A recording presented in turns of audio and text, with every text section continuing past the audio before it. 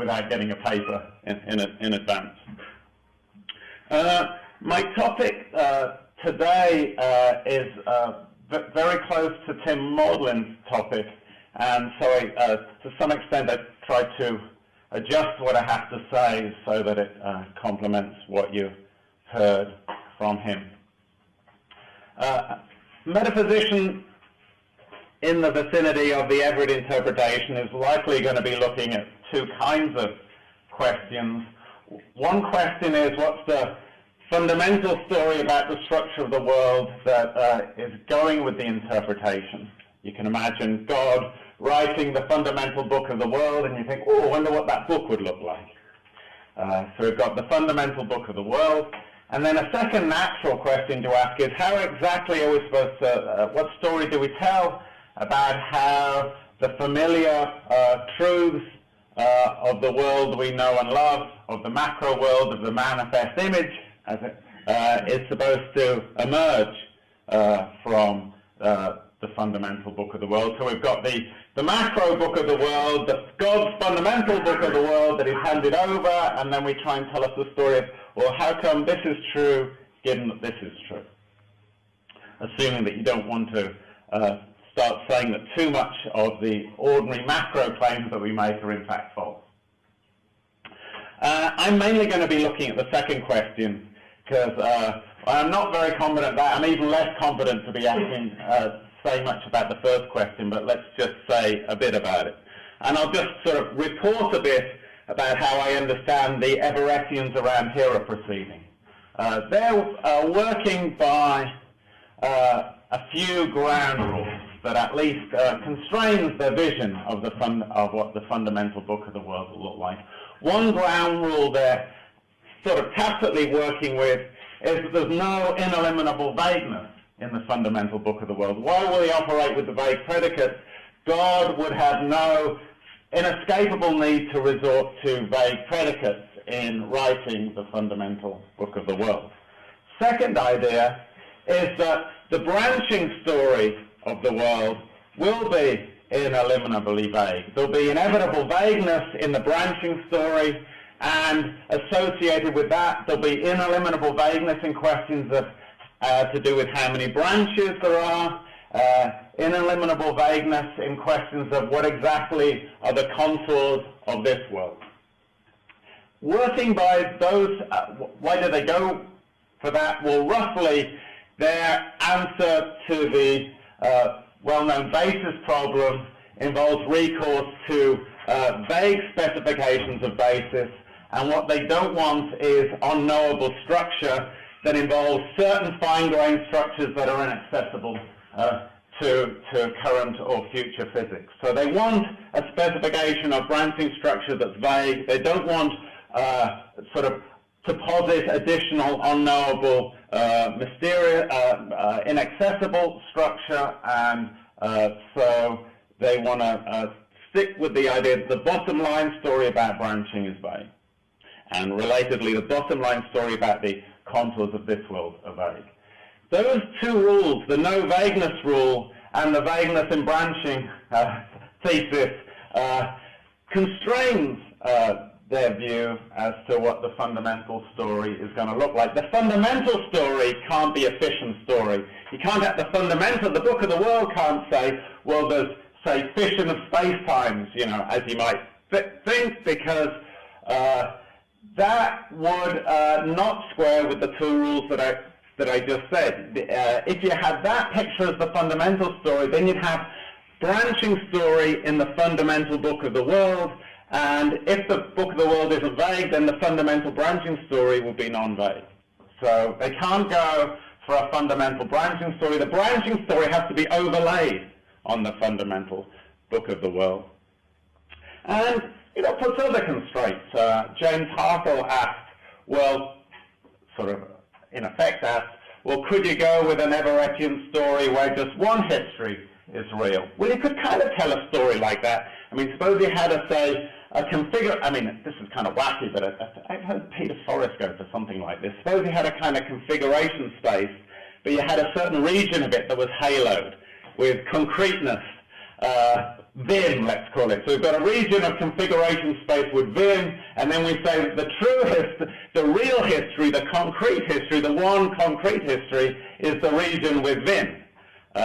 You could go for that, but if you go for that, then you're in effect going for, you're violating the idea that the contours of the actual world are vague, because the fundamental book of the world will have to have Vim in it. You see where the Vim's sprinkled, and then you're going to get determinate contours where they don't want determinate contours. So that's a slightly fanciful example, but it is, right, there's a bit of literature a bit like that, and it's again ruled out by the rules of the game that the Oxford Everettians are working with. What they actually say, as David Wallace is pointing out, leaves open a number of hypotheses. Let's just mention a few. One hypothesis, well, it's particularly wacky, but I think it's good to have it in mind because it will be helpful later on, is the view that the fundamental structure of the world is a Hilbert space with a world particle, a magical point, a marvelous point, was it you call it? And it moves around in Hilbert space. Normally, you know, you guys think of Hilbert space as representing fundamental reality. On this picture, the space that this space is what fundamental reality looks like. So the absolutely bottom line story is a single world particle moving around in something structurally like Hilbert space. And then the rest of the world emerges from that. Second story is the one that Tim Maudlin had in mind, where you've got a multi-dimensional space. It's a little funky calling it configuration space. We can call it that so long as we realize that the fundamental book of the world won't call it that. We're just calling it that to remind ourselves that it kind of has the sort of an architecture that's isomorphic with the kind of architecture that you guys talk about when you talk about configuration space. So we've got configuration space and then somewhat complex scalar field or something distributed over over this multi-dimensional space, and then that's what the fundamental book of the world looks like. Another hypothesis, I guess, that Simon has is, the fundamental book of the world has local events, what's described by Heisenberg projectors or something, and then you've got probabilistic and spatiotemporal relations between these local events, and that's what the world looks like. Another story is a low-dimensional, that David likes, is a low-dimensional space-time with a whole bunch of non-local properties distributed over the low-dimensional space-time. That's what the fundamental book of the world. Well, I'm not someone that's in any position to discriminate between these, and to some extent these guys don't feel they're very well placed right now to discriminate between these. You know, one sort of heuristic is, well, which will serve us best when we go to relativistic versions of quantum theory and so on, and I'm not going to even begin to speak to that topic. So let's imagine that the fundamental book of the world looks like one of those stories, and to sort of make things fit well with the earlier talk, let's suppose with Tim that these guys were going for the configuration space version of the fundamental book of the world. Okay? There are two games that you might play when you're trying to generate the macro image from the fundamental image. And there were pluses and nulls and whatever in Tim's talk. I'll call them the conservative and the liberal. The conservative insists on identifying all the ordinary and familiar objects that he's willing to admit exist, and presumably he wants to say cats and dogs and philosophers exist, and he wants to identify them with objects that are quantified over in the fundamental book of the world. The liberal posits generational principles according to which the fundamental layer of reality necessitates the existence of additional objects that, as it were, float over the fundamental layer. So let's just illustrate this contrast in a mundane way. Let's suppose you went for a field-theoretic classical vision, so you had some Galilean space-time, and then the fundamental story just had field values at points in Galilean spacetime, and that was the whole book of the world. And then you ask, and let's, and you then move on to the game of explaining what makes the macro story true. The conservative is going to have to either say there are cats and dogs, or have to identify cats and dogs with things in the fundamental story. And, well, the natural thing to try and do in that setting is to say, well, a cat is identical to a region of space-time. And that's something that David Lewis, for example, was very much open to. And that's something that a bunch of metaphysicians who are operating with that toy fundamental vision are very much open to. The conservative will say, the liberal will say, no, I don't want that. I'm going to say that when there's a field like this scattered over this low-dimensional space-time, that necessitates the existence of occupants, concrete occupants of that space-time, like statues and cats and dogs and philosophers, and posits these generation principles that have a sort of metaphysical status. A sociological report, the Oxford Everettians that I'm familiar with, they're playing the conservative game, they're not playing the liberal game. Go back to the simple conservative game as applied to the classical setting. One thing you can kind of see coming very quickly is that there's going to have to be a lot of sleight of hand when it comes to our ordinary modal intuitions and modal predications. So, intuitively we think, well, cats could have lived longer, a particular cat. Kitty could have lived longer, Kitty could have been smaller, Kitty could have been somewhere else. But, we've just identified a cat with a region of space-time. Feels really weird to say, well, the region of space-time could have been smaller or somewhere else or a lot longer or in time, or that just seems all off. So what you know in advance is that it's a pretty safe bet that the conservatives are going to be doing quite a bit of violence to our ordinary ways of, our ordinary modal thinking about the objects around us. They're going to tie their maths to, they're going to attach themselves to, certain speculative programs in the philosophy of modality, like counterpart theory, which sort of offer ways out in this kind of setting. I mean, you guys are very worked up about the ways that certain styles of physical theory might do violence to our ordinary ways of thinking about rationality, and presumably particularly concerned about that because of its potential links with confirmation in scientific practice. Well, we know in advance there are going to be severe dangers within the conservative version of the Everettian program to modal and counterfactual thinking, and they're going to there's going to be a sleight of hand and due homage to David Lewis, I predict, coming from their lips when the modal questions are posed. Okay, so let's pick a particular version of the conservative configuration space framework. We have a configuration space. We tolerate the existence of events and features, and then what we say is that the predicate world vaguely specifies certain regions of configuration space, and we say that buses and taxis and cats and dogs, predicates like those vaguely specify features of configuration space. So we're identifying a cat, a particular cat with a feature of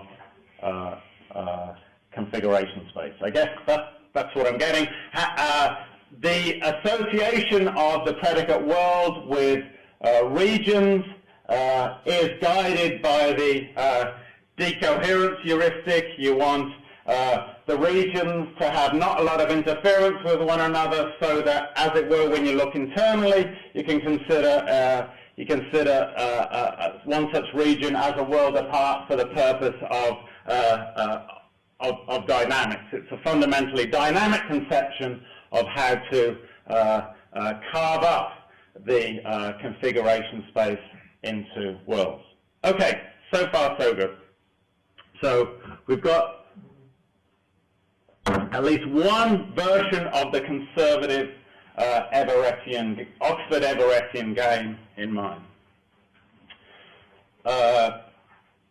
Generally, we can say then that what we're going to get now is a package of a fundamental book of the world vision, and then a range of identification hypotheses that identify familiar objects with certain features, events, or objects in the fundamental vision, because we're conservatives, and we'll get certain supervenience hypotheses about how familiar predicates, truths using familiar predicates, supervene on truths stated in the language of the fundamental vision.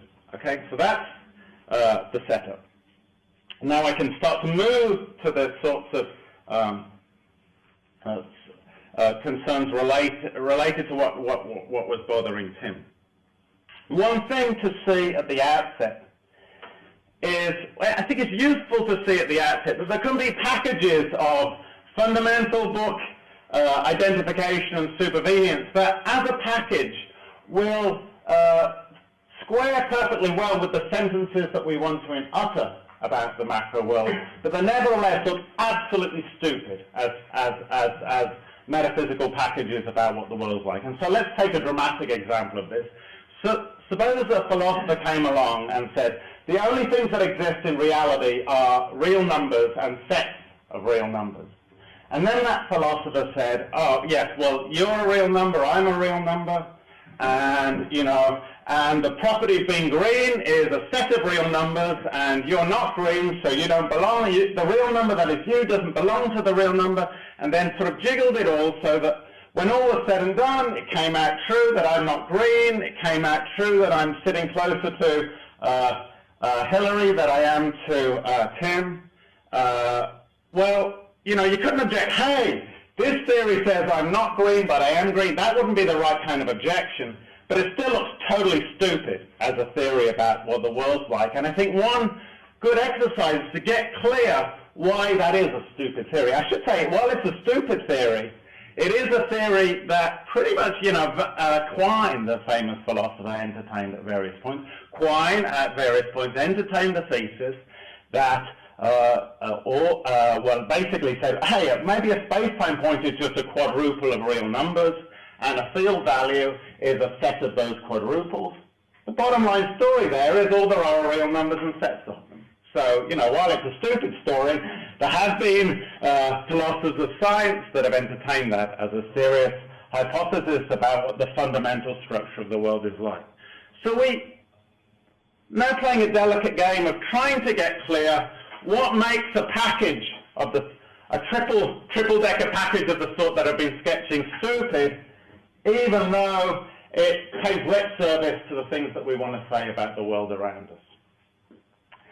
If you strongly feel that that real number package is stupid, you should very quickly get the feeling that the same kind of stupidity is likely to infect the simplest version of, say, the Hilbert world particle scenario. If you took it straight, there's just a world particle in Hilbert space, it's not very far off in terms of stupidity level once you say it straight, the theory that the macro world comes to a world particle in Hilbert space, then the hypothesis that the whole world is just real numbers and sets of them. And I think it's a real challenge if you went for that to say why one's stupid and why the other isn't stupid. Let's start to lay down speculatively some constraints. When did I start, by the way? You started at 25.2. Okay, good.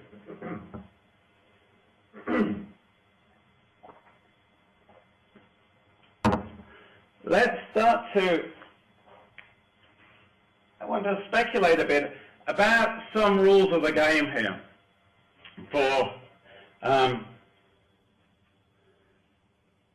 discriminating macro-friendly, where a macro-friendly package is one that pays lip service to our ordinary, the claims that we ordinarily want to make about the world. What separates macro-friendly packages that are like intolerable from macro-friendly packages that are tolerable? I think that's a very difficult question. I think that's the question that Tim was getting at, and I think it's a question that has to be approached with extreme care. And I'm not going to say too much, but let me just lay down a few, albeit vague, guidelines. The first guideline, I think, is more or less the one that Tim had in mind, and I'm going to, I think he was pretty upfront that he couldn't be very precise about what the guideline is. But I think to get the feel of the guideline, let's go to a topic that many of you don't really like talking about, which is consciousness. Get yourself into the frame of mind of those philosophers. Philosophers certainly find it not so hard to get into frame of mind, where they think that the true, a package of the world that says there's a physical stuff, nya, and then had said conscious experience supervened on the physical stuff in a certain necessary way, nya. Think of a package like that. Philosophers very easily get to themselves into the frame of mind where they think if the world's like that, there's going to be an unclosable explanatory gap between the consciousness description and the physical description, in that the metaphysical theses that a particular version of the package puts forward, connecting the micro description to the qualia, the consciousness description, are going to be such that if they're true, we're not in a position, we just can't see why they're true. No matter how much we look at the consciousness side and the micro side, no matter how much we look at it, we're just going to be able to see why the true principles are the true principles and why certain false principles are false. That's the frame of mind of those who claim to see a deep explanatory gap between the micro world and the world of conscious experience. I think more or less Tim's heuristic is it's going to be a significant cost to a package if there are explanatory gaps of that, if there are unclosable explanatory gaps of that sort between the fundamental book of the world and the macro description. If you have putatively necessary bridge principles that you claim are true, but you can't see for the life of you, no matter how much you look, why one of them would be true but the other one true, then there's going to be an unclosable explanatory gap, and that's something that's at least a significant cost of a theory if that's the form that the theory takes. I think that's more or less the idea in play, and it applies full throttle, as it were, to our real number, the real number scenario. If you say that being green is one set of real numbers, and I'm a real number, and this glass is a real number, and so on, and parkhood is a certain set of ordered pairs of real numbers, and then you can see at the outset that there's just no way, no matter how much you look at things, that you're going to be able to see why one identification or hypothesis is true rather than another. After all, God's going to hand over the book of the world, and you're going to, hang on, all we've got is set theory and real numbers in this book, and this is the whole shebang, and, there's no way you're going to close the explanatory gap. You can just see there's no way you're going to close the explanatory gap, and similarly for the world particle in Hilbert space. You should be able to see there's going to be an explanatory gap, and then you've got no hope in hell of closing it. And it's not just going to be closed by getting clearer about the book of the world.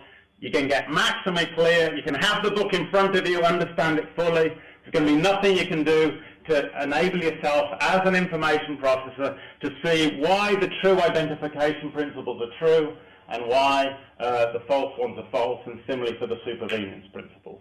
So Tim's heuristic is avoid explanatory gaps pretty much at all costs. There's some heuristic in that vicinity. what I hear is David Wallace's way of, there are two things you can do if when faced by this. One kind of reaction, and it simulates reactions in the area of consciousness studies among physicalists.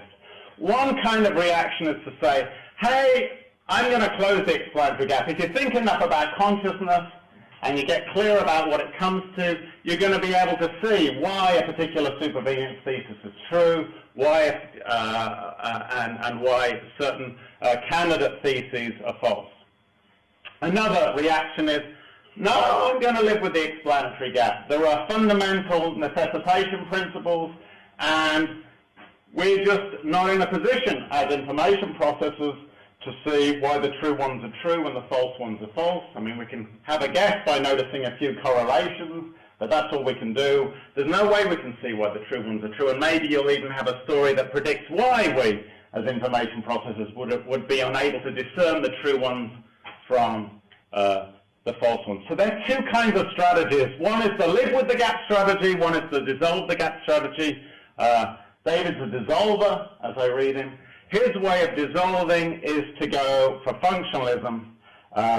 He drags in Daniel Dennett as an ally and says, look, you can close the explanatory gap between tiger talk and configuration space talk via the functionalist principle that whenever acts like a tiger is a tiger. So you just look in the information space in the configuration space for something that acts like a tiger.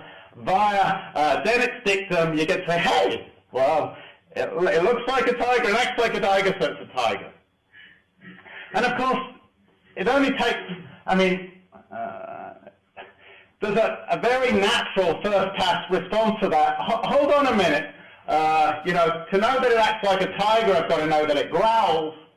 But the association of growling with the configuration space isn't given to us. I mean, it's not like the Dennett scenario where we spot ourselves, growls, moves, all that stuff, and then we're just trying to figure out what the belief desire machines are. We haven't spotted ourselves any associations yet. We're trying to learn all of them. We're trying to learn the association of growls with one feature, associated with tiger with another feature, and so the functions are well, anything that looks like growling and acts like growling is growling, and then you bring in, well, what is it to have to act like growling? It's got to sound like that, but now we've got sounding like that, and then we've got to do the same.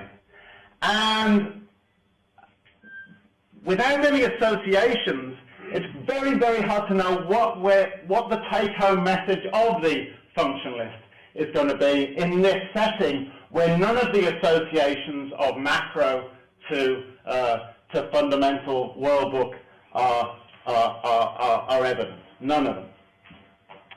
There's a version of structuralism in this setting that I think David doesn't intend, which would solve the story. Solve the problem. Take the macro image. Treat all the predicates, contentful predicates, non-logical predicates in the macro image as just, say, turn them into variables, and then say the macro image, the macro description is true of a chunk of reality just in case there's some assignment to those variables where on that assignment it's true. Okay? That's the natural way to take the functionalist message in this context, as I hear it. I don't know how else I'm supposed to take the functionalist message. If that's not what I'm being told to do in this context, where no associations are given, I don't know what I'm being told to do.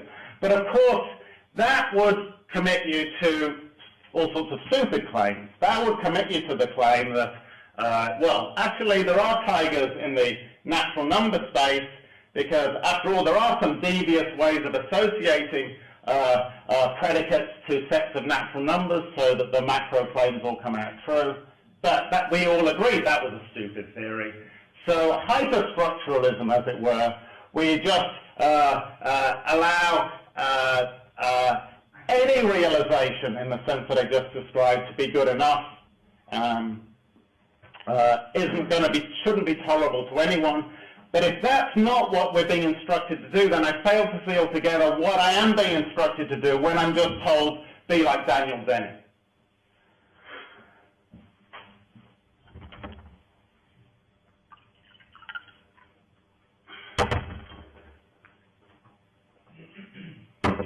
My best guess, by the way, is that,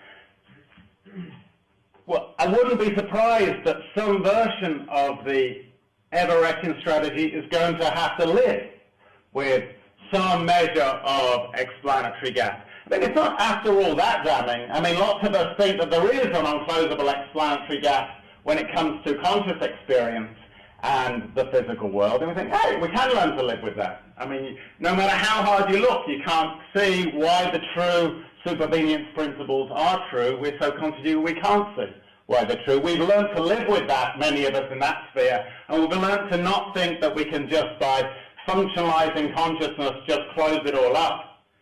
If we've learned to live with that there, then we at least get to realize, well, we can learn to live with certain amounts of explanatory gap.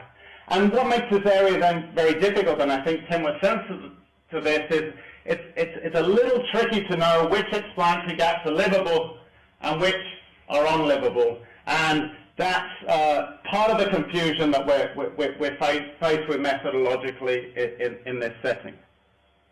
Let me mention a few other heuristics that I think are important or potentially important in this setting, apart from the beware of explanatory gap heuristic. The second heuristic is beware of exotica. If a certain package generates, in addition to familiar macro objects, really bizarre macro objects, where on the one hand there's no empirical gain to doing so, and on the other hand you could get rid of them by moving to a different package that had the same fundamental story but a different combination of supervenience and identification principles. That should be a little bit of a telltale sign that the package that you're working with is a bit dubious. So let me sort of say how that, I don't know enough of the techie side of things, but let me say how that might start to play itself out in the current setting. We do think it would be a bit weird if you said that, hey, as well as three-dimensional beings, roughly three-dimensional beings walking around a three-dimensional space, there are all sorts of universes of flatland, in reality, that are just as real as us, of flatlanders, that are two-dimensional beings walking around in a two-dimensional space, and, you know, multilanders, which are multidimensional beings walking around in multidimensional. There are all those in reality.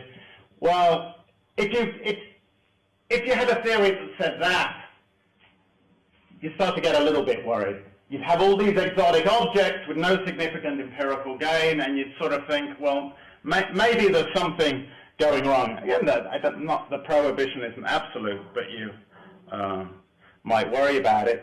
And then suppose we're broadly Donetian, you know, it wouldn't be surprising if you looked around in configuration space, you could find things that behave like flatlanders and things that behave like a two-dimensional space that in which the flatlanders inhabited, and you might be able to find things, if you're careful enough, where there are things that behave like multilanders in multi-dimensional space. And quite quickly, if you're not careful, you might end up saying that, oh, there are all these different kinds of worlds. There are flatlanders. In reality, there are flatlander worlds, and in reality, there are multilander worlds. And we just happen to be 3D guys in 3D worlds. But you know, don't think we're very special subspecie aeternitatis. I think that the level of exotica that are generated by that package, if there's no significant empirical gain, is at least a pretty good reason to be a bit wary of it. Again, the prohibition isn't absolute. A third heuristic that is a bit more theoretical, but I think it has some purchase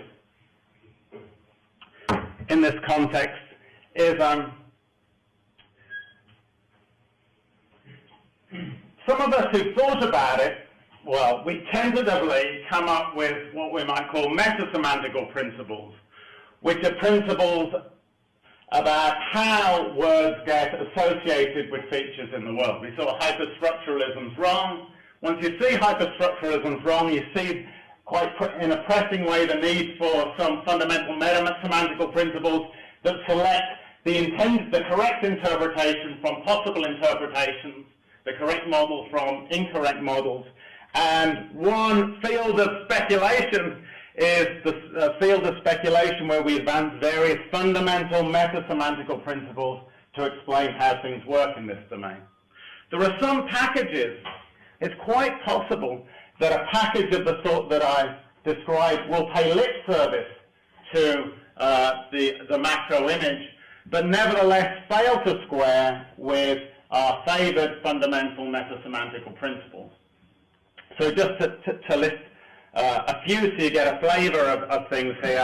One metasemantical principle is the causal theory of reference. In general, singular terms refer to, I'm not saying it's true, this is just a flavor, refer to things that they're causally connected to, albeit sometimes by a long causal chain. Another metasemantical principle is David Lewis's. Other things being equal, predicates semantically gravitate to more natural properties rather than less natural properties. Another candidate metasemantical principle is Tim Williamson's principle of knowledge maximization. If you've got two models, and according to one model you know quite a lot, and according to the other model you don't know very much at all, that's a reason to prefer the first model. You could quite easily see that a certain package, a certain package will pay lip service to the macro image, but will be such that it doesn't square with the metasemantical principles. You might have a package that says that our words pick onto such and such and such and such, but when you actually look at the story, you say, hey, if that just doesn't square with my metasemantical principles, because if the fundamental world's like that, then there's an interpretation of our words that assigns them to, say, more natural properties than the properties you say we're picking out by our predicates. That's it's very schematic, but I think we can see very clearly that one way to get a handle beyond just general no explanatory gap criteria is to articulate metasemantical principles and see how the three-decker package squares with those metasemantical principles. I want to, without going into very much detail here, I want to just point out that if you have that frame, if you sort of, once you get into the swing of that game, there's a certain seductive line of reasoning that you should, that sometimes Oxford Everettians at least appear to go in for, that I think is on reflection rather dangerous to go in for. And the line of reasoning kind of goes like this. Assume, I'll do it in this way. Assume that all there is to the world is configuration space. Then the best package, all things considered, associates. Let's suppose it's true that on the assumption that all there is to the world is configuration space, the best package is one that has ordinary macro predicates pick out features of configuration space. Let's even suppose that's true. Then the line of reasoning, so that's to concede that certain features of configuration space are good enough to count as tigers. And then the line of reasoning goes, well now, even if there were extra stuff, let's suppose you throw in your Bohmian particles or this or that, you've just conceded that those features of configuration space are good enough to count as tigers, so even if you've got this extra stuff floating around, you should still count them as tigers.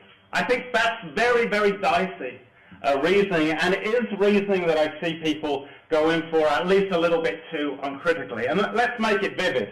Let's suppose, in a more simple setting, let's suppose it's true that on the hypothesis that the world is a low-dimensional, is a four-dimensional Galilean space-time with field values at points, on that hypothesis, the best account of things is that cats are regions of space-time, and then you, with a fudged account of modality. Is it? A parody of the line of reasoning would then go, well then, even if in addition to Galilean space-time, there are extended occupants of that space-time that are distinct from space-time regions and have the more the modal profile we intuitively associate with cats in a more straightforward way.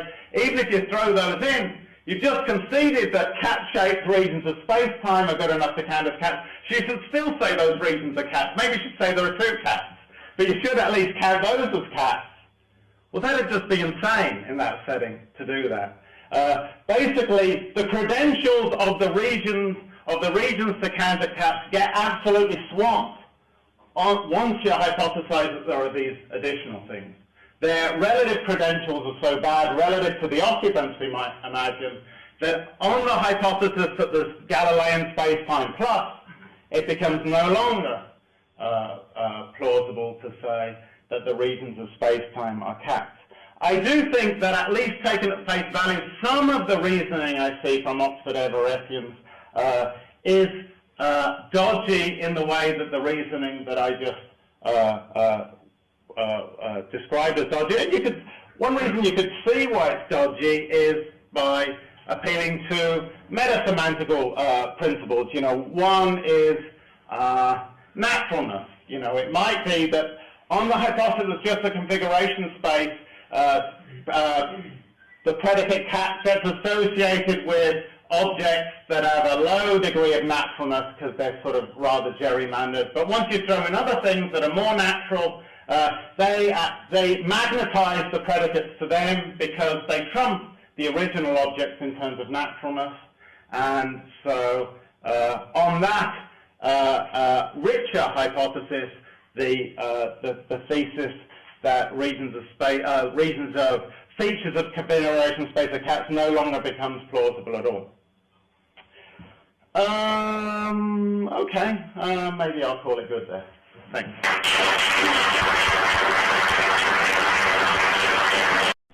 Right, well there's loads in there. I just thought I'd start by saying something general, which I planned to say, because I didn't know what John was going to say, so I had to plan something, and that was... but I thought it would be helpful, some of the discussion I don't think has been clear about what the Everettian is required to do, or what people are taking the Everettian to be required to show. So, first of all, distinguish three things you might believe that as an Everettian.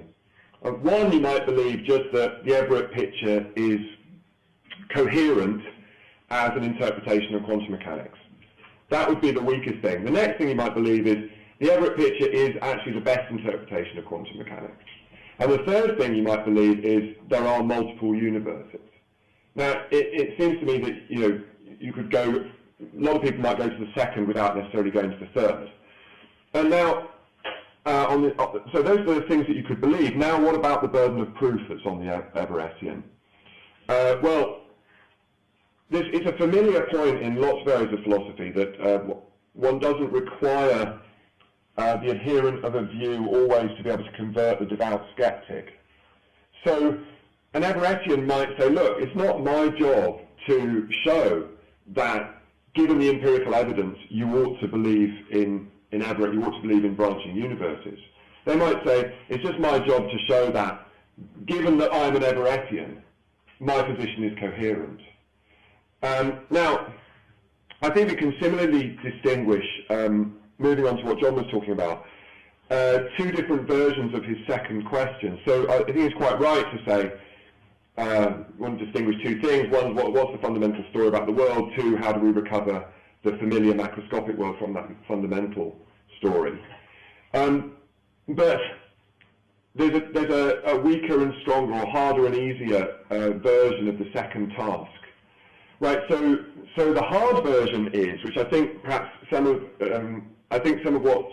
John's criticisms traded upon, presupposing this is the right version of the task, is to say, if you were just given the fundamental description of the world, you ought to be able to read off from it the familiar macro world. I think David explicitly distanced himself from that task in his remarks on day one. So I think what David was saying is, you don't have to be able to get the familiar macroscopic categories out of the fundamental description without putting anything in. It's rather that you want to show how, given that you're already equipped with your macroscopic categories, your everyday categories like tiger, cat, whatever, you can make sense of how you're managing to use them given the fundamental description. And that's obviously a weaker job to set yourself to do. Okay, now, so I just wanted to make an analogy there, and it's an obvious one to make, but it's one that we haven't talked about so much, apart from it, maybe it comes up in what Jim Hawthorne was saying. Simon, long and illuminating, made the analogy between the block universe of special relativity and the block universe of the Everett picture. And the analogy is, well, the individual foliation of a particular foliation of space-time into space plus time is analogous to a branch. And just as with the special relativistic revolution, we realized that all the foliations are on all fours, in the Everett picture we realized that all the branches are on a par. And in both cases, you can see that there's the same problem arising. It's one thing to declare that the flow of time and that our experience of events coming in succession and of there being a particular foliation of space-time is not fundamental. There's another thing, but you can't say that in some sense you can't say that it's not part of reality, because our perception of reality is itself part of reality, and so you better recover that it seems to us as if there's a flow of time and a particular foliation. And that's just what is going on when you try and recover branches, right? But now here's a disanalogy, and I wonder whether this relates to vagueness, which John also talked about. David has this lovely paper called Worlds in the Everett Interpretation, and there he says, a direct correspondence, lots of things you can say about foliations, you can also say about branching. But one thing about foliations is they're not vague, whereas branches do seem to be ineliminably vague. And that seems to be an important disanalogy. And one question I wanted to float was just, if we think about the familiar discussions of vagueness, or familiar to some of us in philosophy, then there are different theories of vagueness. One of them is this epistemic theory of vagueness, which Tim Williamson advocates, according to which, whilst our use doesn't suffice to determine what the precise boundaries between correct application of a vague predicate and incorrect application are, nonetheless there is an underlying fact about, and I'm probably getting this view wrong and being too crude about it, but roughly speaking, saying that vagueness is epistemic. It's just down to our not knowing what the boundary is. And I think that might be an important disanalogy with those kinds of vagueness, that in the case of branches, it's built into the story that epistemic view is not available. That's not a criticism, it's just something I wanted to float. I thought that, of course, the region with Vim, I think some people who say that bone theory is Everett in disguise or something like that, they might think you might make an analogy between Vim and the corpuscle, right? So those people who are rude about bone theory, so it's just like that, right? It's just like putting Vim into some of the trajectories. Okay, good. So let me just finish by saying something about the structuralism and what John had to say about that. I didn't understand why, having made the distinction, which was thought was a quite good distinction to make between the conservative and the liberal ways of approaching John's second question, that is recovering the everyday world from the fundamental picture, why John thought that the Oxonian Everett project is committed to the conservative view. I thought quite the opposite, is committed to the liberal view. So on the conservative view, just to remind you, John said you're going to try and identify objects, familiar everyday objects, with objects in the fundamental picture. And I took it that David precisely didn't want to do that. So I think that's something that could be discussed. Okay, good. Now, so just to go back to this business about the fundamental story, I'm suspicious of this metaphor of God giving us the fundamental story, and just finish by raising a kind of general skeptical note about what we could achieve with the Everett interpretation. if we like to think of the wave function applying to the whole universe, the obvious question that arises is, well, now, sometimes you can sort of you can do as a joke, you can say, I know the complete state of the universe, here it is, psi. And there you are, I've told you everything, right? And what you want to know when someone does that, and say, no, that's not telling me anything until you write psi on a particular basis. And then I get information by seeing the magnitude, the amplitudes of the particular eigenstates in that basis. But now, I just worry, well, what is a basis? Well, it's associated with measurements that you can make. But how could you make a measurement of the whole universe? The measurement, it looks like, well, there's one such system, and what you do when you make a measurement is you correlate its states with the state of the target system. Right, so what would it be to make a measurement of the whole universe? Well, there'd be nothing outside the universe to get correlated with the universe to measure it. So then, what basis could we expect the fundamental wave function to be written in? One thought you might have is that philosophers might think, well, who cares about epistemologically? Metaphysically, there's some kind of natural set of predicates, and analogous to that, you might think, well, there just is a natural basis for the wave function of the universe. At that point, you might think, well, suppose there is a wave function of the whole universe, and suppose there is some operator that corresponds to the complete description of that state of the whole universe, then why couldn't it be an open question whether or not the wave function of the universe was in an eigenstate of that operator?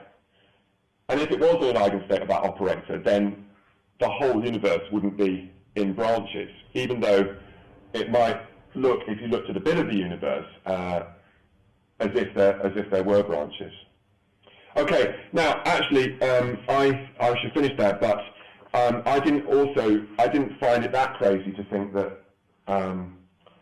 I might be a real number. I don't know what real numbers are. I don't know what I am, so it seems to be an open question. I'm pretty sure I'm not an integer or rational.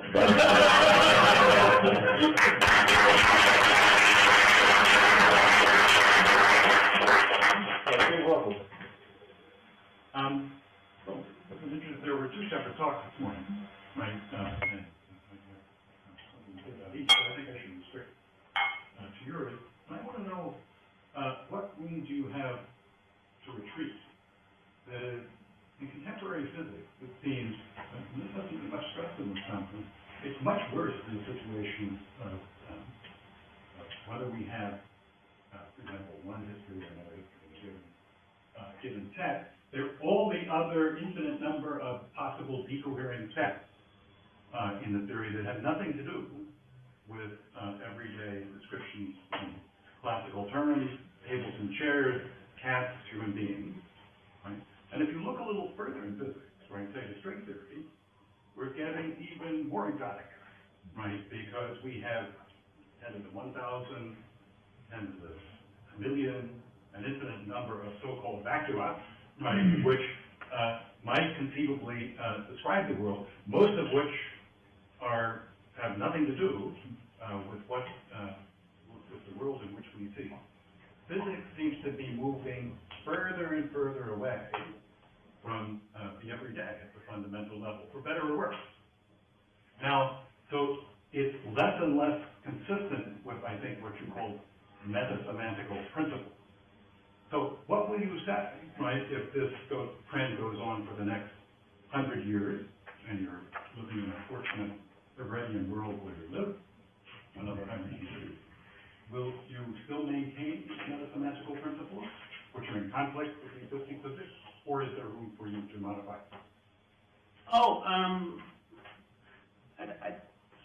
I don't have anything very informative to say. The exotica thing was a bit tentative. I don't want you to think that that's the same thing as I was calling the metasemantical principles. I think this metasemantic stuff is it's a foundational part of the story about how we're located in the world. I don't think you can blow it off as well, you know. It's just all garbage, metasemantics. But on the other hand, it's methodologically very, very hard to know how to figure out, you know, which principles are true or not. But I could perfectly well imagine that changing vision of the contours of physical reality might in some way interact with, you know, just to take an example, if it turns out that causation as we normally think about it isn't, you know, isn't a very important part of the world, then really leaning on causation in your account of how words get hooked onto the world might start to look very naive. That's just an example. So I'm not dogmatic in the way that you're suspecting. Thank you. David Albert. This is just a tiny point. I think this is a really helpful talk for things that we all need to think about in connection with these questions. There's just one little piece I was confused by. You were talking about this model of thinking of a point floating around in the Hilbert space, Right. which you referred to as a marvelous point, like Tim had referred to something else as a marvelous point. Right, yeah. That's not actually a model that... I wasn't saying it's a model okay. you go for. Oh, okay. The reason I was using it was it's an example of a model you in some sense logically could go for, Yeah, that would sure. suck in Right. the way that the real number version would suck. I mean, So that's why I was going for it. I know... This marvelous point term is actually used in the discussions to refer to something floating around in the configuration. Right, yes. Right, yes. okay. I was aware, I probably was misleadingly suggested that maybe Right. you'd have something to do with this wacky view, and I know you don't, so sorry. Ben? Thank you for a very interesting talk and so on. I was a lot of things to think about here, but I just wanted to try and focus on one specific point, which seems to me very crucial in the context of the Oxford reading of Everett now, and that's the vagueness of the branching and its status.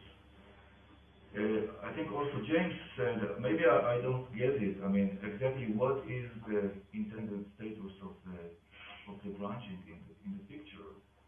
But let me just think about the fundamental book of nature. I mean, what I want to get at is that I'm not sure there is any need for vagueness here, even in the context of branching, in sort of the grand metaphysical picture. Because if you think about the overall, I mean, just in elementary quantum mechanics, I don't know, almost nothing about more advanced stuff, but just in elementary quantum mechanics, if you think about the universal wave function of the whole universe, God knows it. And he knows all the, the complete microphysical truth about the world. Right. He also knows exactly how we are structured, microphysically. And he knows the Hamiltonian, the actual Hamiltonian. Right. Then he can, figure out exactly how the way we, the way we interact with the environment, everything is spelled out very exactly, and there need be no vagueness at that picture.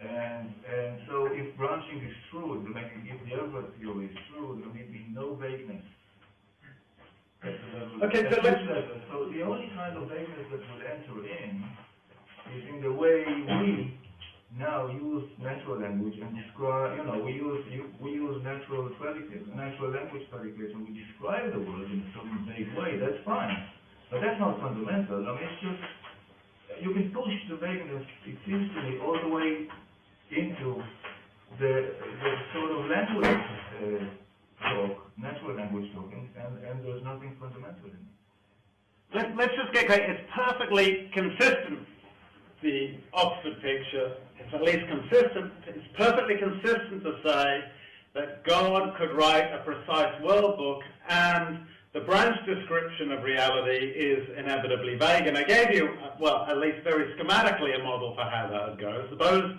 God knows the universal state perfectly.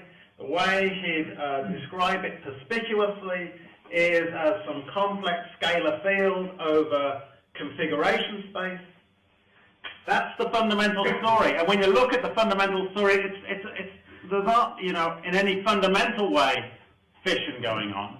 But then the Oxford Everettians noticed that on the hypothesis that the world's like that, there is a coarse, rough and ready way of parceling up configuration space via rough and ready decoherence heuristics into parcels. So, but if that's the way that branching talk has to be understood, and the heuristics that you use are inevitably coarse and rough and ready, then the way that you slap that on to the fundamental book of the world will be inevitably vague. And I should just say, in passing, that you know, I'm not sure that epistemicism versus non-epistemicism is too important there. I think even if you're an epistemicist, you could tell a story that goes from the premise that branch talk is vague to the branch description isn't fundamental, because even for the epistemicist, you, as it were, need a range of candidates. And if there's a branch structure, the absolute rock bottom, then there aren't, as it were, a range of candidates for branching. That's just to tell you guys, the ones of you that haven't thought about vagueness, it's not so important to go in for the inference from it's vague because there's no fact to the matter. But I don't know. I mean, there are broader issues here, but they're not guilty of some conflation. No, I don't. Yeah. My question is, I don't understand why the thought is that there must be vagueness at the level of the branching. That's all. I mean, my understanding, you know, you're asking the wrong guy to some extent. Is that a finger one? You've got two worlds. Okay? They are qualitatively indistinguishable by any possible means of evaluating them. Okay, but they differ. Okay, they differ because 1 over 10 to the power googolplex. Okay, of coupling between them. Okay, now God's going to say, okay, there's 2, or maybe 1 over 10 to the power googolplex isn't, small enough. Maybe it's not big enough. How's God going to make these decisions? I mean, let's make it vivid. Suppose there's interference between. Why should that be a fact of matter of fact? Because, I mean, if there is a difference between these two worlds, sure. I mean, if you 1 over 10 to the power googolplex. Is that a big enough difference? Is it sufficient? from God's point of view, I think it's What's the difference? Can I just make something vivid? Suppose there are a bunch of objects, and there is interference between them all, but there's little bits of interference between some and lots of interference between others. And basically, you want to count, the rough and ready idea is you want to count things as belonging to the same world if there's lots of interference between them. But in some cases, that's to simplify, you want to, if there's super low interference, then it's okay to count them as part of different worlds. But then you realize that the God's description will just have different levels of interference. He's not going to care about what you're going to count as. There's going to be a familiar Soriades kind of structure where you've got all sorts of different levels of interference, but our ways of individuating worlds requires arbitrarily selecting some level of interference. What's that? But you're talking always from our point of view. What do you mean our point of view? I'm talking from God's point of view. Here's God. I see all this interference. I see these people walking around talking about worlds. I can see they're vaguely getting it. Some cut-off in interference levels, but it's just like balls. But you forgot something which I think is extremely important. God knows exactly how we are structured. Yes, he knows what the world is structured. Yes. Let's move on. Is this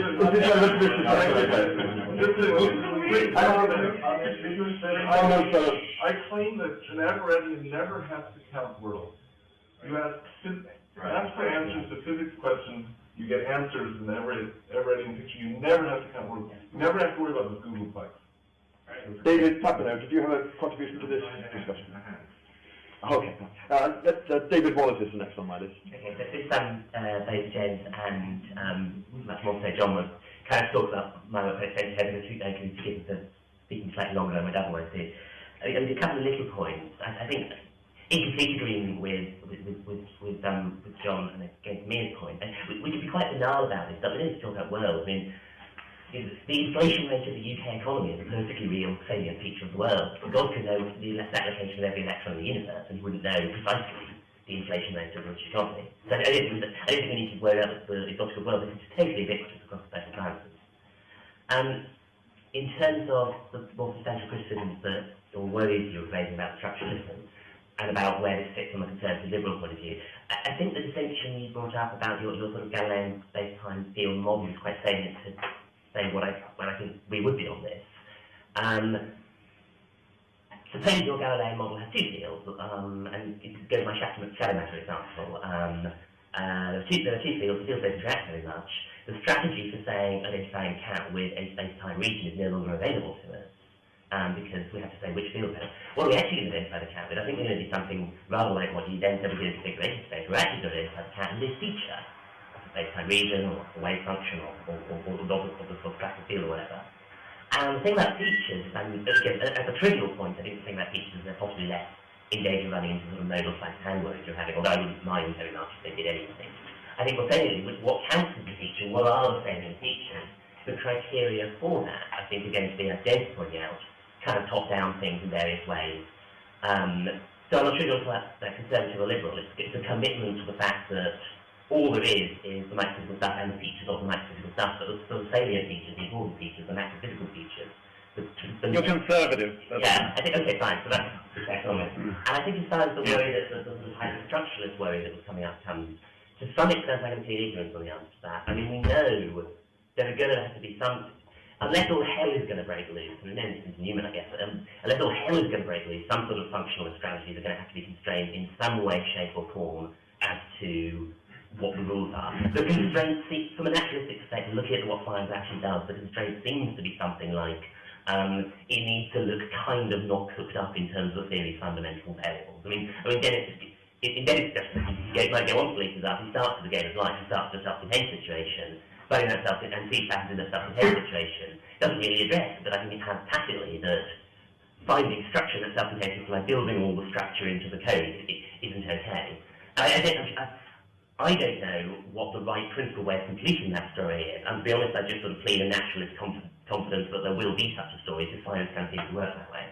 But as a last comment on that, the one thing, the thing I think it won't be is intuitive, or based on what we find more intuitive. I mean, and so that's one concern I have about your closest identifier issue, that, you know, what makes extended volume better candidates? I'm slightly worried that might be more intuitive candidates, but I'm not sure I remember that.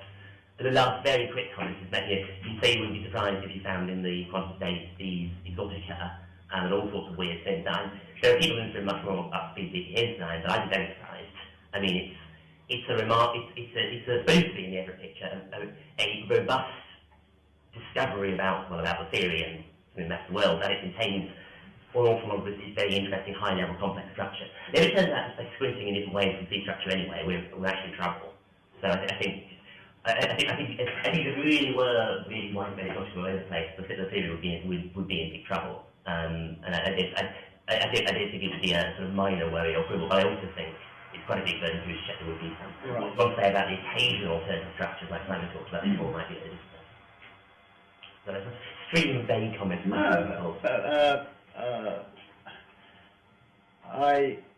A couple of quick things. I suspect that people, this is just a suspicion, I suspect that people haven't tried much squinting slightly different ways to see if they can find exotica, but it'd be great if they've tried and failed, but it might be nice to try and see what you come up with as a sort of little bit of a sort of methodological test. Definitely, I was relying on the something more like the cooked up heuristic rather than the intuitiveness heuristic and the stuff that I was saying at the end. Fancied up a little bit in the Lewisian scheme, where you have some objective ranking that's precisely not anthropocentric, of which properties in the world are cooked up and which properties in the world aren't cooked up. And then the idea is, well, if you start associating predicates with pretty gerrymandered things, then that's bad. And then my only point was, there's inevitably going to be something schematically wrong to say, if these things are tigers without the extras, then they're still going to be tigers with the extras, because it might perfectly well be that the extras trump the old candidates in terms of cooked upness, however that's fleshed out. Okay, Michelle. I wanted to follow up on what Jim Hartle was saying, but make a more general comment. So basically, it seems like the whole talk is about this tension between fundamental theory and everyday experience. Right? And as a metaphysician, I worry about, well, let's try to make sure that those two things are not going to drift too far from one another, because we get in all sorts of philosophical trouble when we do that, right? So some of the heuristics that you give, beware of gaps, beware of exotica, they seem to be driving in that direction. And I think as a scientist, you're just playing a very, very different game. And I think the situation is you hit upon this beautiful new theory. There's a lot of empirical evidence that tells you, look, we have this new theory, the quantum mechanics, right? And it's the painful realization that something like that is going to have to replace the old comfortable Newtonian mechanics, right? And so now let's start with that. Okay, and for the scientists, and I'm not sure whether I'm speaking for Jim Hartle, but I would hope so. Is that look? Our evidence is telling us that this is it.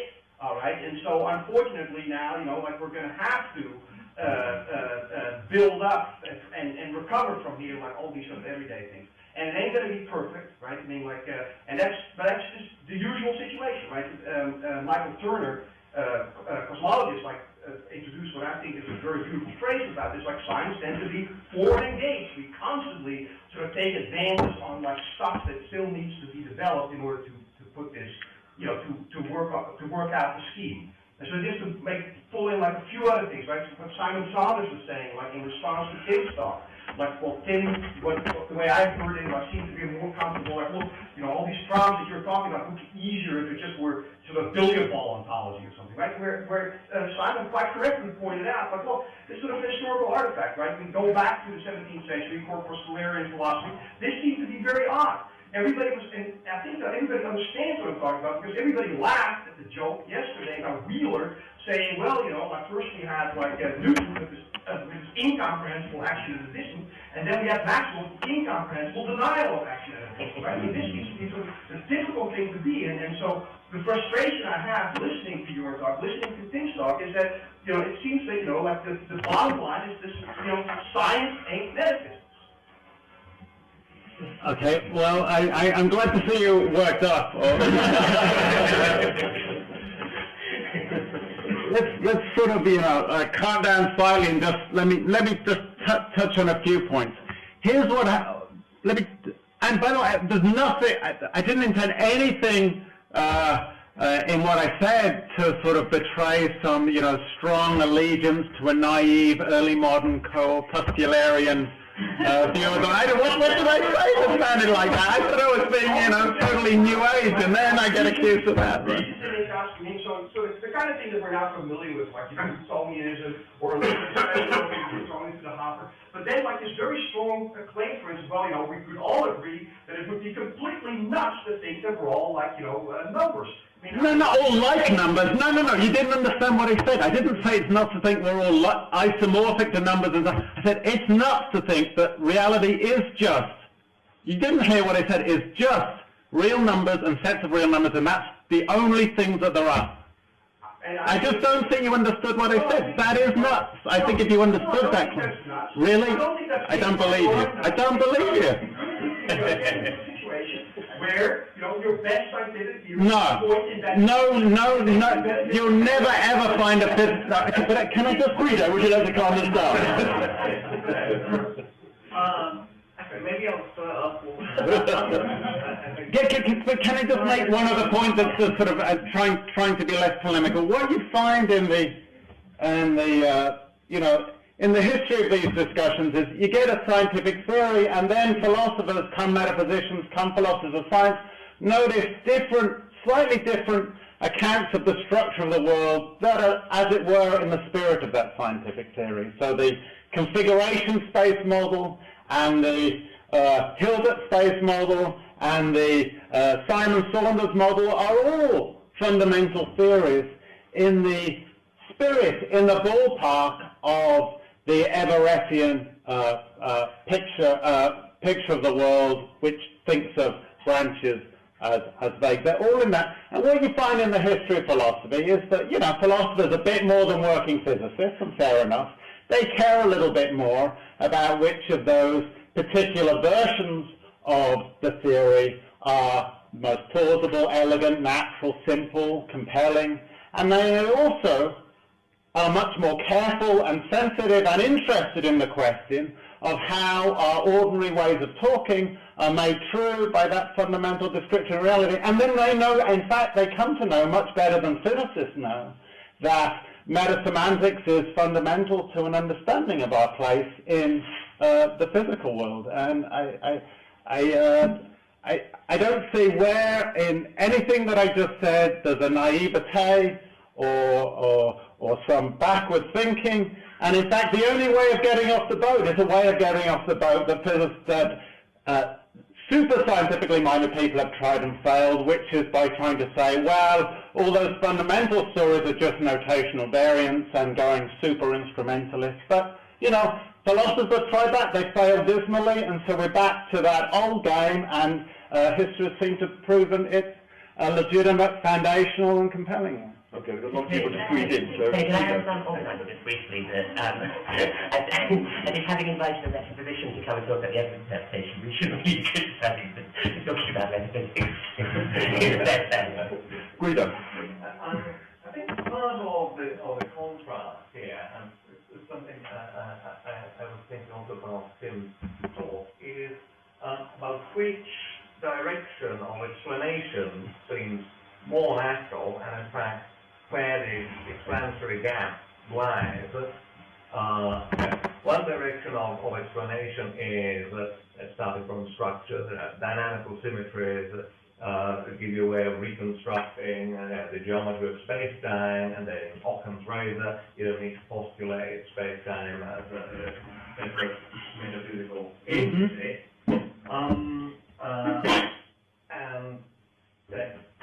Versus, postulating space-time as a separate metaphysical entity, and then trying to explain the dynamical symmetries from that. And in fact, I just don't see how that explanation is supposed to work. And there's no way of forcing the dynamics to have a certain symmetry without postulating extra principles that should link this geometry with the physics. And in fact, I think, and this is something that Wallace and Tim's talk, I think the correct strategy for a Bohemian is to say the Schillerian description is explanatory autonomous. Everything we want to explain is going to be phrased in those terms. We have to deflate the reality of the wave function if we want to get a nice convincing picture at the Bohemian level. I think two opposite intuitions about what's more explanatory and how good explanations work. Sure. I mean, that's...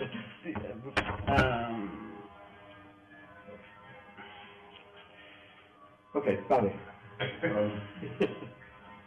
One thing about the functionalist program, Gabby's point, the one that's troubling, I think, is that functionalism, while it's defined, makes very heavy use of notions of causation. You don't find causation in the fundamental physics. At some point, it's got to be introduced, and it's very, very puzzling to me how without it, you're not going to get this functionalism going at all, because you won't be able to say this. Won't be able to give an account of Tiger's doing without having causal origin.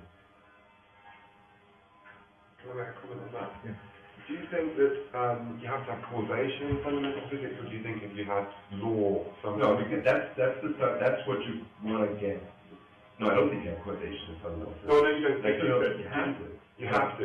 But so suppose you thought that causation was associated with, you had to already have a foliation of space-time, because something about causation involved, things going in time and causes preceding their effects and stuff like that. And you might think, okay, as far as fundamental physics is not going to be preferring a particular foliation and presupposing passage, then it's not going to feature causation. But then you might think that maybe, well, if there was some kind of law over and above regularity in fundamental physics, then once we added foliations and however we get time, then we get causation out of that. Yeah, I don't think it's an issue whether it's regularity or not. I mean, Lewis has a big program, he does a count of laws, it's sort of a regularity account, a big program for generating causation out of laws and its actual causation. But that program hasn't been successful so far. I'm just pointing out that the functionalist programs attend by getting something like causation in positions and counterfactuals or something. Simon, you realise all these fingers are using up your hand? Can I just say, I mean, I think things would get up and running pretty well if you don't think of the functionalist thing initially in causal terms. Just think, there are tiger-shaped things, and then when they're close to mouse-shaped things, often the mouse-shaped things turn into mouse archipelagos. For example, if you could get all that going, then you're at least, up and running. So we can, I think the spirit in which David's talking about functionalism is not primarily insisting on, as it were, the functionalist bit in philosophy mind where there's a really big causal emphasis. And importantly, in the Dennett story, the real pattern story, it doesn't quite have a causal emphasis either as an account of beliefs and desires. So I'm not saying that would solve everything, but it would at least We're close to it. You got to get spatial. Right, you do get spatial. So I do think you need tiger-shaped things in a low-dimensional space and mouse-shaped things in a low-dimensional space. But I think Tim's worries, for example, would be appeased a great deal if he could show how there's a really salient and natural and non-cooked-up way to build a low-dimensional space with mouse-shaped and tiger-shaped things out of the ultimate configuration theoretic story. And I do agree there'd be these additional concerns, especially if you were a conservative, as to where counterfactuals and this and that are coming from. But yeah. And actions, yes, you're going to have it. I've got 5 more names here and 2 minutes before coffee. David Kavanagh. I want to ask about the explanatory gap stuff. So I'm perfectly happy when it comes to consciousness that they're kind of brute identities, no further explanation. But I didn't see why you thought there was such a gap between the configuration space representation and something for me. I mean, did you see with the real number case? You did see why there's an explanatory gap there. I think that's a bad model. Let's take a basic example. Suppose you've got 2 point particles moving around in ordinary tree space. And somebody says, look, that's the point moving around in big space, right? And, well, it's a kind of clever, dicky thing to say, but I don't have an explanatory gap between that claim, that fact. Say that again, just I don't have an explanatory gap between somebody who said 2 points moving around in tree space is 1 point moving around in big space. What's going on? I mean, this guy's found... I think you do. This guy's found an economical way of representing the same fact. And once I understand how his way of talking works, I can see a priori it's the same fact. I think you've got to be even very careful there. If your fundamental description of the 6 space doesn't in any privileged way group the dimensions into 3s, okay, then you start to really worry. I mean, so I am not saying that David's program's going to fail. I'm saying you know, and I think David's very sensitive to this, you know, it is very tricky in that case, and you can naively think, hey, there's just a sixth space with no privileging, and the, you know. No, but in that case, there is privileging, we understand it. Now, there may be special reasons when we come to a multi-dimensional configuration space as in the Everettian theory, why this isn't a good analogy. But you didn't give us any special reasons. So I really think that this, I want to really bear down on this sixth dimensional thing, because I think it is a little good test case. So you start to realize, hey, there is something very artificial and gerrymandered about describing this as a two-particle system. If in the laws and the structure there's no privileging, there's no bundling of dimensions into threes. And then you realize, hey, for this to work now, at the fundamental layer of description, we're not going to have two particles, and then not to seem more cooked up, we're going to have fundamental laws or non-Lewisian laws or fundamental properties that group together the dimensions, and then you want to say what those properties look like and ask yourself, are these sort of things that we'd have liked all along, or are these starting to seem awkward, artificial labels for what we wanted at the end of the day rather than plausible posits about the fundamental structure of the world? And I think it gets more testy, but there are exactly analogous issues that come up in the configuration space story, and David's bet is that there'll be features that don't look artificial, that make one particular, or at least one vaguely related class of interpretations very much less cooked up than other candidate interpretations. That's the bet of the Oxford Everettians. Okay, can I squeeze two more people in before coffee? Chris Simpson. Good. I mean, I agree exactly with what we were just saying just there, but I want to make a point about, or a comment on the positing exotica and the danger of ending up with too much rubbish that you don't want. Clearly there will be some naturalness constraints going on, and the laws will probably play a big role in that, the exact structure of the laws that we have, and as you said, they probably have to be non-Humean style laws to play that kind of role. But I did want to just resist a little bit the posit term here, because I think there's a way in which nobody would be positing this extra stuff because they're not writing down theories about it. At best, they're being complacent about it. And so there I don't see that the sort of the Quinian-inspired strictures on what would be a good theory and so on come into play, because the fundamental theory is just the wave function theory on its own. And if you want to recover our experiences, then yeah, okay, we want some kind of quasi-classical theory that tell us what's going on. So those are better be good theories in using Quine's sort of dictum. We are positing, perhaps, at least when we're reading off from the fundamental theory, the other stuff, positing Tangi, things like that. But we're not positing junk because nobody cares about the junk. So the strictures on theory choice don't apply to that. And so I think we can complacency about it rather than positing it. Sort of. I do think it's quite delicate, this exotica thing, and it was the bit that I'm not quite straight about. But let me give you an analogy. And there are some philosophers that have asked themselves how the microphysics fixes consciousness, and then they've come up with bridge principles that, you know, we are more or less conscious in the way that we think, but then but they also have the result that carrots are conscious. So David Lewis thinks carrots have conscious experience. No, I mean, David Chalmers thinks carrots have conscious experience. Writing in 1811, this guy Tupper wrote a book on the possibility of sensation in vegetables, and he seemed very open to. Now, I take it, if we had a theory like that, say, look, Quinian strictures only apply at the fundamental level, and it's just got the wave function of the fundamental. You know, I've got conscious carrots, but you know, Quinian strictures don't apply there. We can be liberal, you know, in how we distribute, so long as we get the things we're positively, you know, there seems to be something like god-awful about the carrots have sensations bridge rules. Yeah, I mean, it's a bit hard to articulate. Get straight on what's so bad about those.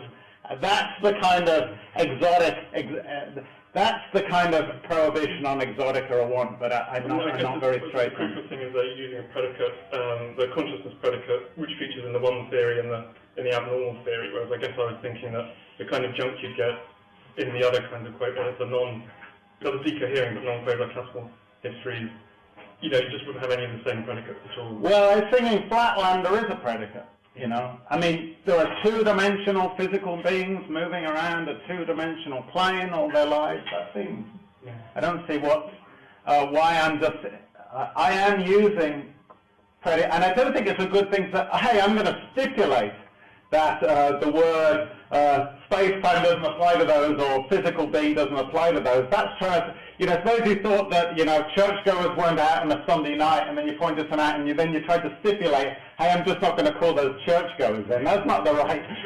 the right way of going. So I do think that, on reflection, it might be that our ordinary predicates apply in weird ways to these alternative spheres, in which case something like the worry that I articulated would be pressing, but I know I wasn't being totally straight on. My last question is just going to have the door, so Jim, you got a chance. I had a small comment, but since it came up, I need to respond to this idea that I'm somehow some big conservative and I won't consider these things. Let me just make a response to this topic. The problem with what you put forward, which sounds really great, and the theory's telling us this, and we're just guys who take the theory, and then the problem with the story you told was simply incoherent. Because what you said is, we have this well-confirmed theory that's telling me blah, and now all I have to do is figure out how to get the macroscopic world out of it. Well, if you didn't already know how to get the macroscopic world out of it, how could you have any evidence that it was correct? Right? Your evidence was stated in terms of stuff happening in laboratories, right? Flashes on screens and so on. We all agree that there are interference patterns. We all agree, I take it there's a wave function. I got no problems with wave functions, right? But it just can't be the case, right? It's simply logically impossible to be the case that you're in a position where you say, we have this really strong empirical evidence that this is the right theory, and the only problem with the theory is so far I don't know how to make sense of the macroscopic world in terms of it. Right? This can't be. You don't have to. No, you can't have it. It's logically impossible, right? So there's just got to be a confusion. Okay, let's continue over coffee. And let's take our speakers then.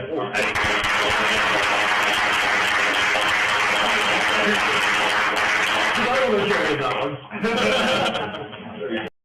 Okay.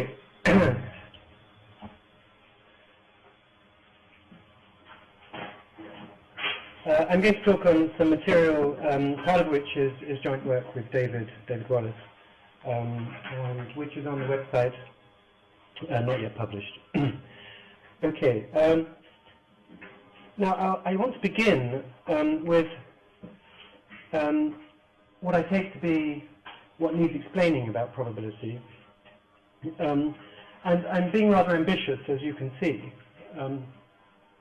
Probability is tracked by credence, unobservable in the sense that there's no probability meter, unaffected by lucky charms, four-leaf clover's own work, manifested but only with high credence and only in statistics of repeated trials, and bound up with uncertainty. Now, I think in any ordinary context, in any ordinary physical theory, the latter would just be absolutely taken for granted. It's part and parcel of what probability is, it's some sort of analytic truth.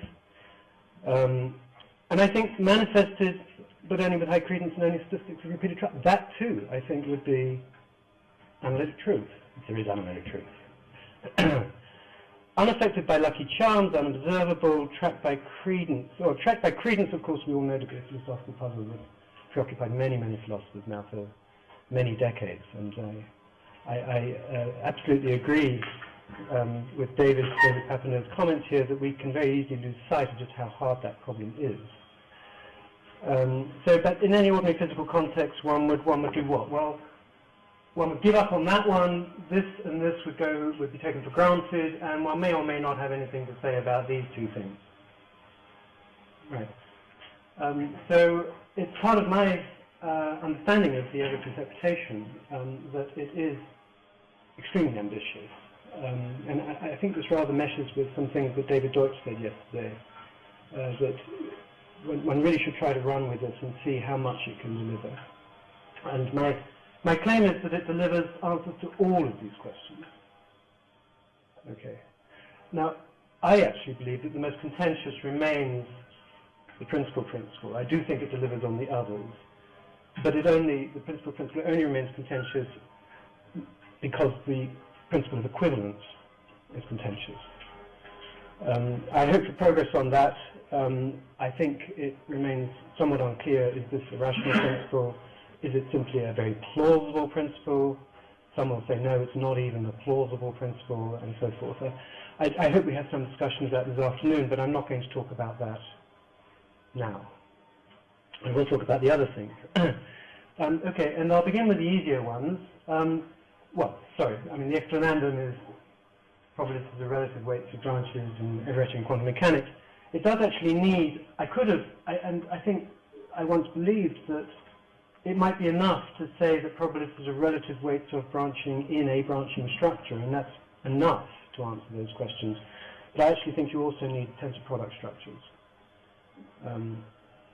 Physicists here may have views on that, and I'd be very interested to hear. Little finger. Explanans means the explanation. Explananda means Oh, the thing which is explained. And I figure you're probably flipping, right? You're quite right. I'm embarrassed. I'll have to correct that. So, forgive me, yeah. Normally I just misspell things, you know. Well, it's the other way around. You know, I suppose see that well. That's the only way that you make it. Okay, anyway, tensor product structures. So first, there is no unitary evolution of this form where eta prime displays the value mod A squared. So that goes without saying. Of course, I'm presupposing standard unitary evolution. Linearity is the fundamental property there. Okay. Or indeed where eta prime does anything at all to do with mod A squared. So very obvious. No absolute probability meter. No way in which the absolute probability of our branch can be made manifest. There is no unitary evolution of this form either, where eta prime or eta double prime displays the relative probabilities for variable A and B. I'm not going to prove these claims, by the way. Some of them are self-evident, some of them are not, but they're all pretty easy, I think, to prove. So no such evolution, or again where eta prime or eta double prime has anything at all to do with those ratios. So no relative probability meter either. Okay, so these are consequences from Everettian quantum mechanics. Granted, of course, that modulus squared of branches is probability. I mean, of course, you know, assuming that. This is running with Everett, right?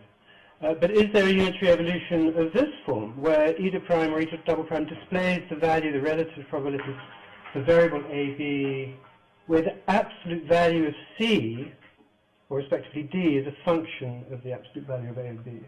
So that, say, can this thing be raised or lowered depending on the relative weight A and B there, or the modulus squares?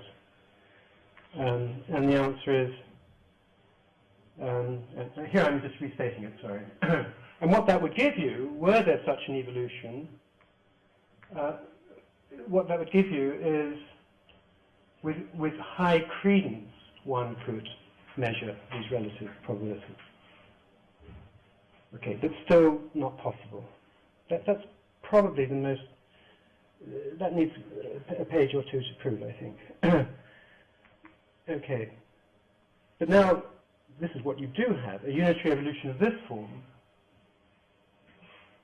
okay, where C is large when the relative weights lie in some interval, and small if those don't lie in that interval, where this eta R belonging to this interval is of this form, where you have n phi pluses, n phi minuses, the sum is n with n particles in total, and their ratio is R, relative frequency. Okay, and the reason that works is because of this simple fact. Okay, this should be all orders here. Okay, so if I can just leave that up for just 20 seconds for people to see how that works. Okay, but in particular, if you change the relative weights of A and B here, because of this guy, this expression doesn't change at all, of course, but this guy becomes large or small accordingly for fixed n upon n.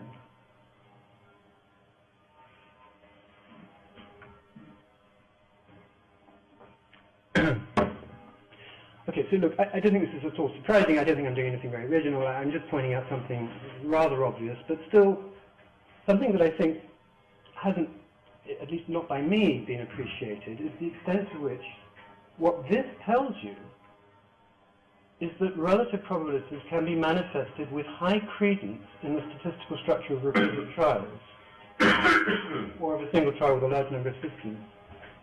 What we've done, we have derived that property of probability, okay, from the Everett interpretation. Right? But I've got something to discharge, all right? I've got something rather important to discharge. Why should credence track those numbers? And of course, that needs the principal, and that, insofar as we have a derivation of the principal, needs the Deutsch-Wallace representation theorem, and that in turn hinges on equivalence. So equivalence remains the key missing link. Look, I know that I'm someone who's claiming, look, I trace my parentage back to William the Conqueror with only 2 gaps.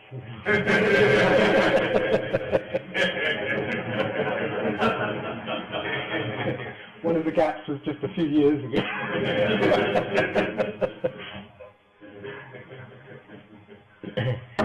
In defense,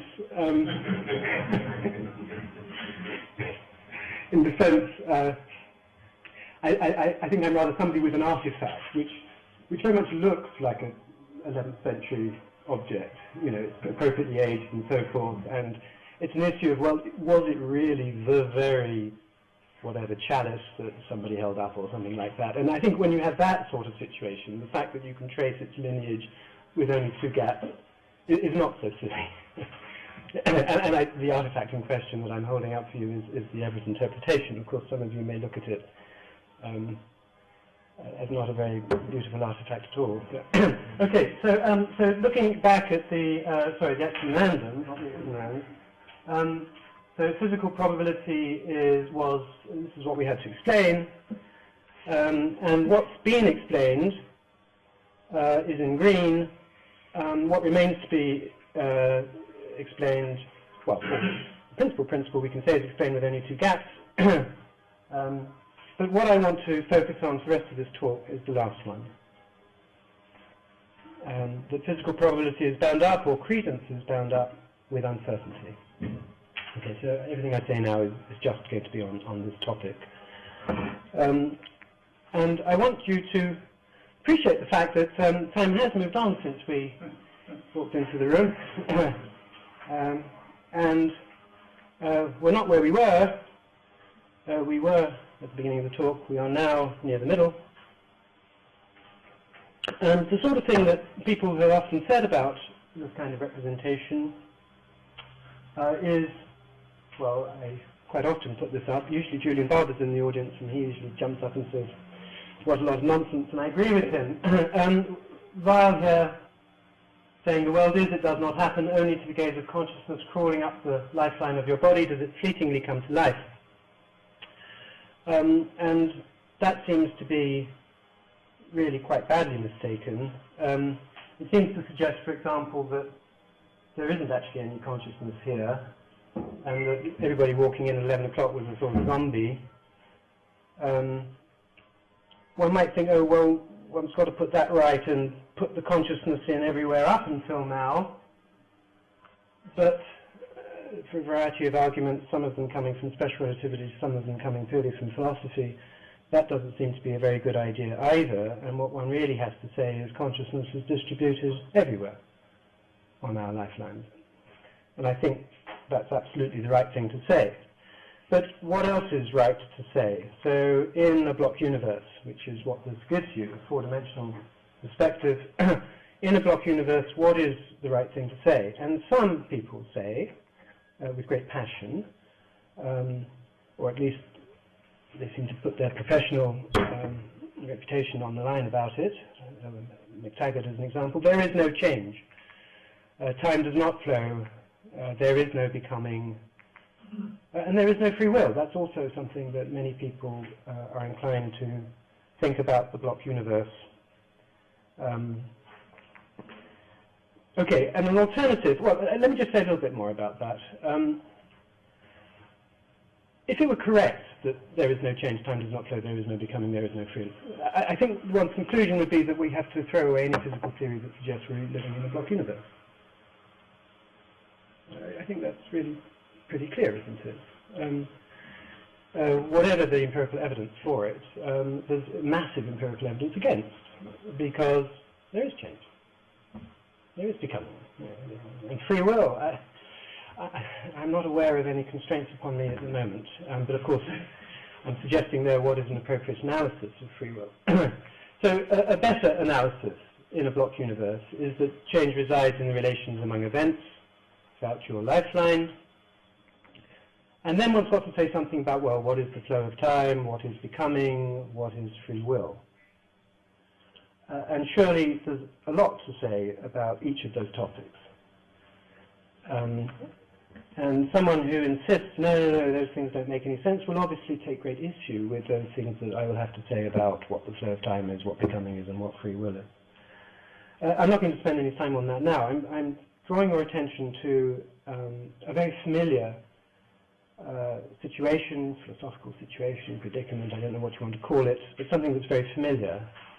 And I think, I hope, something that we're all rather relaxed about in the case of the block universe. Now, in particular, in part of making sense of what it is to live in a block universe is one gives truth conditions for ordinary sentences, certainly platitudes, and not all of them, but most of them had better come out as true. I say not all of them, some of them, like the past and the future do not exist. Maybe one can give a sort of truth condition for that. But obviously when somebody's going to articulate a detailed theory, something like presentism, which flatly denies four-dimensionalism, you're not going to give any truth condition that says that's true on the basis of the block universe. Okay, so an utterance, one of the things that's involved is to say what, when breaking down sentences and so forth, one wants the compositional semantics, so one wants to know what I, for example, refers to. So I, uttered with S, I ought to have S here, I suppose, refers to an ordered pair. Oh, I've got my, yeah, right. So truth condition for E will happen to me, uttered with S is W contains E sometime after S, and so forth. So that's all very familiar. Okay, so now, branching universe. So immediately everything becomes enormously more contentious. I do realize that. But whilst contentious, I mean, I think one sort of claim that people might make in the block universe case is just flat out inconsistent with our experience. Now, I don't think you can say that of a branching universe. It isn't just flat out inconsistent with our experience.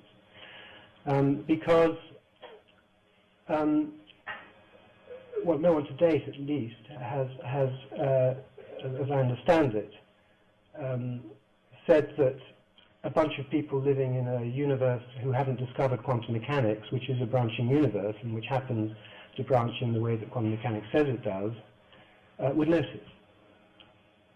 Okay? I mean, one might say that they're massively deceived, but I don't think one would say that, well, they just can't live or something like that. I mean, I think that they would just perhaps be massively deceived. And I think the criticism that I'm hearing very often about Everett and quantum mechanics is, if Everett and quantum mechanics is true, then we are just massively deceived, and that this is too big a credibility gap to jump, and calls into question too much of what we take to be, for example, evidence, and so forth. Now that, I hope that's not contentious, perhaps it will be. So if in a branching universe, people who do not know of any quantum mechanics were living their lives, you know, as though it was not a branching universe, there's still the question of, well, are they massively deceived? So one thing to say about a branching universe, and many people have said that at this conference, is there is no probability, and therefore there is no such thing as uncertainty, or perhaps it's the other way around. There is nothing about which to be ignorant, and so on. And my suggestion is that this really is paralleling the sort of dialectic that one is in the case of the block universe, which is not branching, vis-a-vis questions like time flow and free will and change. And that a better thing to say is to give an analysis of ordinary utterances that does platitudes, that does bring them out as true. And if you can't give such an analysis, truth conditions in terms of the branching universe, then you're in real trouble. Okay. So I think Everett can grant that point. It is incumbent upon us to give truth conditions for ordinary utterances that leaves most of them intact. Actually, I think that not all Everettians think this. I think Lev might be. No, I think actually Lev probably is with me on this. But I think there probably are Everettians who deny that and who say, look, yes, we have to massively change the way we talk. That I myself can't join that particular boat. I do want Nurat's boat to be in this conference at one place. It may as well be now. I think we are in Nurat's boat. We are at sea. We have to repair the ship as we go along. We can't take it out of dry dock and so forth. So there has to be a certain amount of conservatism. So if that's right, so probability of relative weights, one's going to try to give truth conditions for ordinary platitudes, so there is uncertainty about, well, what? And one has to say something there. There is ignorance of, well, what? And one has to say something there. So let me say something about that. Let me put a few labels on events. So here's a truth conditions for, well, here's reference to I after the S refers to ordered pair S entire, where entire refers to the whole branching structure after S. And this seems to be what many critics of Everett think is mandatory. Okay. They think it is not up for debate, it is forced upon you. Well, even if that were forced upon you, one can still give truth conditions for ordinary utterances that bring them out as true. Justificatory condition anyway. I mean, to give a truth condition for uncertainty would involve, I suppose, correctly knowing, well, what does this particular person, what is it that makes them uncertain? And that's going to be very complicated. But a justificatory condition for I'm uncertain about E uttered at S is E lies in some branch in S entire and not in others. Okay, so that would then make a sentence, I'm uncertain about E, come out as true. And I think this is actually a reasonably acceptable semantics, but I do want more. And in particular, I want to say something about there is uncertainty about, there is ignorance of. And one might also have the view that, well, this isn't entirely acceptable semantics, because after all, it's not bivalent. If you're going to have truth conditions like this, E will happen had better not have a truth value. Okay, one doesn't both want to be saying I'm uncertain about E, but E will not happen, or I'm uncertain about E, but E will happen. One doesn't want to say either of those things. So it is better not have a truth value, okay? Failure of bivalence. And one might say, well, this is very unsatisfactory, and so on and so forth. And in the light of nothing to say that's very illuminating here, one might think, no, this just isn't good enough. This is my fallback position, so I'm not quite prepared to say this isn't good enough, but I do hope to do better. So here's doing better. In the branching universe, attribute utterances to unique continuums.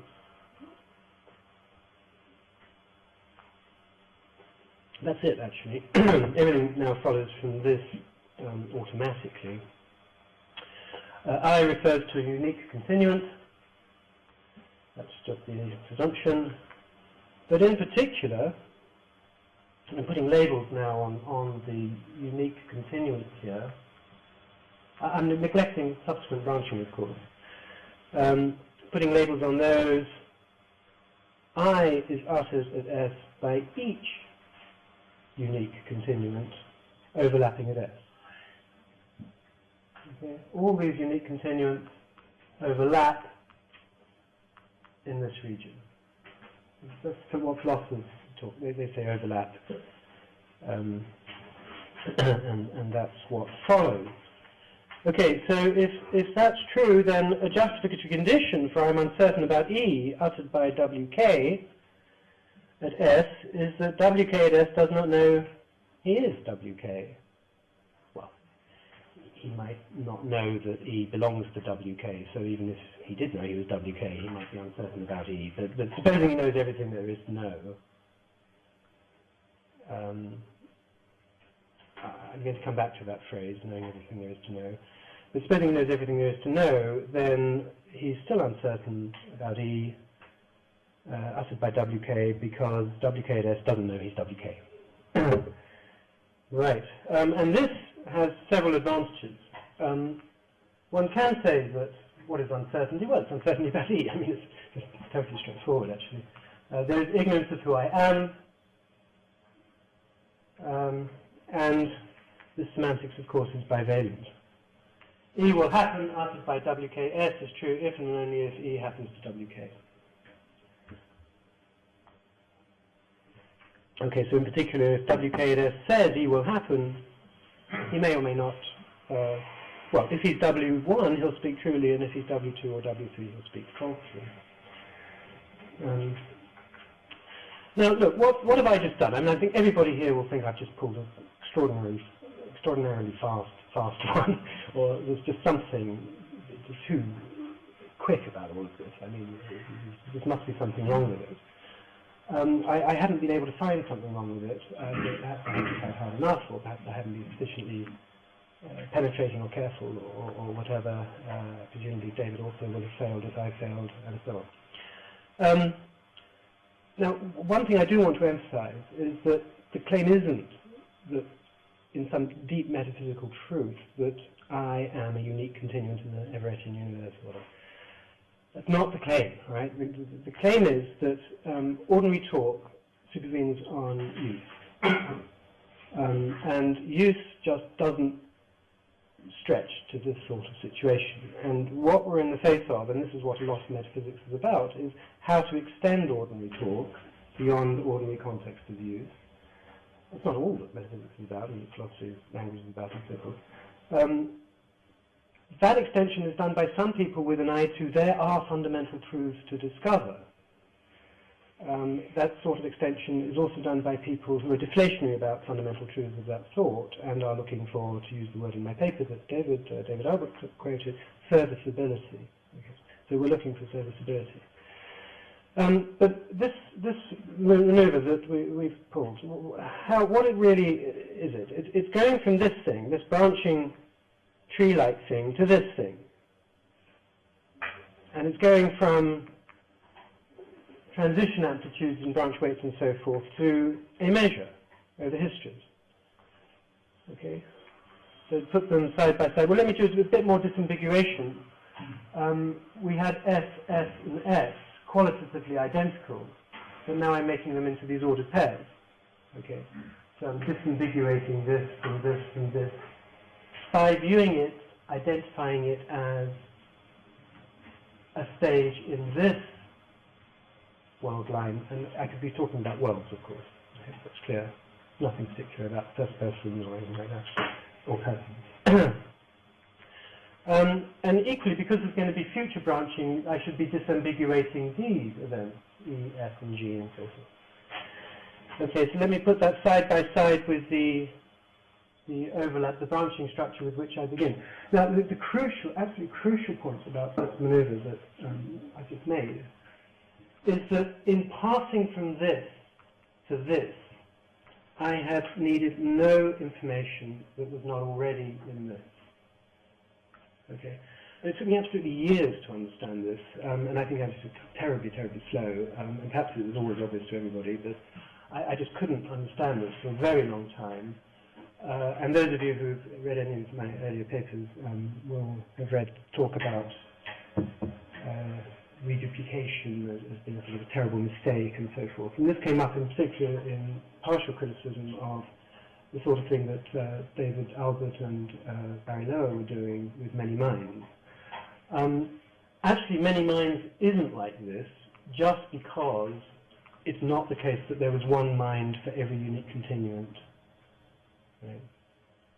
If there had been, and I'm not sure if I would have noticed at the time, I would have been completely wrong, I think, in what I was saying in those criticisms.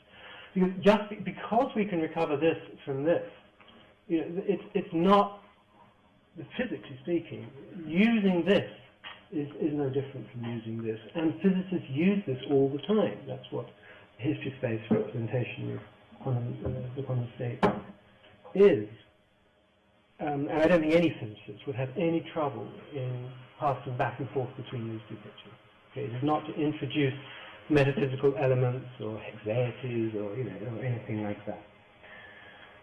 All right. Now, if it's true that the semantics works so cleanly, is clearly conservative with respect to ordinary talk, why hasn't it been much discussed? I think there's actually a bit of a problem. It almost becomes an objection to what I'm doing, that what I'm doing can't make sense, because if it did make sense, lots of metaphysicists would have been talking about it. It would be a very well-known position. It would be a very central debate in Parfitian fission, etc., etc., etc., that this option is available. So I've almost got a problem by the very fact that it doesn't seem to have been discussed. Actually, I'm very grateful to my commentator for telling me that it has. It has in fact been discussed, although it doesn't seem to be widely known, and I didn't know where it was discussed. Anyway, so one reason why it hasn't been discussed, and I'm just relying on McDaniel's authority here. This is in Lewisian Themes, the book, which contains Lewis's posthumous paper on the Everett interpretation. It's a tremendous sadness that he wasn't able to continue that debate. Anyway, so here's what McDaniel says. Despite David Lewis's impressive arguments for modal realism, it is safe to say that it has won few adherents. Moreover, modal realism with overlap, which is precisely what this is, of course. Everettian quantum mechanics is modal realism. Well, look, it doesn't have to be seen as modal realism in the sense that it's an analysis of all modal talk. No, of course not. But as it were, restricted to physical possibility, it is modal realism. It is safe to say that it has won few adherents, moreover, modal realism with overlap, the view that objects are literally present at more than one world, which is to say, going back, that an object here is literally present in this world, and it's in this world, and it's in this world. Okay?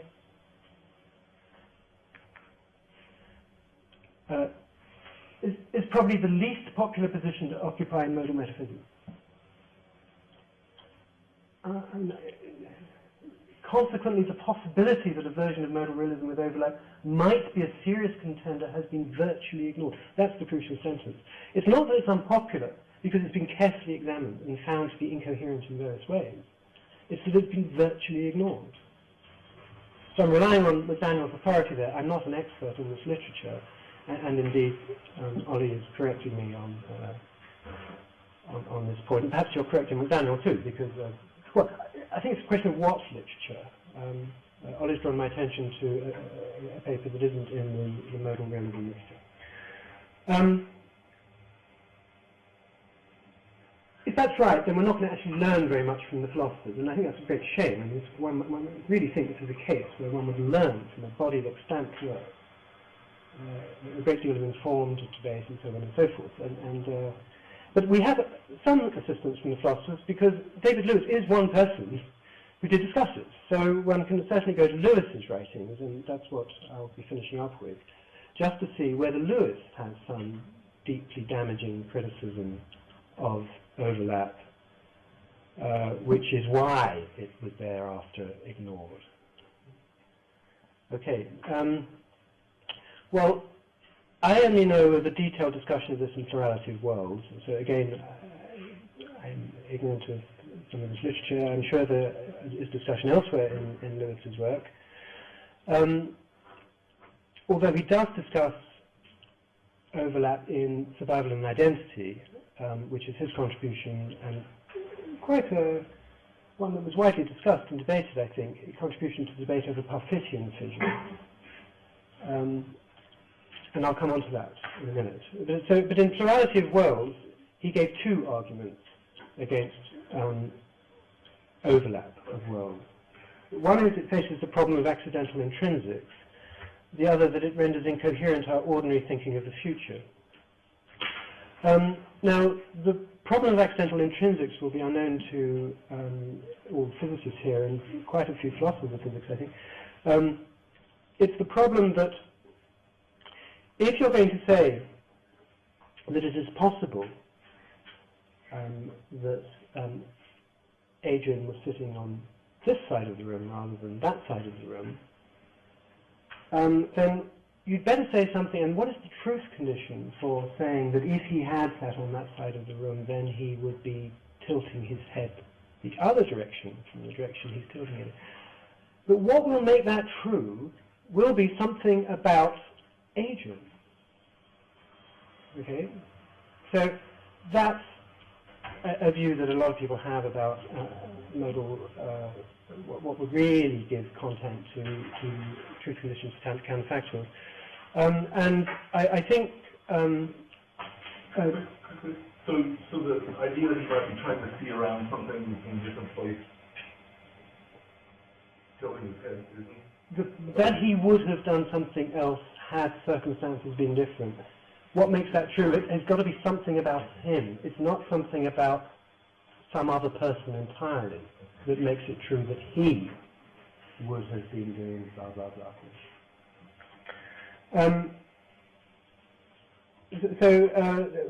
What John Hawthorne was saying this morning about how Everettians are going to have to say something very wishy-washy about modal talk and so forth, have to use talk of counterparts and so forth, is John's view that Everettians aren't going to have access to what philosophers call de re identities, transworld identities. I take it.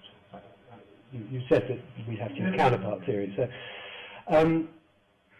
now, I'm not going to say much more about this, except to say this is a worry for metaphysicians of a certain form. It isn't, I think, as much concern to debating the Everett interpretation whether or not we can give de re transworld identities.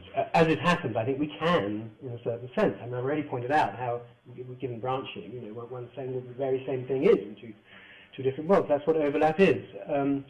But the problem of accidental intrinsics in particular is that if you've got if the idea is that Adrian has to be, he is in that other world where he's sitting over there, that's okay in that Adrian has exactly the posture he has in this world.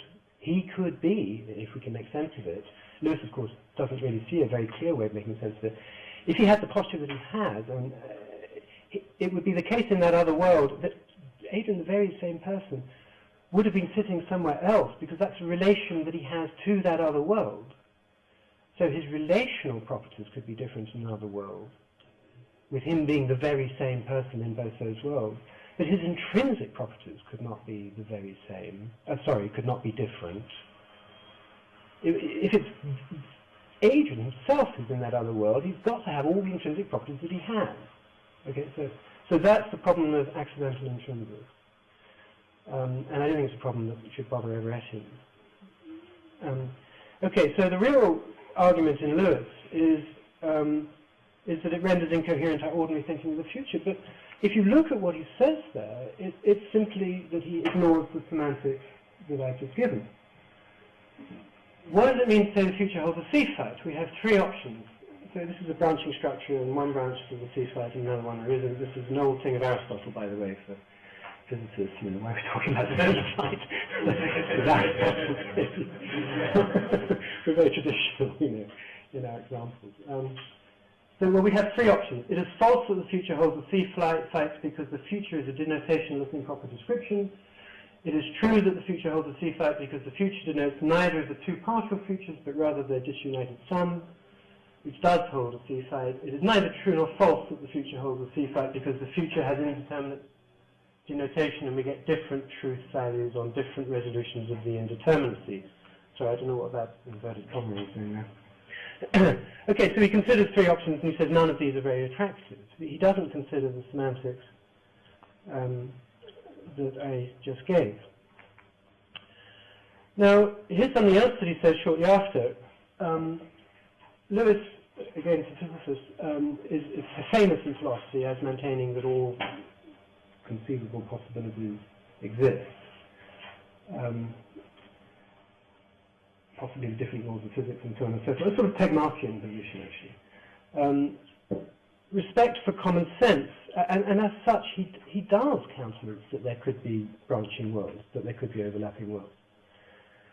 Respect for common sense gives us reason to reject any theory that says we ourselves are involved in branching, but we needn't reject the very possibility that a world branches. The unfortunate inhabitants of such a world, if they think of the future as we do, are of course sorely deceived, and their peculiar circumstances do make nonsense of how they ordinarily think, but that is their problem, not ours. Okay. And I hope it's pretty clear to everybody why that claim really isn't cogent in the present circumstances. Perhaps I should go over why. Because respect for common sense is not the issue. Okay, we're talking about the Everett interpretation of quantum mechanics. They are, of course, sorely deceived. That's not an argument. Why are they sorely deceived? Well, they may be sorely deceived if they say, oh, we don't live in a branching universe. Then yes, then they're sorely deceived. But if they think, well, there may be a sea fight tomorrow, there may not, and I don't know, well, that sentence comes out as true on the semantics that I'm proposing. Sorry? Sorry, justified, lovely. Or if they say there will be a sea fight, that sentence comes out as true or false on the semantics that I'm proposing. Okay. So, he also says this, in divergence, also there are many few. Divergence is where, it's where you've got the worlds and they don't overlap. Okay. So this is a very key paragraph. In divergence also there are many futures. That is, there are many later segments of worlds that begin by duplicating initial segments of our world. But in divergence only one of those futures is truly ours. The rest belong not to us, but to our otherworldly counterparts. Our future is the one that is part of the same world as ourselves. It alone is connected to us by the relations, the strictly or analogically spatio-temporal relations, or perhaps natural external relations generally, that unify a world. It alone is influenced causally by what we do and how we are in the present. We wonder which of one is the future that has the special relation to ourselves. We care about it in a way that we do not care about all the other worldly futures.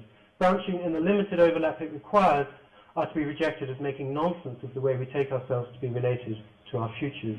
And divergence without overlap is to be preferred. I'm sorry. Right.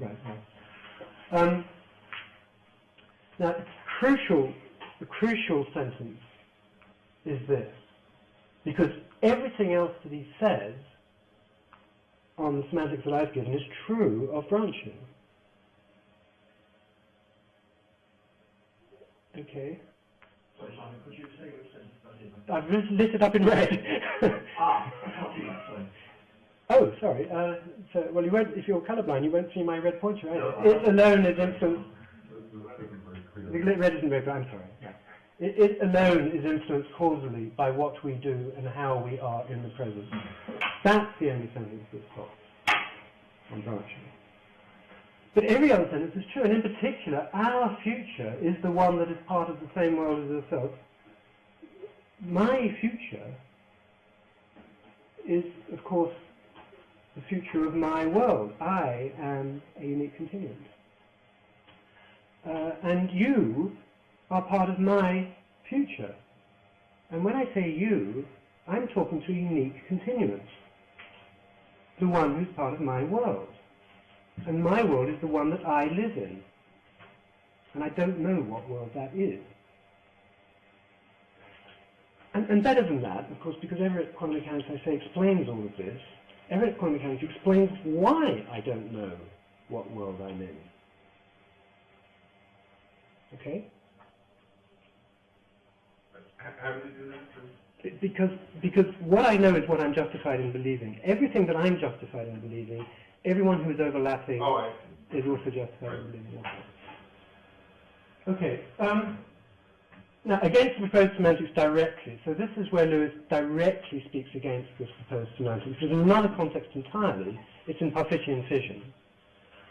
And there he says, and he's got in mind, I realize I'm running out of time. I'll be as quick as I can, but he's got two continuants that draws this picture. So here's one continuant, here's the other. Here's T1, here's T2. Oh, right, and poor C1 comes to a tragic end.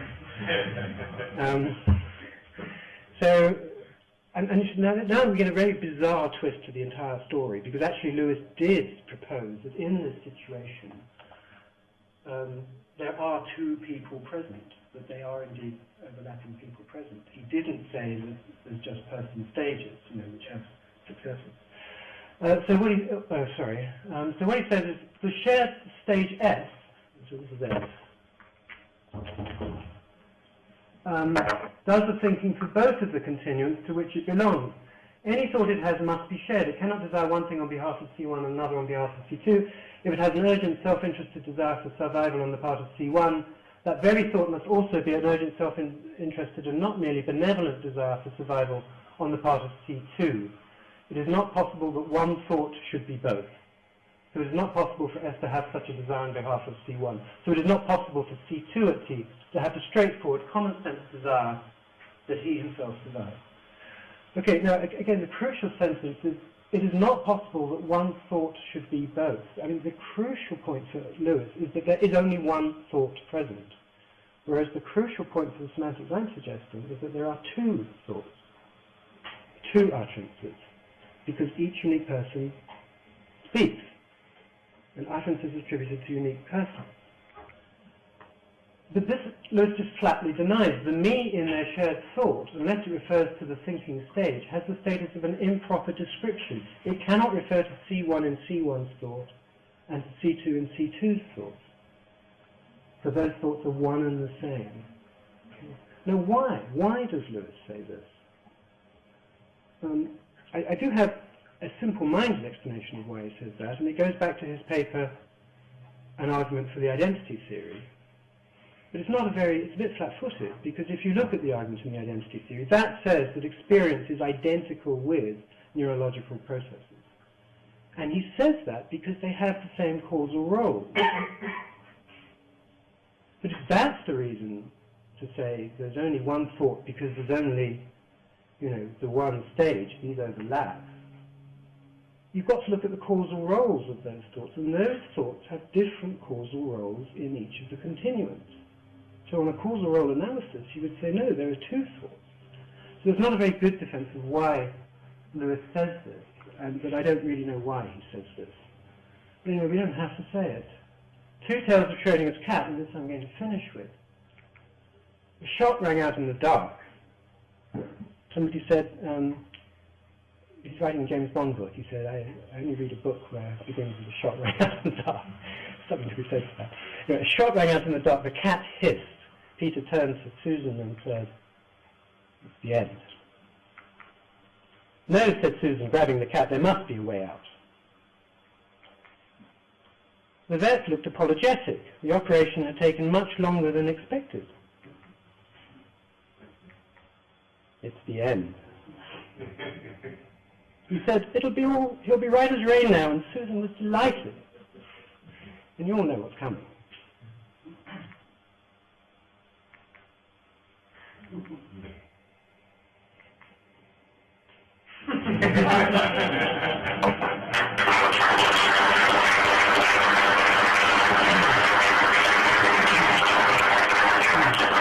I've probably got too much to say, so I guess you're just going to shut me up halfway through, perhaps.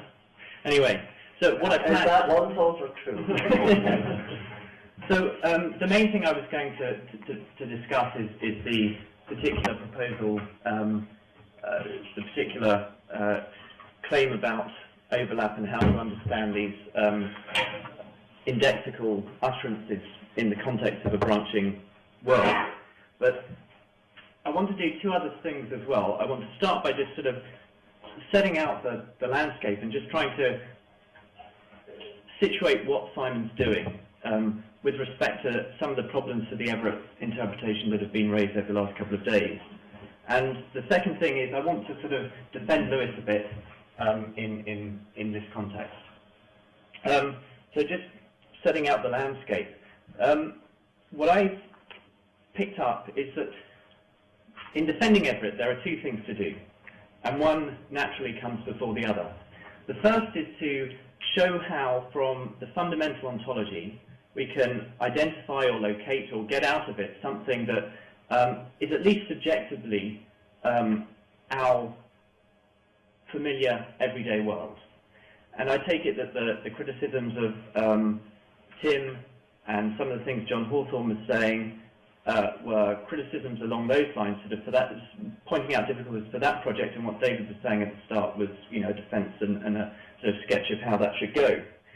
The second lot of problems sort of only arise once that's on the table. So you take it for granted that we have this branching structure which represents a kind of branching universe of the kind that we're familiar with in our everyday perception and so on.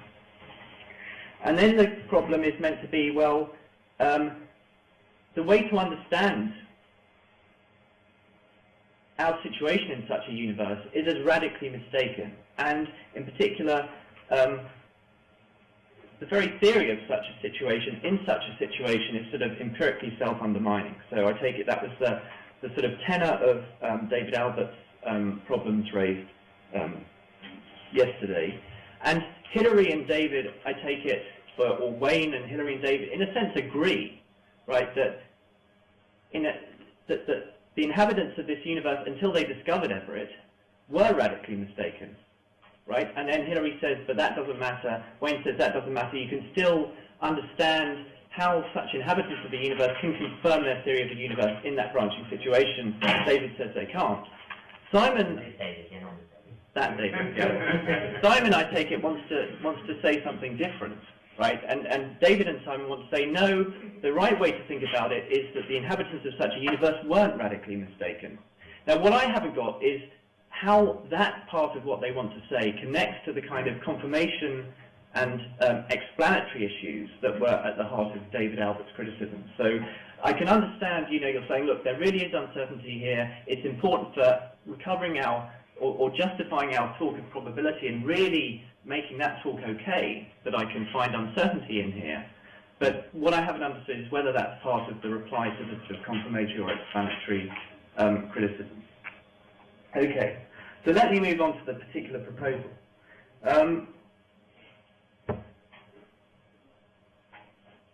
Okay, so rather than talk about the modal case, I want to start by at least talking about the Parfitian case.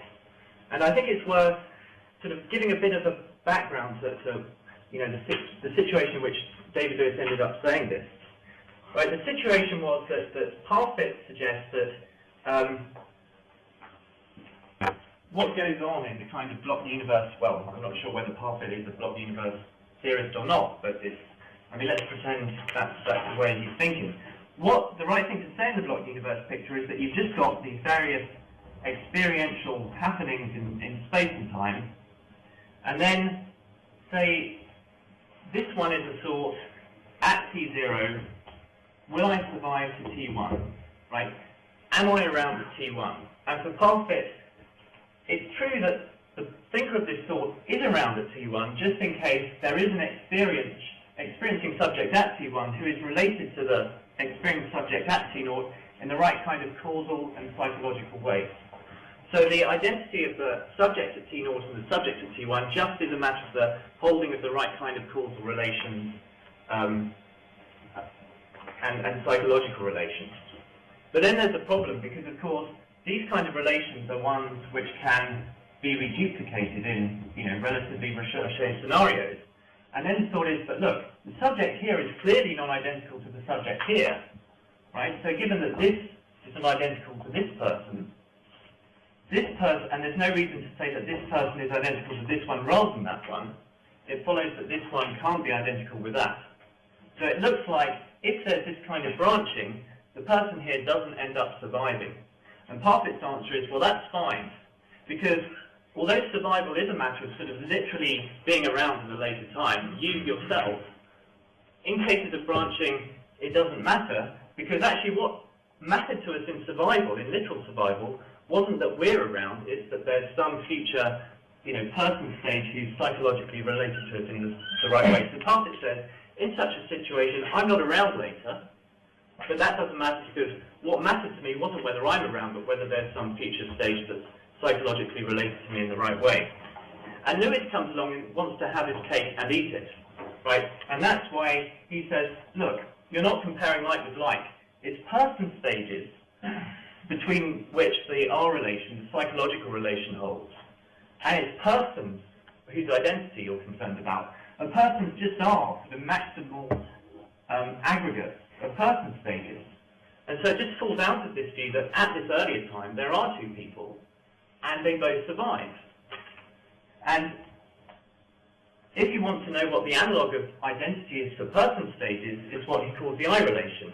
So this stage and this stage are I related, just in case there's person stages of one maximal aggregate of person stages. And so Lewis says, look, I can have my cake and eat it, right? Parfit says that what matters is being R-related to some future person.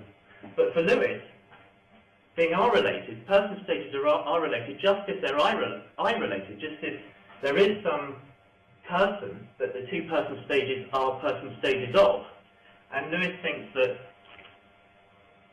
my desire to survive, for there to be someone to be me, just is the thought that there is some future person stage who is I-related to my current stage.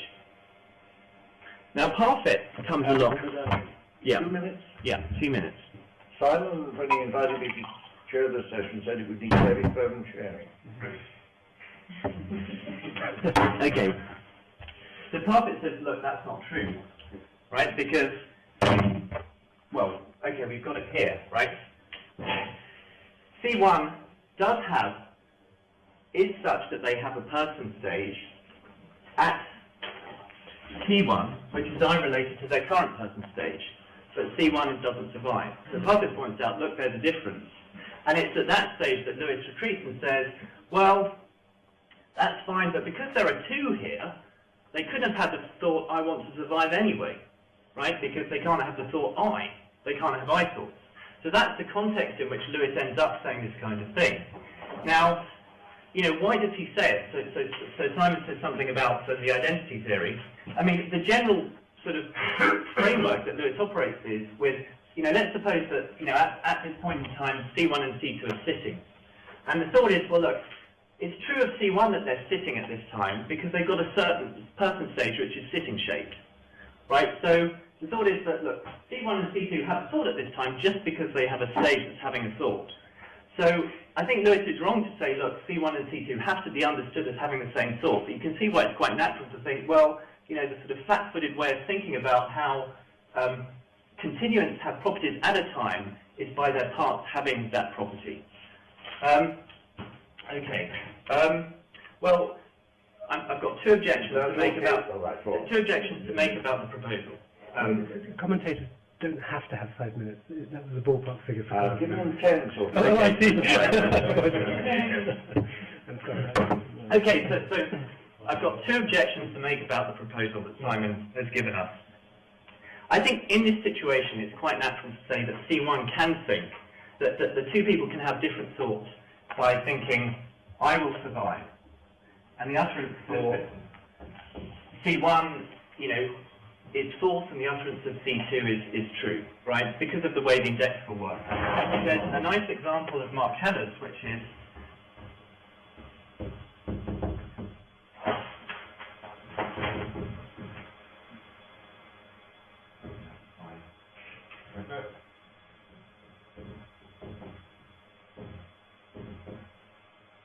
right? We naturally read this token this as referring to two different sentences as it occurs in this grid, right? And when Simon said this has been discussed, actually Mark Johnston advocates saying exactly the kind of thing that Simon and David want to say in response to the Lewis Parfit debate. Okay, I think this works fine, but how is it going to work at the level of world, right? So this is the problem. In the Parfitian case, where we're saying persons are maximal aggregates of stages, I think it's fine that this stage refers to this person, right? But now what Simon wants is that, you know, there's some future branching, right, when these persons are no longer around. And he wants the plurality of persons existing at this time to be a function of stuff right over there.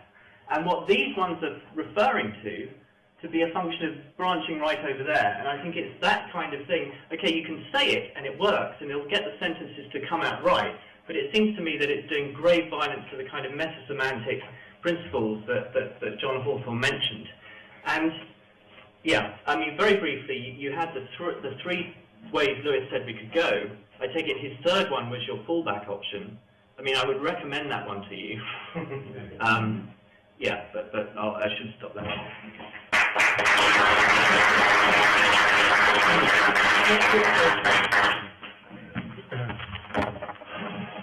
Jeremy, you start and I'll start. I'll write down some others, okay? Thank you for the super presentation. But tiny comments based on what Simon said. One is two. The accidental intrinsic that you said not to worry. I do not worry. I think that the problem of temporary intrinsic that the analogue that Lewis rolls against the believer in the endurance advocate. That got replied to, and surely analogous seems to be in the sense of overlap in respect to accidental intrinsic. But the other thing is just a kind of literature comment to say that is it true that Belknap had a book in advocacy of overlap and rather than divergence? I think that maybe it was some 5 years ago with the Chinese. Stores McCall as well. Yeah, I think the Belknap and the Chinese code from the 10th logic of branching. Is it used as semantics? I don't know whether Thank you. Yeah, Thank you for reminding me. Branching, and it's focused against the divergent advocacy. Okay, thank you. Okay. Now I've got 11 hands up, and I think I'm taking a largely random order because I didn't really see what order they went up in. So I'll get round to the last one last, I think. Okay, so this is the clarificatory question. I'm not very clear on why you characterize your position as being one of overlap rather than divergence. So one of the slides that you put up characterized an overlap view as being a view in which objects are literally present in more than one world. What are the objects for you that are literally present in more than one world? I mean, it's not me, it's not the table, it's not the rainforest. What is it? Well, I think that from the physical point of view, it's clear that we're dealing with overlapping worlds. I mean, that's surely uncontentious. What I've been doing is talking about ordinary semantics. Okay? And I'm concerned with giving truth conditions, cashing out ordinary platitudes as true. I'm not concerned with cashing out, theoretical talk about what is the fundamental theory of the universe. So, at that latter level, it is transparently the case that we are dealing with a branching structure. Is it that you deny this, that this condition that was up in that quote is a necessary condition for there to be overlap? There are objects that are literally present in more than one world condition. Well, that's how metaphysicians cash out their metaphysical picture, right? From the point of view of the fundamental physics, I'm cashing out overlapping worlds in terms of something like decoherent history space, blah, blah, blah. Parallel to that, I'm giving the semantics for ordinary talk. Now, you're asking me, is there going to be, consistent with that semantics, an ordinary talk way of saying that there are branching, and I'm living in a branching, overlapping set of worlds, right? And I guess the answer is probably not. Okay.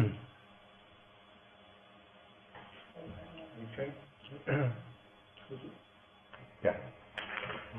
Oliver's first point, maybe you say something about it. It seems to me that what I will say before the branching, or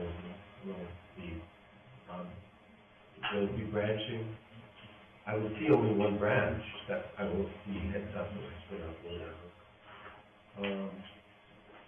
But someone else will say, someone else who is coincident with me will see the other results. So I don't see how, if somebody was puzzled by how it could be that there's information your answer that went to traditionalized one would be how outside stuff is connected. So either the other view already has an answer that's the learning problem.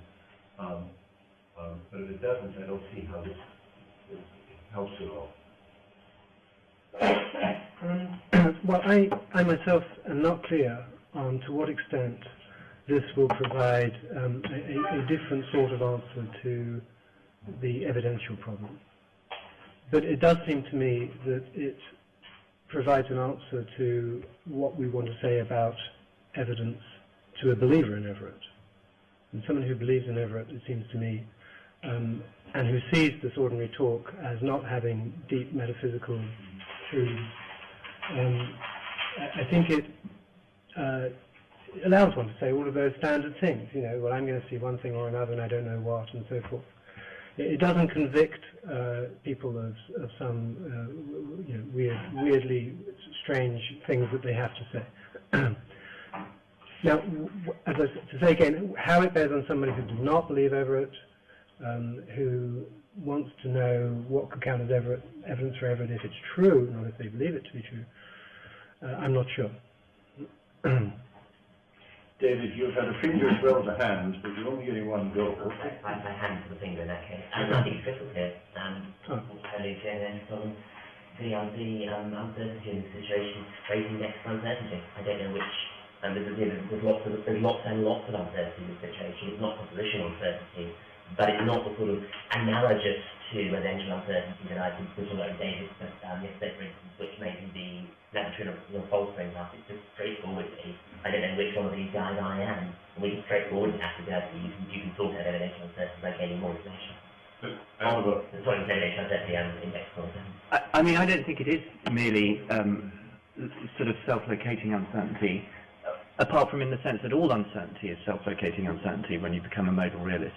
But it seems to me that Simon wants to say, look, the apparatus is splitting, but I am referring to a unique apparatus, and so I don't know whether that apparatus is going to measure, spin up or spin down. But there's a fact of the matter about which it measures. And so that the difference between me and Simon is relevant. I have no interest whatever in using the Everett Darton structures to do modal talk. I mean, modal talk can think of something. I mean, if modal metaphysicians say, aha, fantastic, the Everett universe is just what we wanted, then that's great. But I have no commitment at all to the fact that we're required to use this framework to do our modal stuff. Actually, could I just interject what if you are interested, if it wasn't the end, it was a lie. Here's what McDaniel says. It is possible that Al Gore won the 2000 US presidential election must include in some intimate sense the object the claim is about. This is the sort of thing one says. Well, so here's what one could say as an Everettian. Al Gore could have won the 2000 US presidential election because a part of him is a part of an Al Gore who did win the 2000 US presidential election.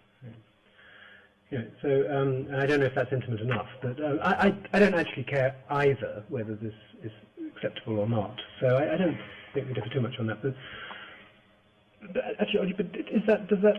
I don't think. I don't think my claim was modal at all. No. There's a fact of the matter that apparatus will either measure. It either measures spin up or it either measures spin down. Right? There are lots of different apparatuses, but I, on Simon's picture, am able to see and refer to only one. I don't understand how that is, but that's the claim. And so, I don't know which of the outcomes is true. But so that seems like a non-modal claim. Sure, but then I'm not sure. I think we should move on. I want to press on to utterances and why you doesn't look at that option. They look at the structure and there's two people who are going to cross over that before. And you want to say in Lewis doesn't, because before there's two utterances. You wonder why Lewis doesn't and you get something about his commitment identity theory. Isn't there a much simpler answer? I mean, so people are maximal worms of stages that the people want to make. And we look at this structure, and there's clearly two people there. Utterances are, let's say, maximal stages that are utterance-wise related, and if you look at, the point is utterances are much shorter. So if you look at that structure before the branch and count how many utterances there are, there's just one. And I don't see how you get two. Now you said they enter into different causal relations. But I mean, that's begging the question: if there's just, you've got to show me this too. If I see one, and that one enters into just the same causal relation, I see no motivation. No, it doesn't enter into the same causal relation. It just says, look, what was before, it's over. You know, it's finished. You know, that was reassuring to the one person. It was not at all reassuring to the other person. It was a declaration of despair. It had a different causal role in. This is Peter and Colin and the cat and so forth. Remember my little story? Shot ran out in the dark. Okay, but look, so it has different causal roles. No, but as to the issue of why are there two, the point is, if utterances are attributed to persons, okay, then this person says an utterance, this other person says an utterance, and what is the meaning of the utterance, you know, what is the role of that utterance in those persons' lives and so forth. The point is it has different content. Well, I can attribute utterances to persons, no great trouble there, but if it's just one utterance being reduced to both of them, then you get it like Lewis. It's not going to have a determinate reference, it's not quite sure what's being said.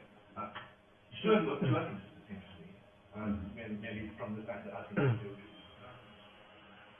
I mean, look, you know, is your point that it doesn't follow from attributing utterances to persons that the word I refers to a unique person? Is that your point? And that therefore there must be... So now we have one utterance, now we start thinking about the semantics of that utterance. And since I is apt to refer to people, and there's two people here, I is going to come out. But that flatly contradicts the presupposition that utterance is attributed to unique persons. You can attribute to me an utterance that happens in determinate reference, so I might be rather bad at referring to people. I can attribute to you an utterance and determinate reference, but the point is that in this case I am not doing so. I mean, look, maybe is the account then better filled out with saying I is to refer to a unique continuant, utterances is to refer to unique continuants, the word I in an utterance is to refer to the utterer, that unique person that utters it. It's a closely... Could I intervene and be just slightly cheeky? It's my belief that if there are two thoughts in S, then C2 must be unaware of the thought that related to C1. And I can't see how you can have two thoughts in S and have C2 completely forgetting that they previously had the thought which is relevant to C1. They don't. Okay. I always like to display my ignorance and stupidity of classifications, but did you have the idea? Just a couple of things about semantics. I mean, one is that the motivation that you seem to be offering was at least in part that it was a way of preserving bivalence, which you lost if you didn't do this, as it were, relativization too well. But I mean, it isn't the only way of preserving bivalence. I mean, you could have a view on which the truth condition for it will be the case that P is roughly speaking that P has to hold on every branch and from where you are, and that doesn't lose you bivalence, even if you assuming that you associate falsity with truth and then negation, but you just have to be very careful about the relative scope of negation in the future tense operator. And so you'll have cases where it will be the P, that will come out as not true, and it will be that not P will also come out as not true, but not it will be that P will come out as true, and so you can get bivalence that way. And I think in some ways that's actually more hospitable to bivalence from the way you're going, because I think it will be very hard to resist the idea that there's some coarse-grained sense of utterance, in addition to the one that you've got, in which there's only one utterance there, and then as soon as you try to assign a truth value to that single coarse-grained utterance, you're probably going to find yourself playing very hard to resist saying some kind of supervaluationist thing, which will mean a failure of bivalence. The other minor thing was, I mean, I didn't really understand what the play between truth and justification, but if you are taking, I mean, I don't really see how you could be taking justification as a fundamental notion and the semantics, because I think it's likely to run into trouble with the semantic clause for negation if you do. I mean, I could, but maybe you're not, but if you right, are, then I can tell me what the semantic clause for negation is. Right. Well, look, I wasn't aware that this would be something, a critical issue. if it is, I'd be very surprised if this is going to be a significant problem that can't be fixed up. Well, can you tell me what are you taking justification as basis? No. So the semantics isn't actually given in terms of justification, it's given in terms of truth? No. Yeah. Okay, so that was just, as it were, some extra twitty bit that you... Well, insofar as many people here are very preoccupied with the question, is there a place for uncertainty? You know, in what sense is one justified in saying, I am uncertain about the future in an Everettian branching world? I just wanted to give a justification, a sense in which indeed one is uncertain. You stated the semantics in terms of justification, that's true.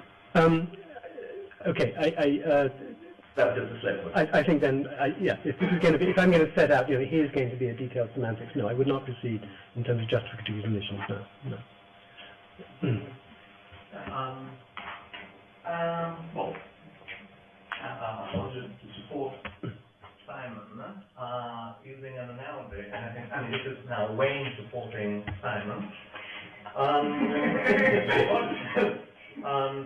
Okay, what you've showed us, what we want to do is, okay, we've got one and the same universal wave function, and we can look at it in different ways.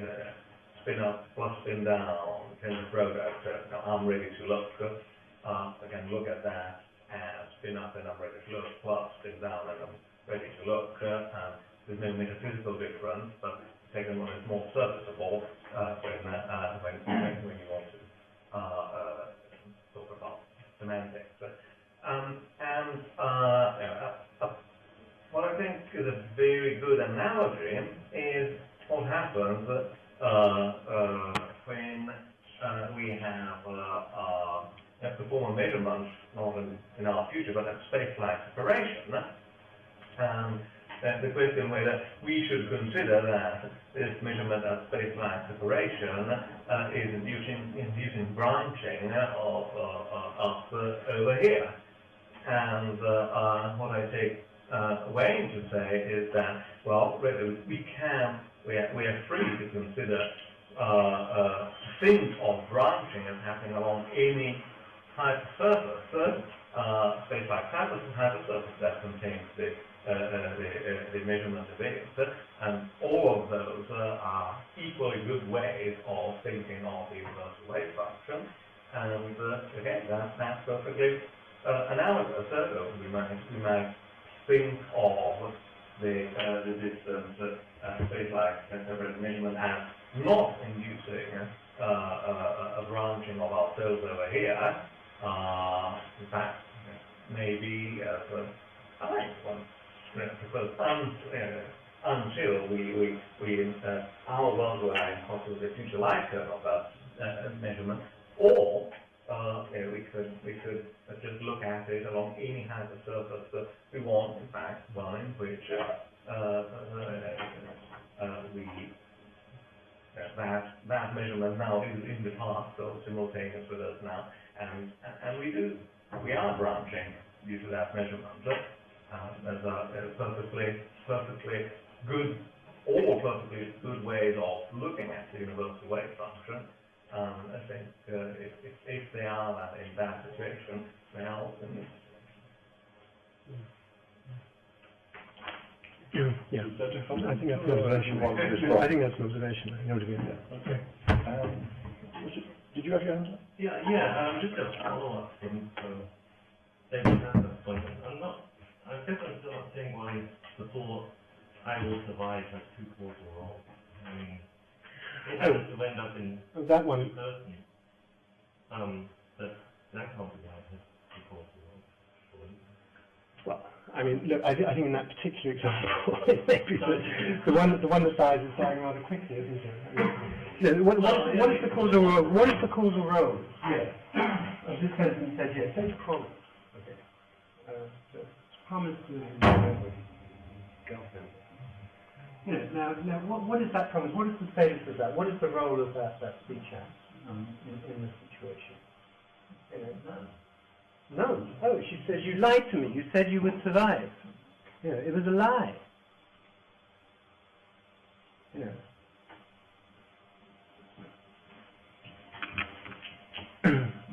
I take it that... I think we can move on from that point. I think this is just sort of another formulation of what's been said before. I mean, I rather like your fallback position, and so, you know, I was trying to understand where you thought that, you know, not more than a fallback position. What's so bad about buyback and not having buy down? It seemed like that was your main argument against. Look, I don't... Especially in the context of quantum mechanics, of course. Especially considering that we're talking about quantum mechanics, right? I don't want to criticize my fallback position. I'm sorry. Yeah, I've got two more.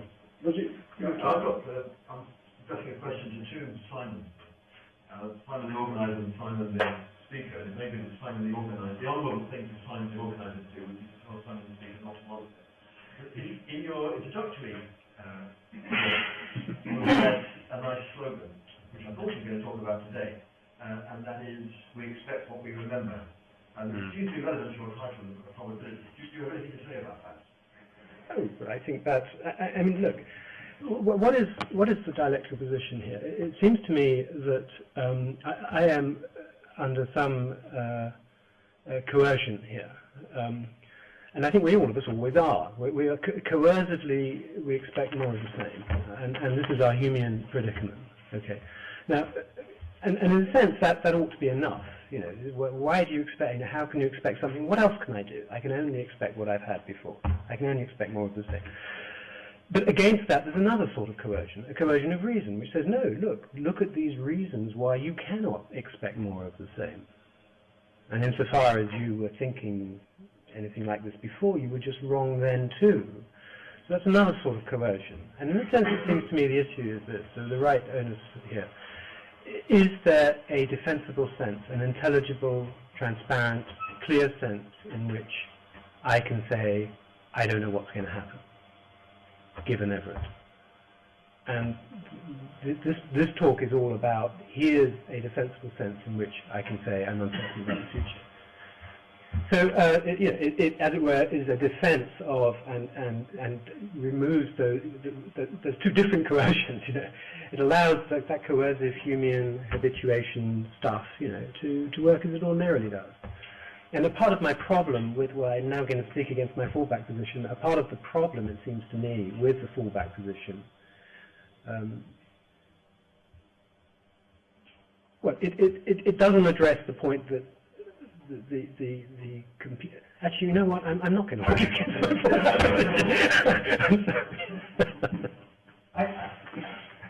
A couple of quick things to say about the relation between self-locating belief, uncertainty, and probability.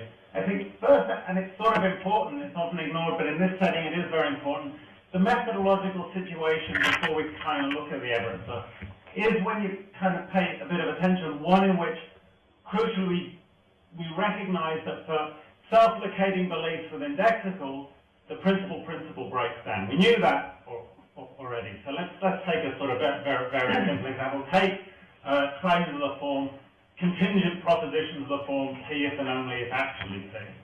Our credence is 1. Objective chance isn't hyper-intentional, it's intentional, so the objective chance of the proposition expressed by that claim is known to be less than 1. And so the self-locating aspect of the actual indexical makes a total mess of the principal.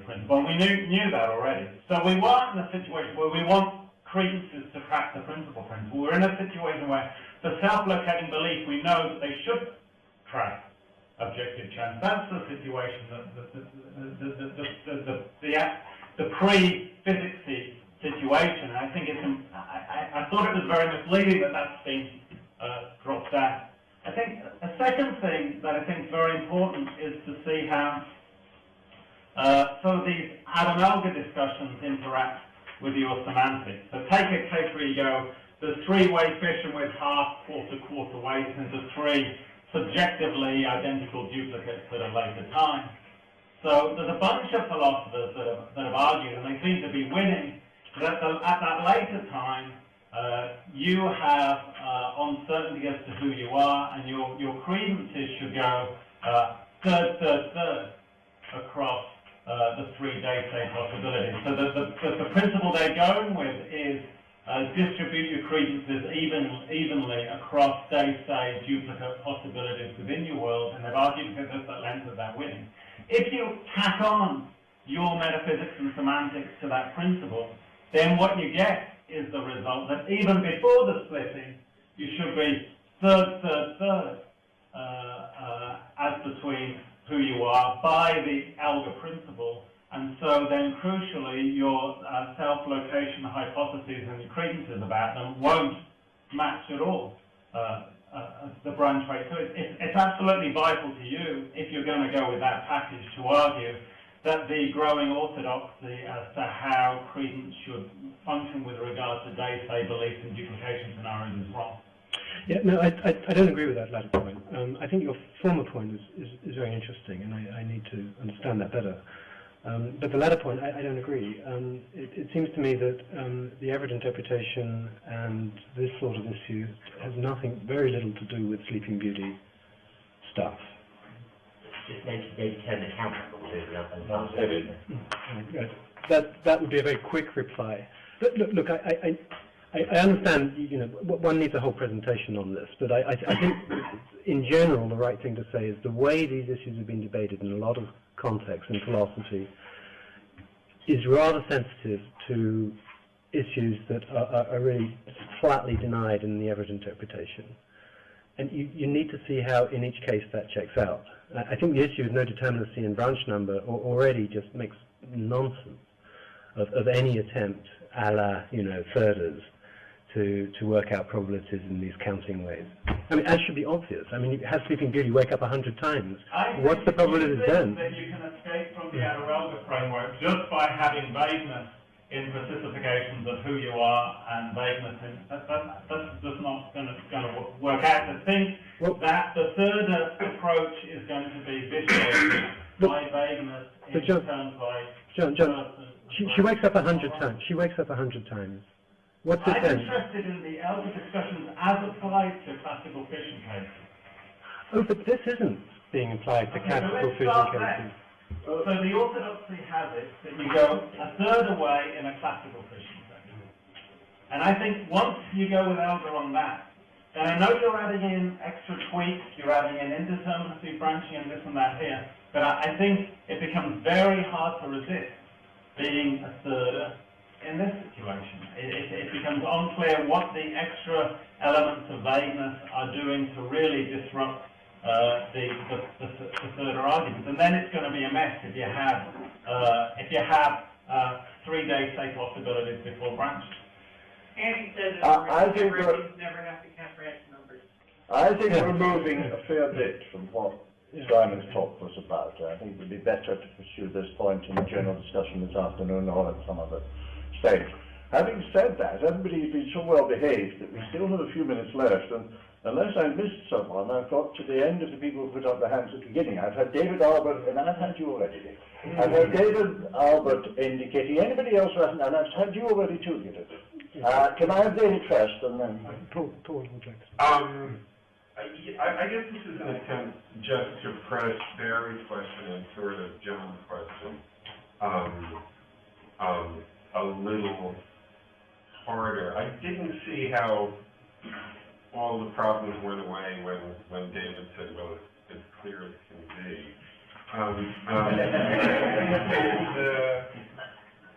Look, I'm sorry, I would be muddled and inarticulate here, and I'm just groping to try to understand, and maybe at bottom just pleading for help. But let me raise it on several levels. Level one, and this is probably just exposing that I don't really understand, and this is not a critique, this is a confession, that I don't fully understand what's at stake in the semantical discussion. If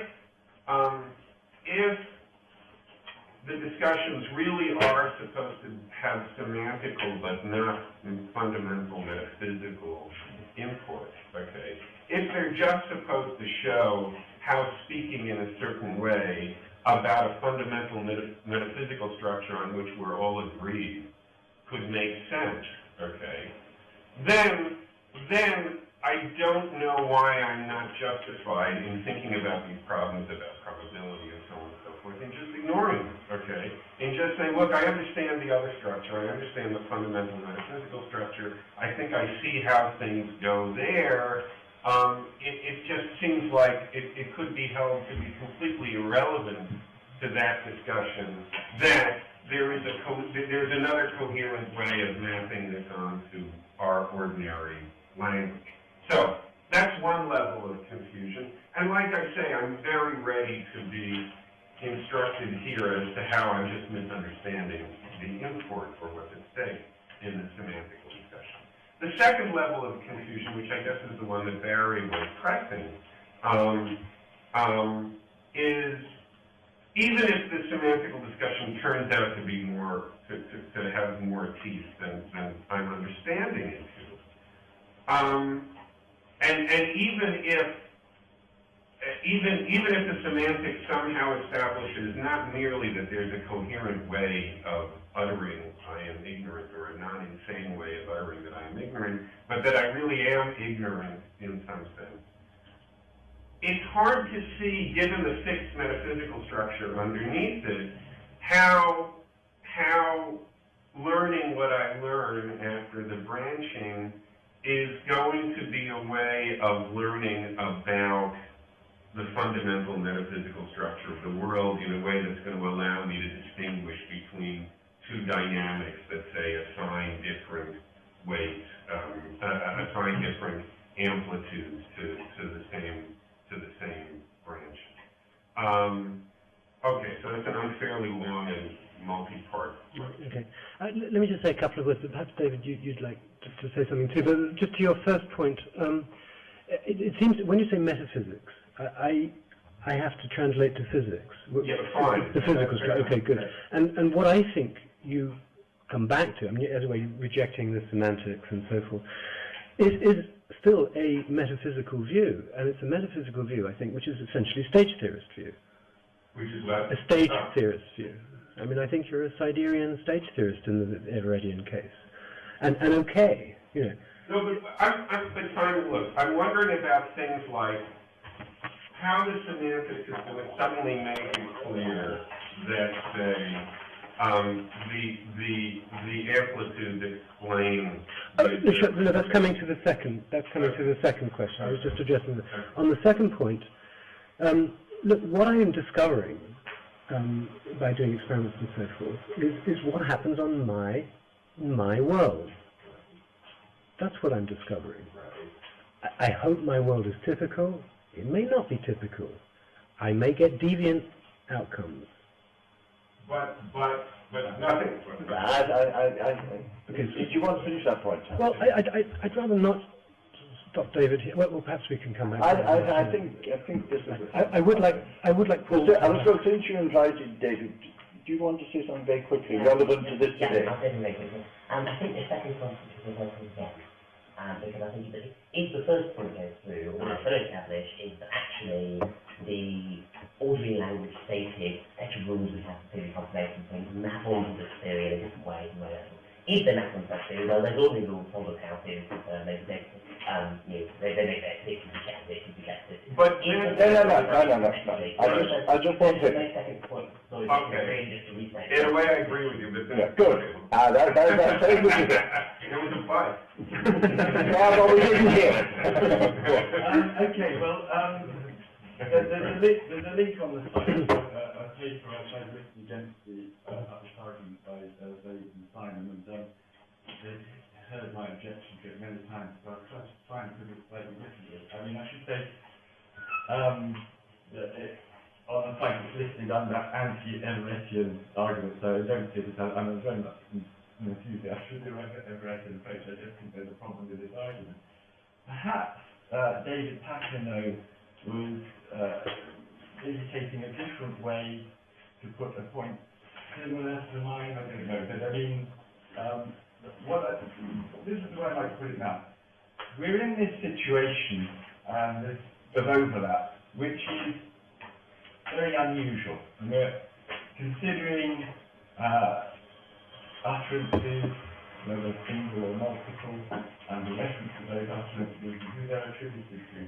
So we should at least be cautious about what we're assuming about the way the utterance is referring, especially in this case, I mean, because the argument stands on the utterance of I. And the point that I'm being passing on about, and it's probably clear when I'm talking again, that you've got to distinguish between attributing an utterance of I to a speaker. Okay, so if we allow there are two utterances of I actually coinciding in one physical vocal event, okay, we're going to attribute one utterance to one speaker, one utterance to another.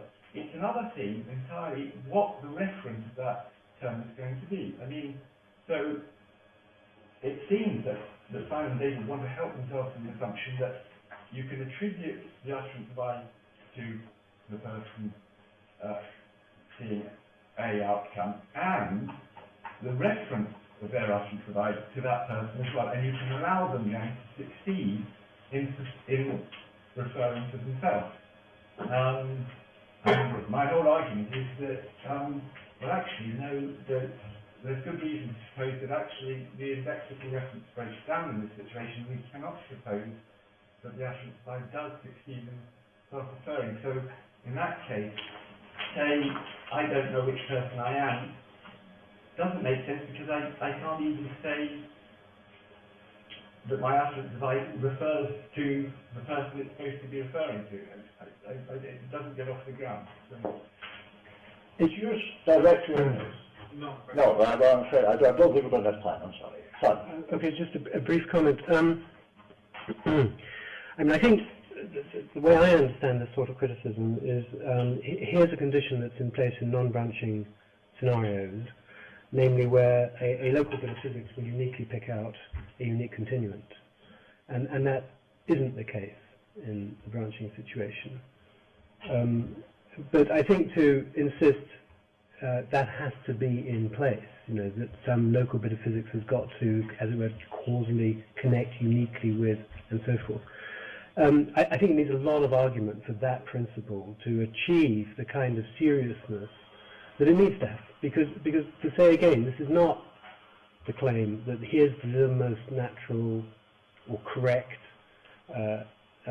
metaphysical analysis and so on and so forth. It's to say, here is a simple and consistent and intelligible semantic. Now, there's no ambiguity in the semantics. I think there's a sort of tacit suggestion that there's some ambiguity, but there is no ambiguity in the semantics. There's simply lack of self-location. Well, I'd just like to be clear in the argument that you are helping yourself both to attributing to a speaker and to taking the reference of that utterance to be the speaker as well. And there's two distinct things. You know, I think that ought to be clear in the argument, because people might grant you when you can make those two functions and it'll work, but people might. Okay, but let's be clear on what those assumptions are then. It is that utterances are attributed to unique continuants, and an utterance of I is attributed to the speaker. Yeah, attributed to the speaker is one thing, whether it's refers to the reference. I think that's perhaps as far as you're going to get in meeting mind. Can we thank the speaker?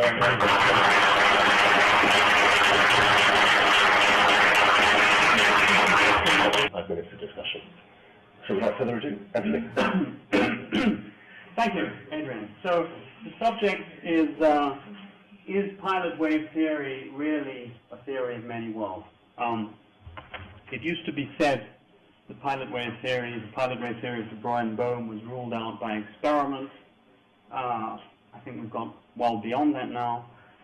Today I'm going to reply to this claim that it is really a theory of many worlds.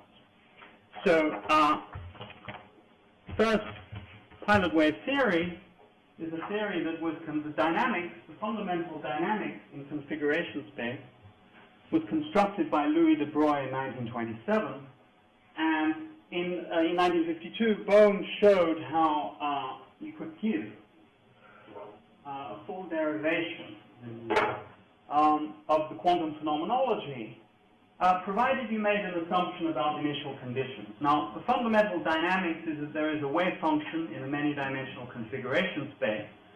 There is an actual configuration which obeys a law of motion of the form the velocity is proportional to the gradient of the phase of this guiding field of pilot wave. And in principle, the configuration includes things like what we normally call systems, atoms, pieces of equipment, people, and so on. And if over some ensemble of experiments the configuration is distributed according to this initial distribution, then you can show from the dynamics that the distribution of outcomes in quantum experiments, or what are often misleadingly called quantum measurements, obeys the Bohr law and so on. So, are we assuming equilibrium then? No. No, I won't be. Now, it was just a quick reminder of pilot wave theory. Bohm assumed equilibrium, and most people have who have looked at the theory. But I mean, so now the claim. The claim of this.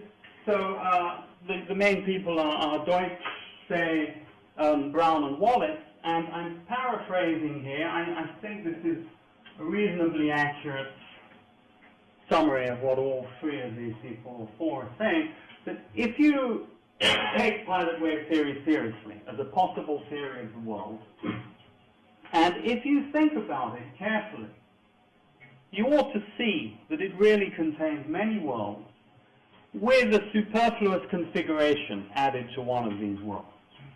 So, for example, Deutsch ends an argument that it's a fact that, in short, pilot wave theories are parallel universes theories in a state of chronic denial.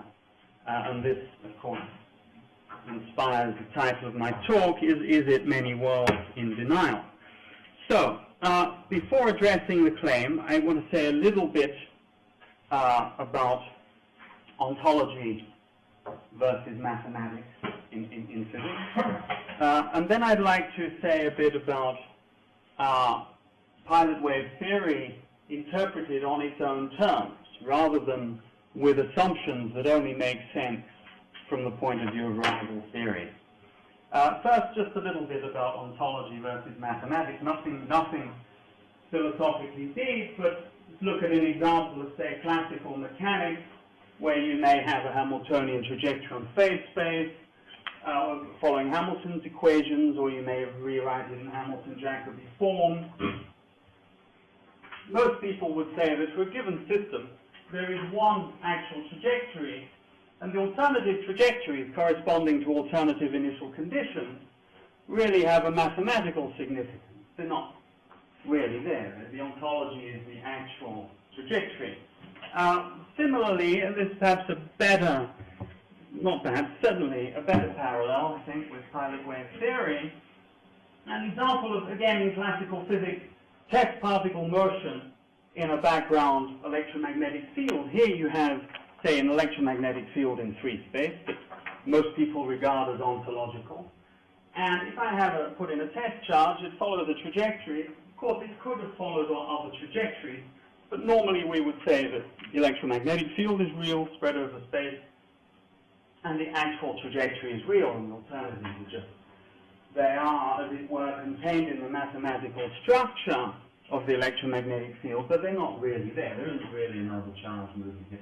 Similarly, if I have a test particle moving in a background space-time geometry, I can think of the geometry as a real entity, there's a test particle, and so on. The same idea. Now, final example, which is also somewhat relevant.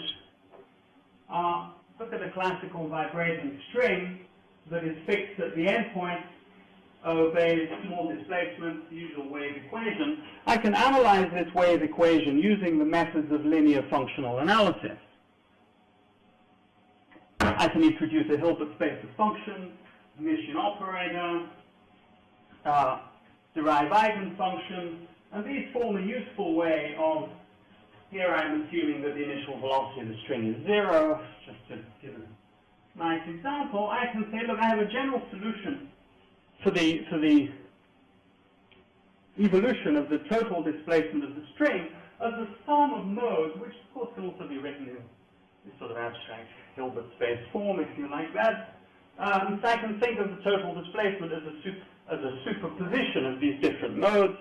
Now, normally, again, we would say that the true ontology is the total displacement of the string, perhaps with its total energy, velocity, if you like. But leaving those things aside, most people would not say that the true ontology is this plus this plus this.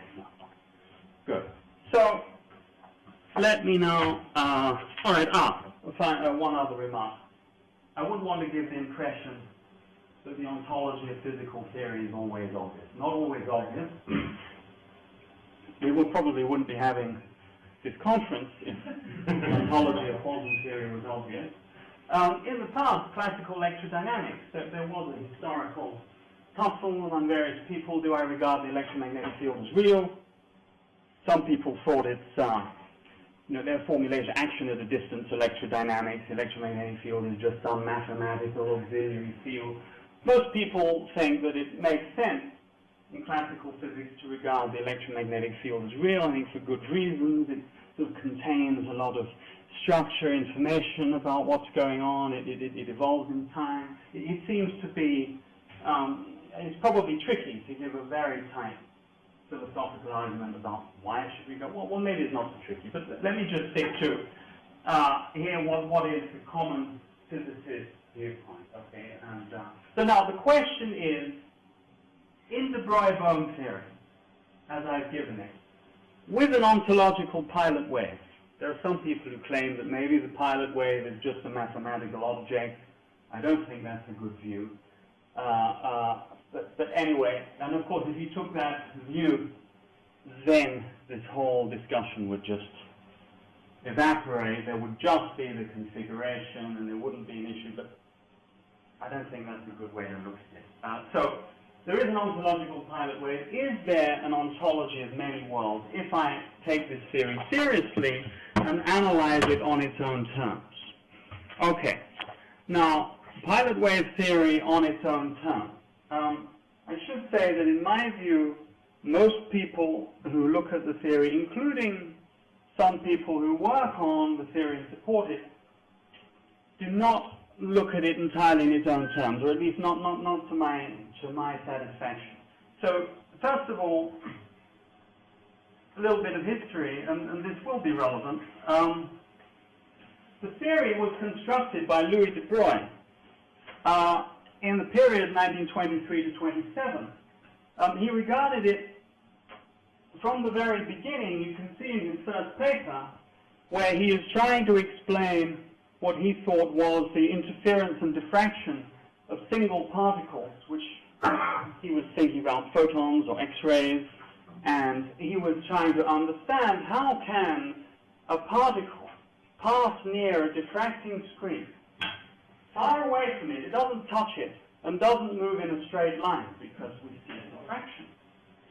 So he proposed that we abandon Newton's first law of motion and construct a new form of dynamics in which particles, whether they were photons or electrons or any kind of particle, were guided by waves. And Guido and I have a whole book out. It's online. Part of it is about this. Much of it is about what happened at the Fifth Solvay Congress in 1927. It contains a complete translation of the proceedings. Let me just say, de Broglie's experimental motivations in 1923 were essentially quantization of atomic energy level, the interference of single photons. So, and his theoretical guide was to unify the classical principles of Maupertuis for particles and Fermat for waves. This was his theoretical guide. This guide led him to propose a theory in which every particle is accompanied by a phase wave that determines the particle's velocity. A new law of motion. The law of motion does not say acceleration is something, it's velocity. Completely new form of dynamics. Then, by a rather convoluted story, which is discussed at length in our book, in 1927, at the Fifth Solvay Conference, de Broglie proposes the theory following dynamics from many body systems. Non-relativistic system of m particles, the same equation of motion, but for n bodies. The phase is the phase of what at that time was called the de Broglie-Schrödinger wave function, obeying what we now call the Schrödinger equation, which Schrödinger had done this work to find the wave equation for de Broglie's waves. Okay, and this is what I call de Broglie's first-order dynamics of 1927. Now note, he did not construct this theory to solve the measurement problem. He did not construct the theory to provide a completion of quantum theory. There was no measurement, there was no quantum theory yet. It was one of the original forms of quantum theory constructed to solve these experimental puzzles. Now, de Broglie didn't fully understand the dynamics he had constructed. He understood how to account for interference, how to account for scattering, various simple things, diffraction, Bragg diffraction. It wasn't until Bohm, 1952, though, in my view, unfortunately revived the theory in a pseudo-Newtonian form, where de Broglie's guidance equation is regarded as initial condition. I think it's very unfortunate. But anyway, with that initial condition on the momenta, he showed that this dynamics, you apply the quantum measurements, treating the equipment as part of the system. So the Q, the configuration, includes the equipment, and then you can show that with an initial equilibrium ensemble added to the dynamics, you get the Born rule for outcomes. So as I said, the fundamental dynamics were constructed in the 20s to solve experimental puzzles, not to solve the measurement problem, not to provide a completion of quantum theory. Now, why is this important? Because sometimes in commentary on or critiques of this de Broglie-Bohm theory, there is a historical component. Now, one can question the validity of historical arguments in evaluating a physical theory, but I think it's fair that it's all right if they play some role. You know, if say a theory was arrived at on the basis of some experimental puzzles, there was a lot of work, we arrived at the theory, and someone 30 years later comes up, reformulates the theory in a different way. Many physicists are inclined to think, well, look, this is a sort of after the event reformulation. Why? Why should we? And of course, it's possible that we at the beginning we formulated it wrongly, and someone comes along and does it correctly later.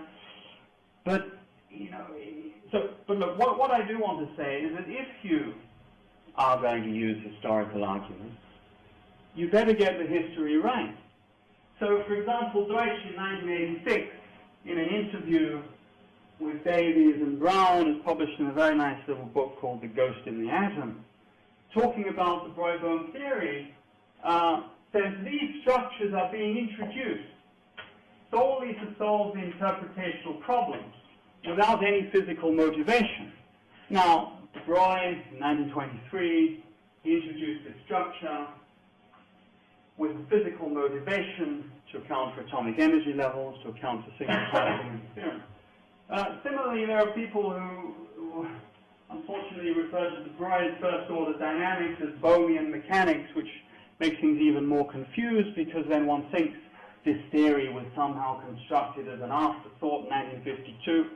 No, it wasn't constructed as a completion of quantum theory. It was an original form of quantum theory. Similarly, there's a component of Brown and Wallace's paper where they approach, this discussion of de Broglie-Bohm and Everett as rival solutions to the measurement problem. Again, I think this way of putting it is somehow, well, not somehow, in a particular way skews things. The original theory was not motivated as a solution of the measurement problem. So I would like to put the discussion like this. I think this is the clean and proper way to put it. Okay, the question, given de Broglie's dynamics, constructed in the 1920s to solve experimental puzzles, looking at it carefully, does it contain many worlds? And my claim is, not when evaluated on its own terms, not when you're careful to avoid assumptions that make sense only in rival theories. So, I have to show you now what I regard as pilot wave theory. Till 25 past, we said? Yes, 23 minutes. roughly 20. So, this is, so first I have to sketch, and this is why I've asked for an extra 5 minutes, I have to sketch what I think is pilot wave theory viewed on its own terms, and then I can come to evaluate the claim that it's really many worlds. So first of all, the basic ontology, it's a new theory of dynamics with a configuration following the velocity law. And you have this wave function, the guiding pilot wave is a complex field on configuration space, obeying the Schrödinger equation. Note, it's a complex field on configuration space. I'm regarding that as part of the ontology. Not all workers are completely explicit about this. Bell was very explicit. No one can understand this theory until he is willing to think of psi as a real objective field, even though it propagates not in free space, but in 3n space. Now, so I agree. I'm going to take this view. There is a real ontological complex value field in configuration space. And there is a configuration that corresponds to the configuration of particles, fields, free geometry, strings, whatever you may want to apply this dynamics to. And this, what we call systems, apparatus, people, planets, supervene in some, obviously there's going to be some coarse graining on the precise configuration. Okay, basic ontology. Perhaps I should, because there is a school, the same people who call the theory by this misleading term Bohmian mechanics, who think that psi should or could, or they think, I think they say should, be regarded as fictitious, just some mathematical field appearing in the law of motion for the configuration. I don't think this makes sense, not in the theory we have, because the pilot wave is highly contingent. It's best regarded as part of the state, like the electromagnetic field in classical physics. Brown and Wallace also made this point. I think they put it very clearly and rightly. The idea of Dürr, Goldstein, and Zangi was that, well, maybe we should think of this theory fundamentally at the level of the whole universe, and the wave function of the universe might be unique, and one could give it a law-like interpretation, in which case the only ontology would be the configuration. Well, that's, for a start, it's an idea. It's not a theory. It's not. Also, there are proposals for greatly restricting the wave function of the universe. Perhaps Jim Harvey and Hawking have done work on that. But at the moment, it seems that most people who work in quantum gravity, or at least the people I've talked to, say that, look, the solutions of the Wheeler-DeWitt equation, for instance, in quantum cosmology, show the usual kind of contingency. Say in loop quantum gravity, people have constructed solutions of the constraints, modulo some mathematical issues, and we have the usual kind. There are lots of possible solutions. So the evidence in quantum gravity seems to me is that, look, the wave function, the quantum state, is a contingent entity. So we're going to interpret pilot wave theory as containing an ontological pilot wave and evaluate the claim. One other thing, again, remember, I said let's be careful to evaluate this theory on its own terms without assumptions that make sense only in rival theories. Now, quantum theory contains a postulate that we know of as the Born rule. Some people try to derive it. In this theory, at least to my mind, it seems absolutely clear that you have, on the one hand, you have the dynamics for an individual system, the Schrödinger equation and the de Broglie's guidance equation. On the other hand, in the derivation of quantum phenomenology, you have an assumption about the distribution of initial configurations that is given by psi squared. Now that, to me, is obviously a contingent thing of a different category from the laws of motion. It is like, say, the Boltzmann distribution in classical mechanics. I have classical mechanics fundamentally deterministic theory of individual systems. If I restrict the initial conditions in a certain way, uniform on the energy surface in phase space, I get thermal physics, but classical physics is much more than global thermal equilibrium. Okay. Classical physics in principle allows thermal non-equilibrium, and if you're going to think about the meaning of classical physics on its own terms, you'd better look at it in the general situation, which is not thermal equilibrium. Similarly here, if you want to understand pilot wave theory, you have to think about it in these terms, that in principle it's a non-equilibrium theory which disagrees empirically with quantum theory. For example, and such disagreements could be observed, for example, if you have quantum non-equilibrium in the Bunch-Davies vacuum in the inflationary period, you would get a breaking of scale invariance, and there's work going on that. And there is also work has been done on understanding, well, why do we see this quantum non-equilibrium today? Well, bear in mind that every system that we have access to and can probe has been interacting with other things for billions of years, and this ultimately all traces back to the Big Bang. Plenty of opportunity for relaxation of a form that is broadly analogous to that of thermal relaxation. And we have done numerical simulations, even of a very simple two-dimensional system, in a superposition of 16 energy states.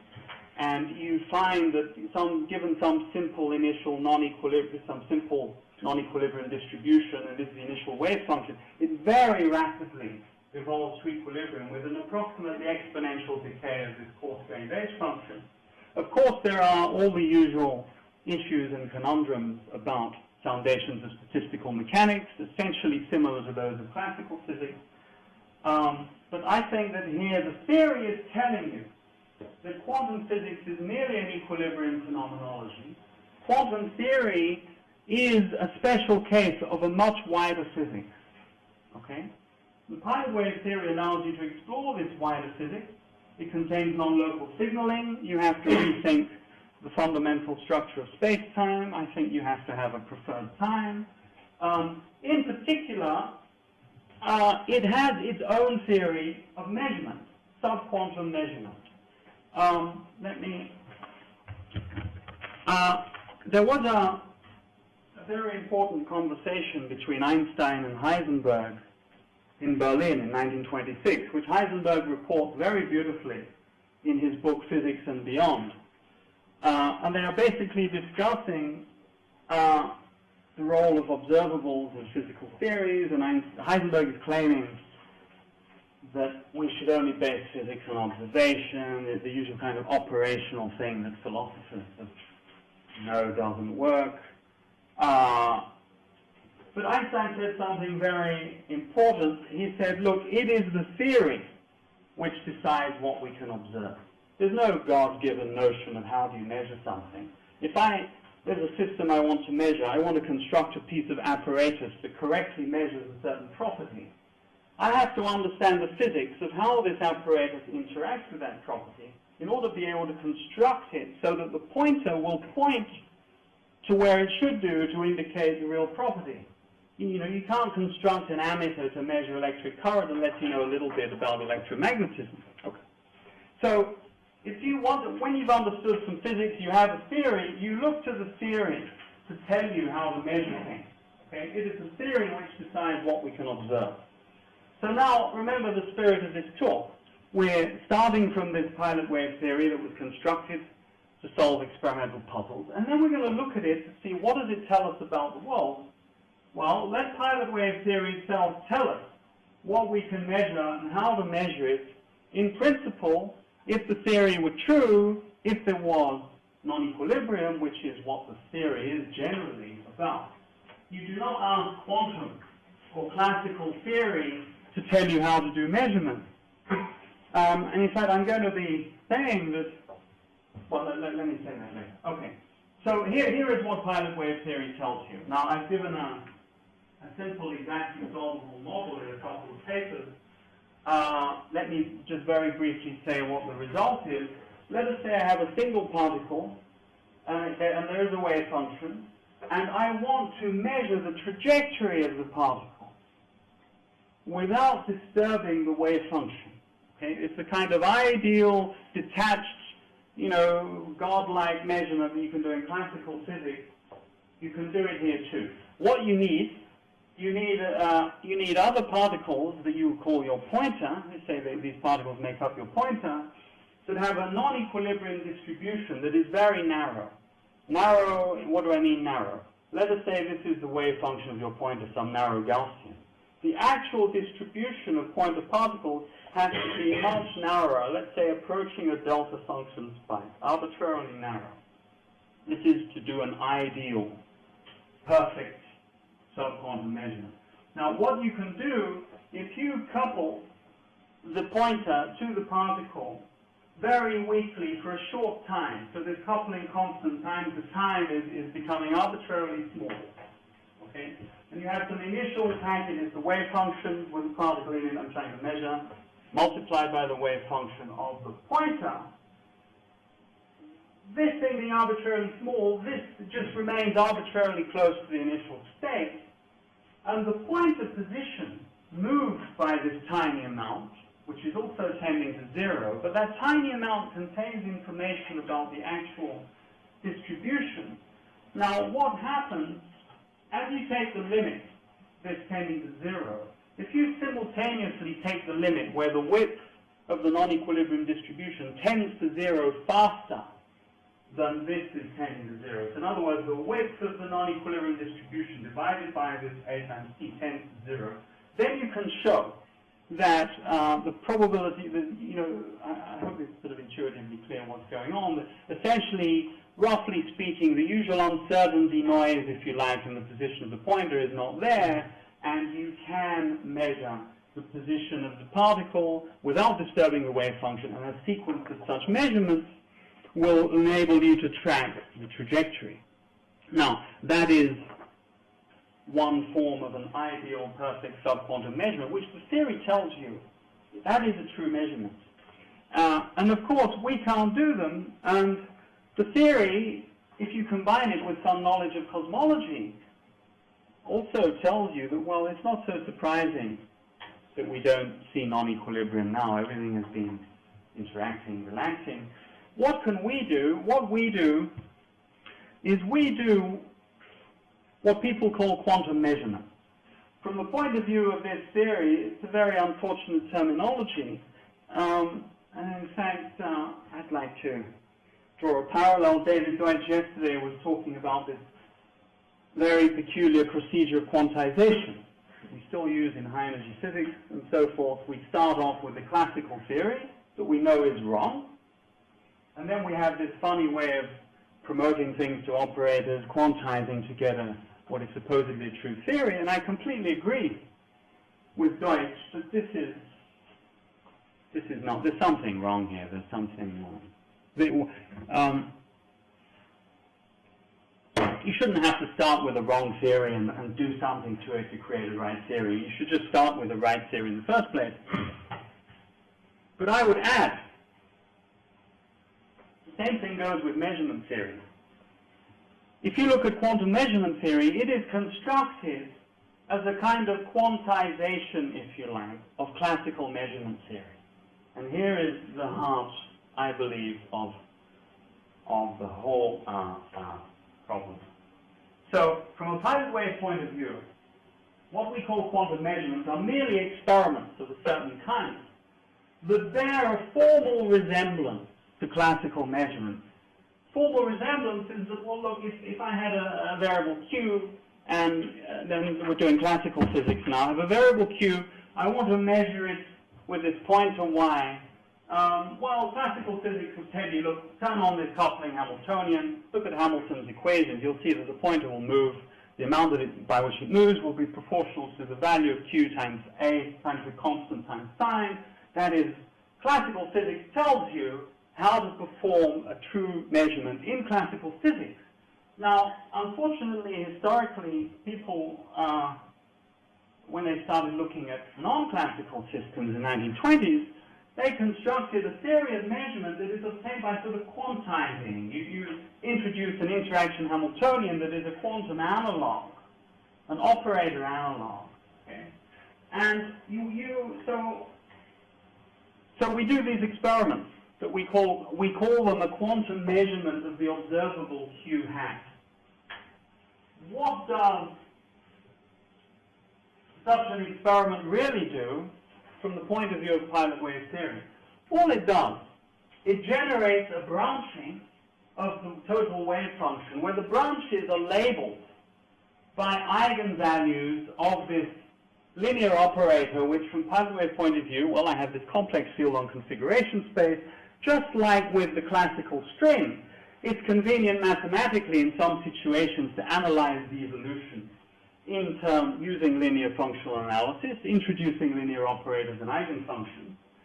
If I start off with an initial wave function for the system that I write as the sum of eigenfunctions, and I perform this experiment that people call a measurement of q, what all that's happening is you're creating this branching, and let me point out, good place to point this out, Brown and Wallace in their paper talk a lot about the case where there's only one branch here. Okay, where there's just one eigenstate of this operator and there's one possible outcome for the pointer. It is obvious that that is in no sense a measurement here because if there's only one term, the total wave function is a product.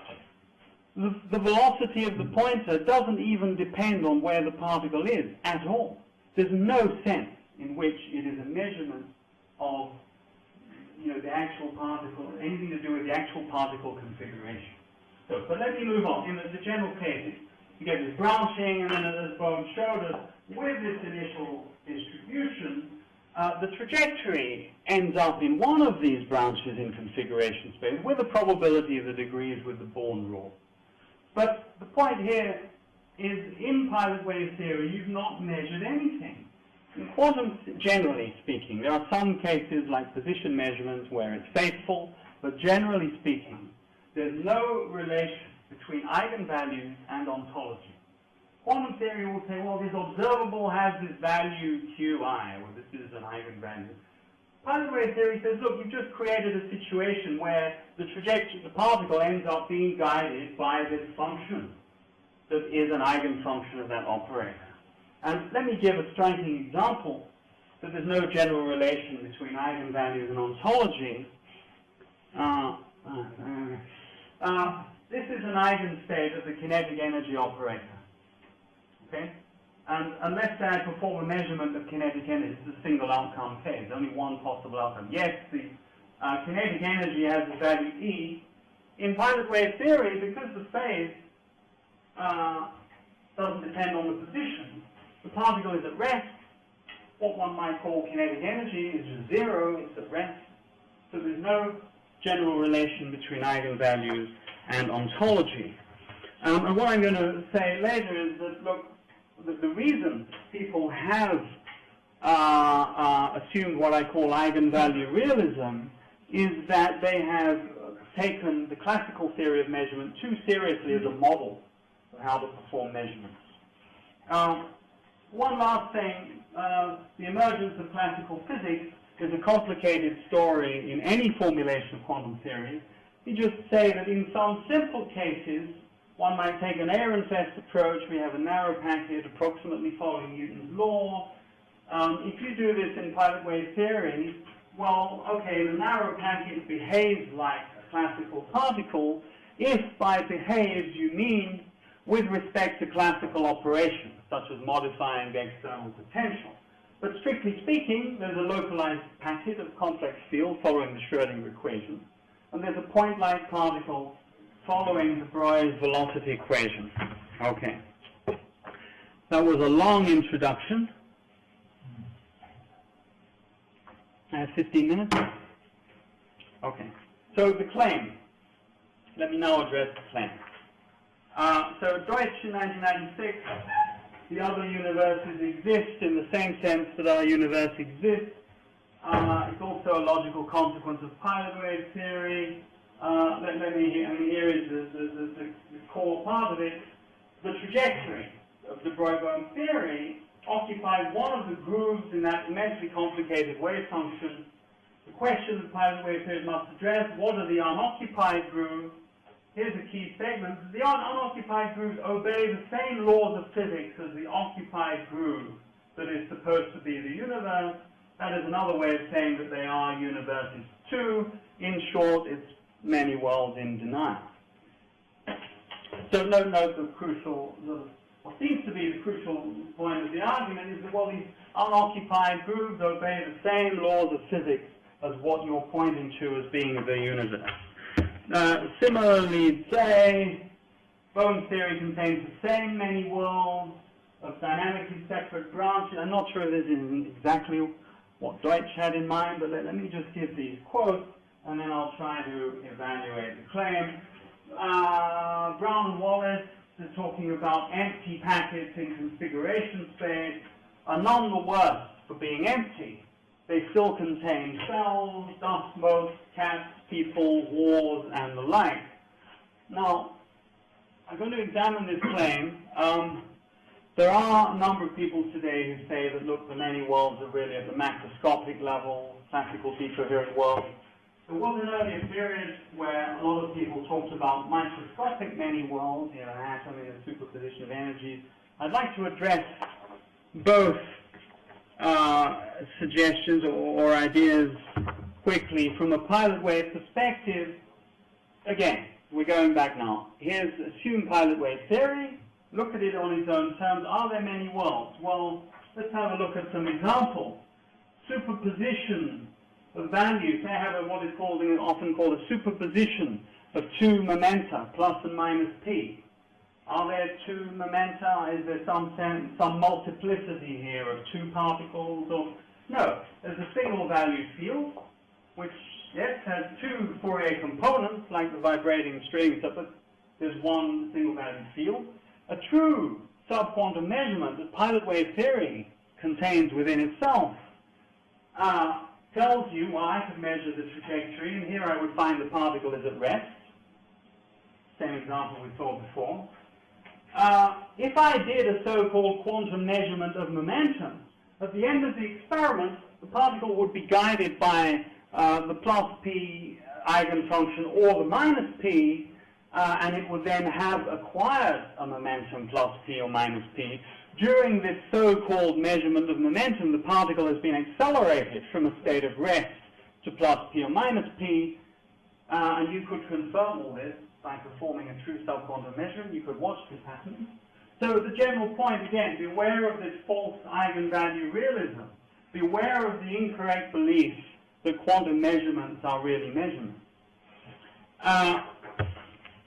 Now, and again, remember, this comes out of the logic of the theory. It's not something I'm saying just because making it up. Look at the theory of 1927 and ask what it says.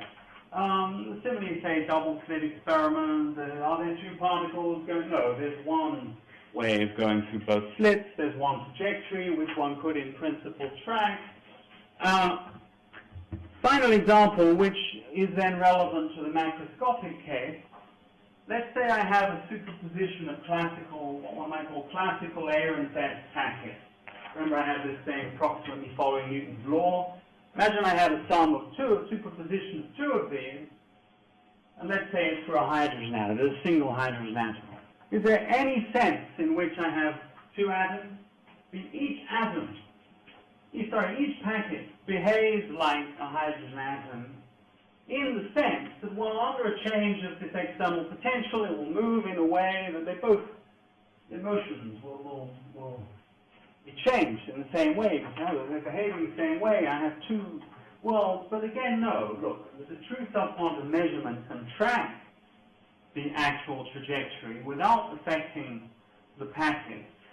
And one packet is just an empty packet. Now, in addition, once you know which packet is occupied and which is empty, you can perform additional experiments showing that these packets behave differently. So I do, say, a quantum measurement to see is the particle in packet 1, which is empty, the pointer will definitely move to no. If I do a quantum measurement to see if it's the occupied packet, the pointer will definitely do this. The packets will behave differently, not the same behavior. Now let me do now the similar example, but at the macroscopic level. Here it seems to me that the claim can be made in what I call the strong form. It still fails, but I should have called it the strongest form. It is what I see as the strongest form of the claim, if I've understood people rightly. Let us say I'm trying to model a superposition. Let's say in the laboratory we've done a quantum experiment that would have two outputs. And we imagine, sort of simplistically, that I can model this by saying, well, the total localized wave packet for the world splits into two non-overlapping pieces, each following an approximately classical motion that represents something like, say, the evolution of the Earth with apparatus, people, wars, and so on. Well, let's say here, for instance, in the lab at some time, someone performs his measurements, and if it's plus, he says, right, I'm going to go on holiday. If it's minus, I'm going to stay at home.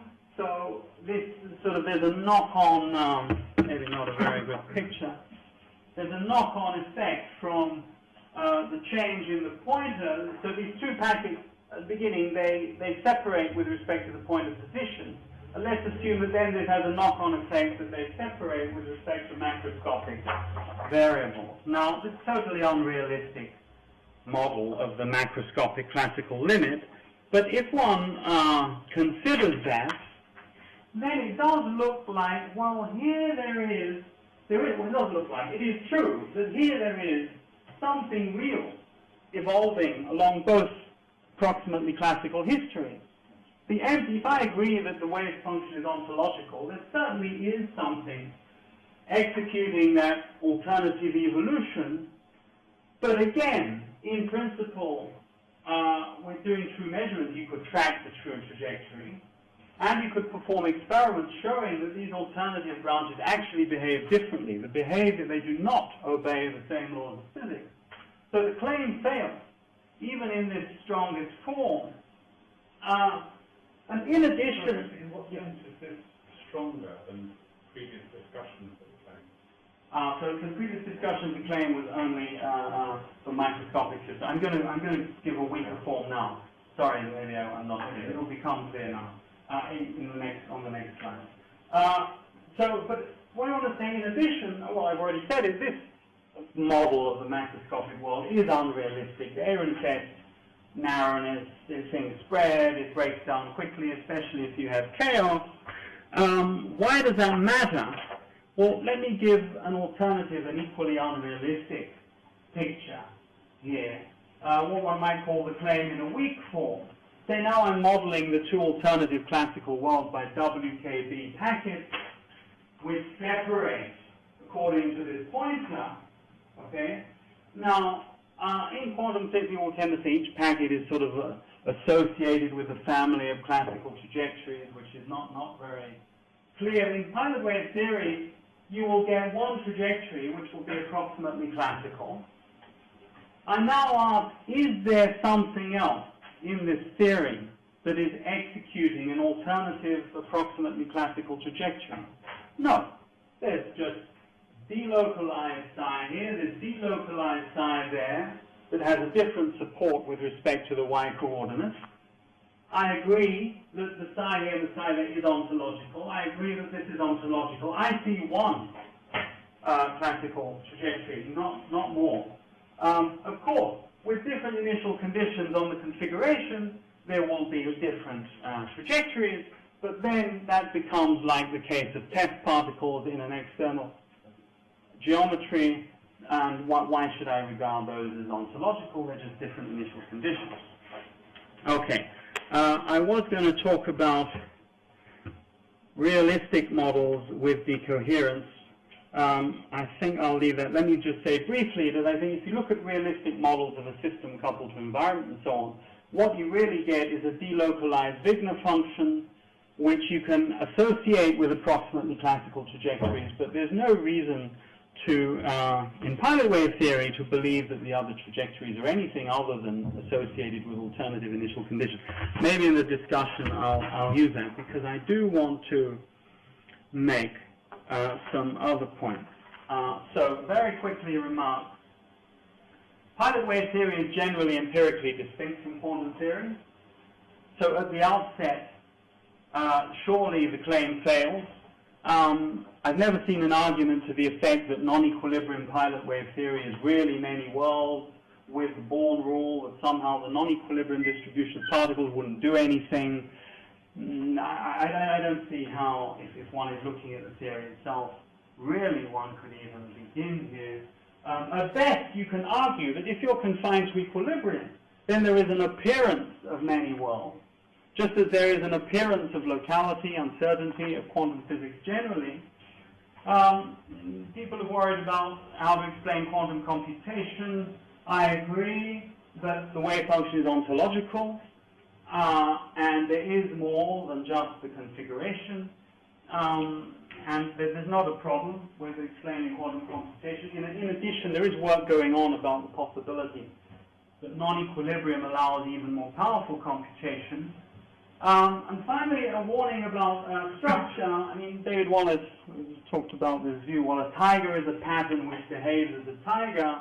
Beware that the word behave depends, well, what circumstances? What are you allowed to do to it? Are you allowed, is it just classical things, quantum things, sub-quantum things? And my final transparency, I have 3 minutes? Yeah. 2, 3 minutes, good. Okay. So, I think, I hope, I've rebutted the claim that pilot wave theory is really many worlds. I'd like to counterattack. I'd like to explain why I think that Everett is probably wrong. Now, I say probably because, in my view, he might have been right. Many worlds is an interesting theory. It might be true. I think the Broglie theory might be true. I don't claim to know which is true. Maybe none of them are true. But in my own work, when I'm deciding what to devote my time to, I think that the Broglie theory has a fair chance of being right, as well as a fair chance of being wrong. And in my judgment, Everett is probably wrong, probably, for the following reason. And this is a general argument that is not really based on pilot wave theory. Here is my argument. The many worlds was motivated by the puzzle of superposition. For microsystems, and I mean, you began with this puzzle for microsystems, and people think about measurements. If there hadn't been a puzzle about superposition of states, I don't think anyone would have introduced this idea. Okay. Where did the puzzle of superposition come from? It is based on eigenvalue realism. It is based on assigning an ontological status to eigenvalues of linear operators. Here's a quantum state, there's a superposition of each branch has different eigenvalue. If each eigenvalue is somehow ontological, I've got a superposition of properties. What is going on? Where did eigenvalue realism come from? It derives from the historical assumption, particular Bohr and Heisenberg, that you should use classical physics to tell us how to measure non-classical systems. At the beginning, this was done in crude operational terms. Remember those experiments, the diaphragm, the mass on a spring, using classical physics to tell you how to measure, for example, the momentum of a particle. Okay?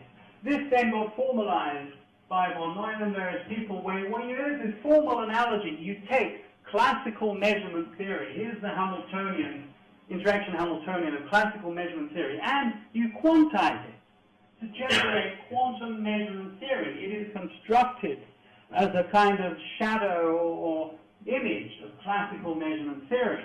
Now, why on earth should you assume that classical physics is a correct guide to the measurement of non-classical systems? It looks to me like using Newtonian gravitational theory to tell you how to make measurements if you're close to a black hole.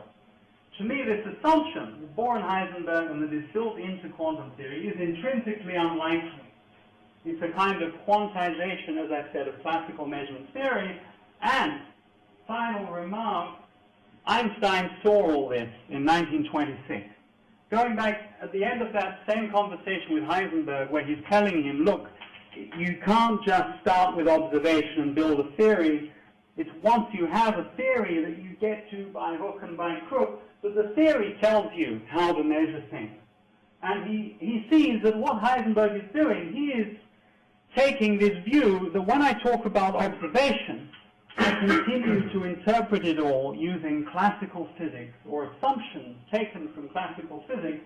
And here is a quote. Your theory will one day get you into hot water, Einstein says, because when it comes to observation, you behave as if everything can be left as it was. That is, as if you could use the old descriptive language. So I think he was absolutely right that this assumption, using classical-inspired operations to measure non-classical systems, led to a mistaken idea about eigenvalue realism, ontology of eigenvalues. The eigenvalue realism then led to the puzzle of superposition, and the puzzle of superposition led to Everett proposing many worlds. And to close, very interesting presentation last night by the journalist about Everett and Wheeler, and there was one quote from a letter from Everett to, I think, Peterson, Bohr's assistant, where he was saying, I agree that Bohr's reliance on classical language was a necessary step. Now we have to go beyond it and make his own theory. Now, I think this is the whole key point here. It was not a necessary step. De Broglie showed us that in the 1920s.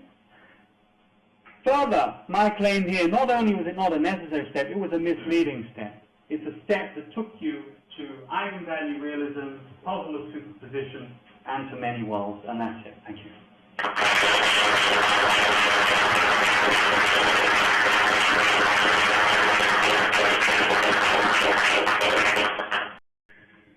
That was a terrific defense of the de Broglie picture, but I'm still not convinced. I'm going to start by making a couple of concessions. First of all, I think it is fair to say that the claim, the famous David Deutsch aphorism about chronic denial, I think that is shaky if you don't take into consideration, or when you take into consideration the issue of non-equilibrium, the non-equilibrium regime, the de Broglie picture, which is precisely something that Antony himself has developed. And I think those of us who have been defending the Deutsch adage and trying to articulate it have been amiss in not taking this, and not addressing this issue. I'm going to return to this later because I'm not sure actually how shaky the adage is. The other thing that I want to concede is the point that neither de Broglie nor David Bohm developed their theories in response to the measurement problem. I mean, this is something that has been well established by Antony and Guido in relation to de Broglie, and I would refer you to the Brown-Wallace paper. There's a long discussion at the beginning of the paper precisely at this point in relation to David Bohm, and it's partly a result of information that we got from Jeffrey Booth, who of course was studied with David Bohm. The Bohm theory was certainly not a result of an attempt to solve the measurement problem. David Bohm didn't even understand the measurement problem in 1952. I would like to take a quick look at Bohm's original paper just to fix ideas. I do not want to look at the de Broglie-Bohm picture in its own terms. This, after all, is a conference about the Everett picture, and I think we should be looking at de Broglie-Bohm from the point of view of Everett. And so I'm going to do this from the point, by way of looking at the 1952 paper, just to fix our ideas. The 1952 paper, of course, followed the publication of Bohm's textbook on quantum mechanics, which has a very interesting and very extensive chapter on the measurement issue. I won't call it the measurement problem. This is a very sophisticated account of the measurement process. Although the book defends what Bohm calls the usual interpretation, by which he means something roughly like Copenhagen, he goes absolutely against Bohr's claim that you can't have a full quantum mechanical account of the dynamics of the measurement process. I mean, that's exactly what this chapter is doing. And any reader would be forgiven for thinking that Bohm is perfectly happy with his account of measurement, that there just isn't a measurement problem. How does he do it? I'll come back to that in a minute. But in his 1952 paper, when he introduced the hidden variable theory, he has in the second part of the paper, or the second paper in the joint paper, he has a discussion of an impulsive measurement. We might like to think of it just in terms, for example, of a Stern-Gerlach experiment. So we have two possible outcomes. If we take into consideration all the measurement apparatus and we think of the detector screen as all part of our configuration space, then we end up, says Bohm, with basically two peaks of the wave function, non-overlapping because there's essentially decoherence in the configuration space. And Bohm introduces what we call the result assumption. The result assumption is the claim that that peak, that hump in the configuration space, the wave function hump in the configuration space that corresponds to the outcome of the measurement, is the one that's picked up by the corpuscle, or that's to say by the configuration that resides in one or the other of these two peaks. Now, what does that mean? What does that mean?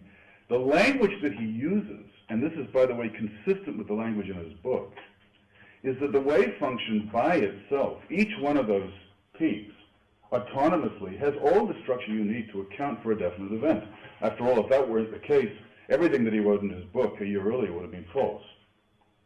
The wave function itself, that peak in the configuration space, has all the credentials for representing a definite outcome. Now, in both cases, I think this is a little bit speculative, certainly in the case in relation to the book, but I think in both in the case of the book a year earlier and in the case of his paper, Bohm seems to think there's only one of them in reality. The reason that he thinks this in relation to his book is because actually he uses a rather modern argument, not a very good one, but you see very often in the literature, to the effect that once the system is interacted with the apparatus, it becomes entangled with the apparatus, you look at the subsystems, you introduce the reduced density matrix, it looks like a mixture, therefore you pick one element out of the mixture because now it's just a question of providing information to pick out what you were originally uncertain about. Okay. So in that case, there's really only one essentially wave packet, and somehow you pick it out by just gaining information where it is as a result of the measurement. In the hidden variable theory, it's the corpuscle's configuration that picks this special peak in the configuration as the result. But the wave function itself has the credentials. It's simply which one of them is the right one, which one of them corresponds to the outcome. Now, can this be right?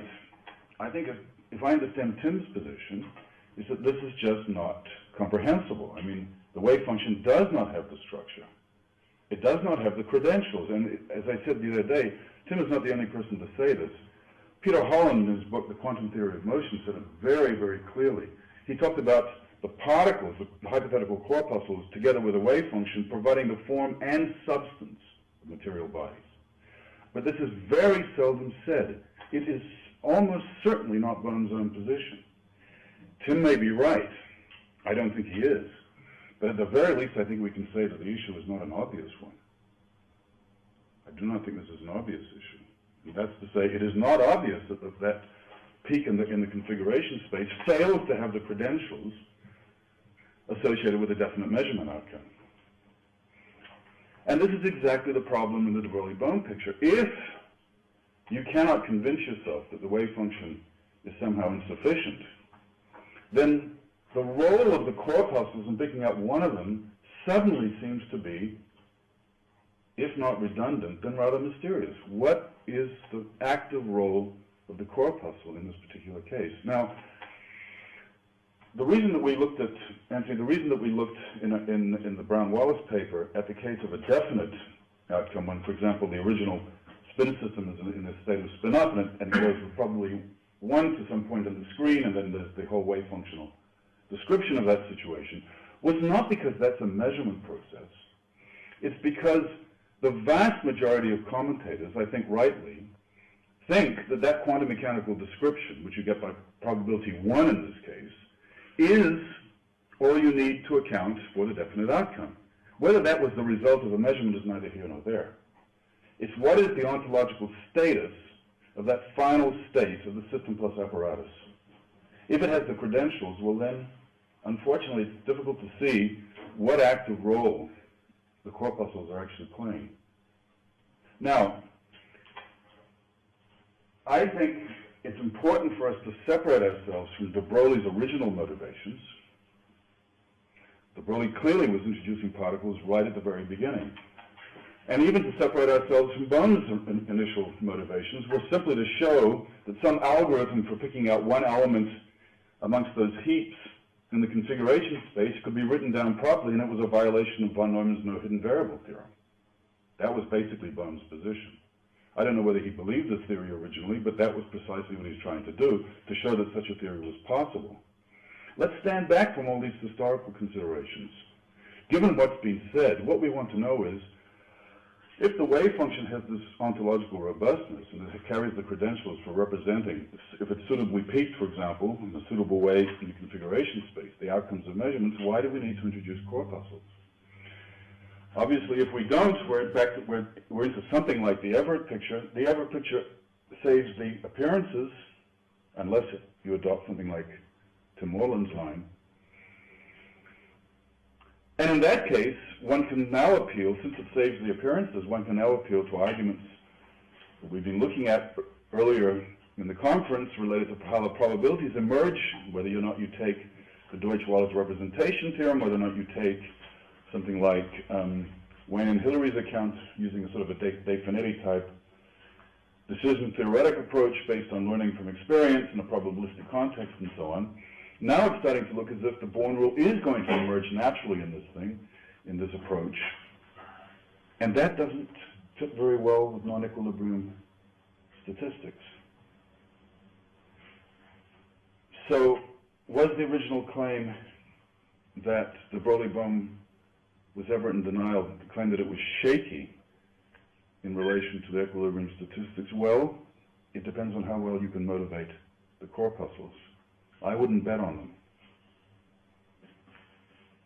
Thank you.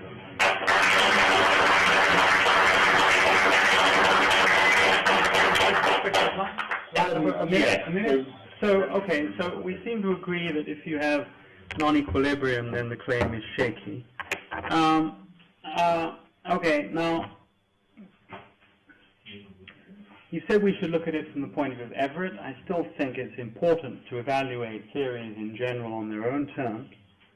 Bohm, I agree, there are some shaky statements in his papers. I think he, for instance, compares the wave function to the electromagnetic field. I think he had some wrong ideas that de Broglie didn't have. Separating everything from history, you seem to be saying at the end, look, let's think now, forget all the history. What is the best theory? How do we motivate the corpuscle? One can ask these questions. One can and should also ask, how do you motivate eigenvalue realism? How do you motivate thinking that I should represent things in terms of this psi, because in some cases if it's localized it looks like a pointer, but we see that really in general in realistic systems it's highly delocalized.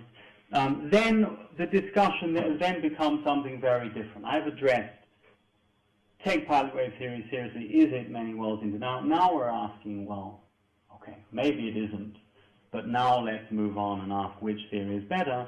I don't claim to know which theory is true, but I do think that Everett has been based on this peculiar assumption taken from classical language that led to so on. And no doubt you will have some arguments that pilot wave theory started with some peculiar assumptions, and I think we should continue this debate. And here we are. So, Good. Well, slew of hands were up there. Guido, I think, one of the first. I'd like to propose that the match is even for the following reason. So, if the pilot wave theory takes the wave function seriously, the argument is these wave function components have the correct structure, have the right credentials for counting as independent realities, measurement outcomes, and so on, and that is a problem for the pilot wave theorist. But if the Everettian entertained the possibility that there might be corpuscles, that will invalidate the assumption of equivalence. Because then, if you're comparing wages, there will be a difference between the physical state given one wage or the other one, and you won't be able to apply equivalence unless you already put in the assumption that observers are going to be indifferent as to what the corpuscles are doing. But I guess that's taking the question against both.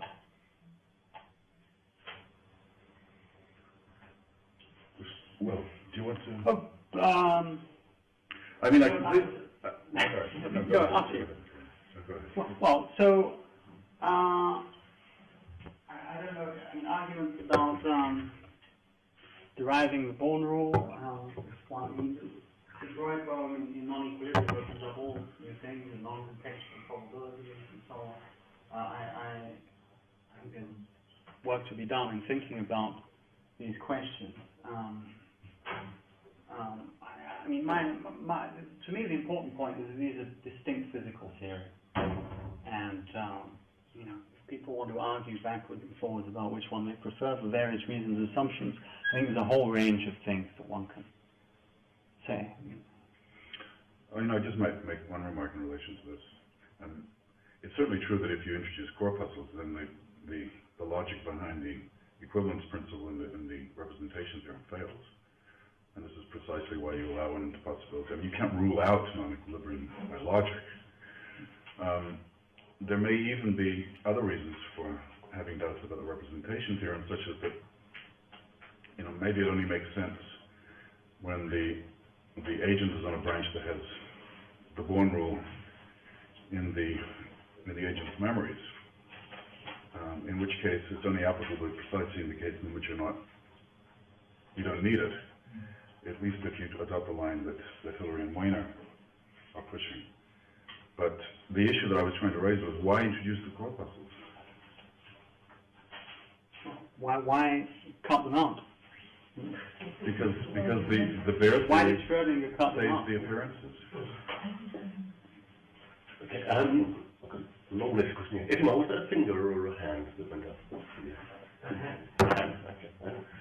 Okay, maybe Christoph, and then Michelle, and then David. I mean, I sort of already made that point yesterday, so apologies for repeating myself here.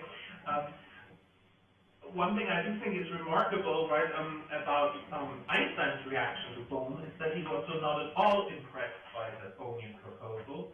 And I think we now know a bit better why that was, why he totally didn't, you know, one should think that, you know, that would appeal to him. That, you know, already in the early 20s, he tried something similar, and what he found is exactly what Harvey now was also pointing out, right? The more you think about it, the more useless this particle part of the particle-weight duality becomes, right?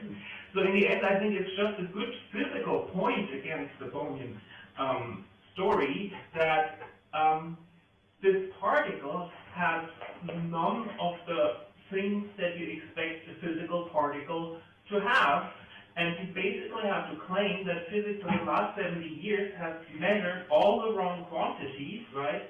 That all the quantities, physical quantities that should interest you, are not the wave quantities that we've been measuring, but the particle quantities, and that physics is basically deeply misguided about what the world is like, and I don't see how that is better than the Everettian claim that our common sense is deeply misguided about what the world is like.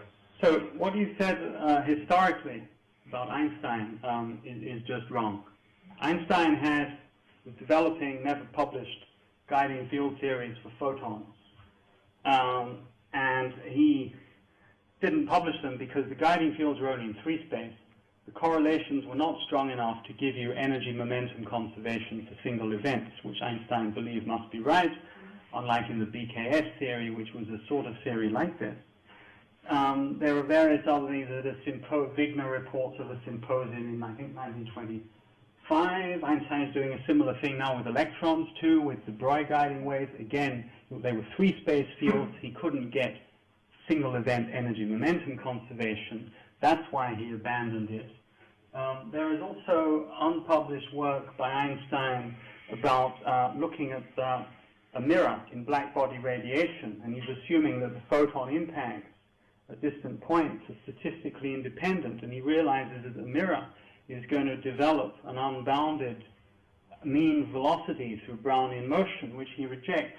Generally, in the 20s, there's a whole, Don Howard has uncovered a lot of these things in a wonderful paper about the prehistory of EPR. Einstein saw in the early 20s that if you took quanta seriously, that they were leading you to something like some form of non-locality. Again, saw this with Bose statistics.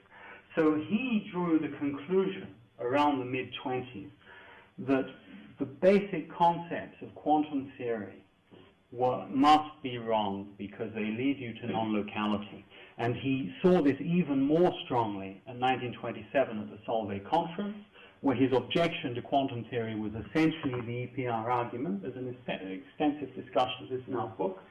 And the reason, to my mind, and Don Howard also makes this very clear, the reason Einstein thought that the whole quantum structure was just bad is because he saw it led to non-locality. And when Bohm, in 1952, made the following move, where it appeared to be like this, that I take the quantum formalism and I reinterpret it and add something here to theory, Einstein thought that, look, the quantum formalism is not a good point of departure. He had already decided that 25 years ago, and I'm quite convinced that that is why he thought that Bohm theory was just no good. You're starting from something that is just bad.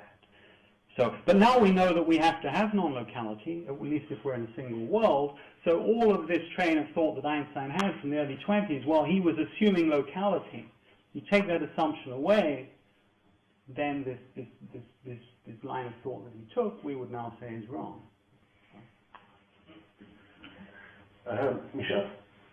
Okay, I think it's a little bit in the same vein, but more historical.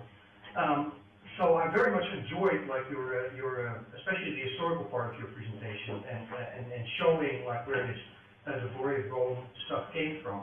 So I was a little disappointed on your last slide where you tried to do something similar for Everett. And there, I'm afraid, we haven't sorted this out. That in the end, that history is going to look as bad as the history that you criticized on the Butterfield part, right? So the thing on sort of what I really like to say, this sort of illustrates how badly more sort of this historical work needs to be done to sort out these things. So I want, in that vein, I just want to make a few comments on the little strand that I've been looking at. Please tell me what. Okay. So because this has been mentioned a few times also by David George yesterday. About quantization being, you quantize a classical field as somehow being this very dubious thing about relying on old classical theory. And I think that's really unfair to the other great pioneer here of quantum mechanics, namely Heisenberg, right, with his kinematic Umdeutung, right, where the diagnosis of the problem was there's nothing wrong with the dynamics of classical physics. There's something wrong with the kinematics, right? And that's where this interpretation with variables become operators comes in, right? And so quantum electrodynamics is the best example. You don't throw out Maxwell's equations; you just reinterpret these things. The example that you gave, I just can't resist, like the string, right, where you were saying, well, who in his right mind would call, would say, well, it's a sum of all these different modes. Well, of course, that was the very first example of a quantum field theory by Pascal Jordan in the Drei-Männer-Arbeit, right, where exactly he thinks of the ontology as, excitations of the field, and where, the big point that he makes is like, look, by doing that, right, I can get all the sort of behavior of both waves and particles out, and that is a big advance over these ideas that were floating around in the early 20s, of which de Broglie is an example, namely where you had this strange dualism where you had like fields guiding particles. As you said, like, this is sort of in the background of BTS, this is something that Einstein played about. My suspicion is that, like, certainly for the Copenhagen Göttingen camp, that a big reason for not liking this the de Broglie kind of story is that they had come up with a way of having sort of a unified dynamical scheme that could account for like both the wave and the particle aspects. Right? And further historically, just as to quote it, I think further sort of historical work will throw up like many more of these sort of interesting lights on this whole story. So there's interesting history about what Heisenberg did, but the particular point that was important for what I said was that Heisenberg and Bohr made an assumption which, let me give an example. Let's say I want to measure momentum of a particle. In classical physics, if the particle is in a box, I can open the box, I can do a time of flight measurement, bang, I find the particle here, distance divided by time, times the mass, that's the momentum that the particle had in the box. This kind of thing runs through everything that Bohr and Heisenberg are doing in the 20s.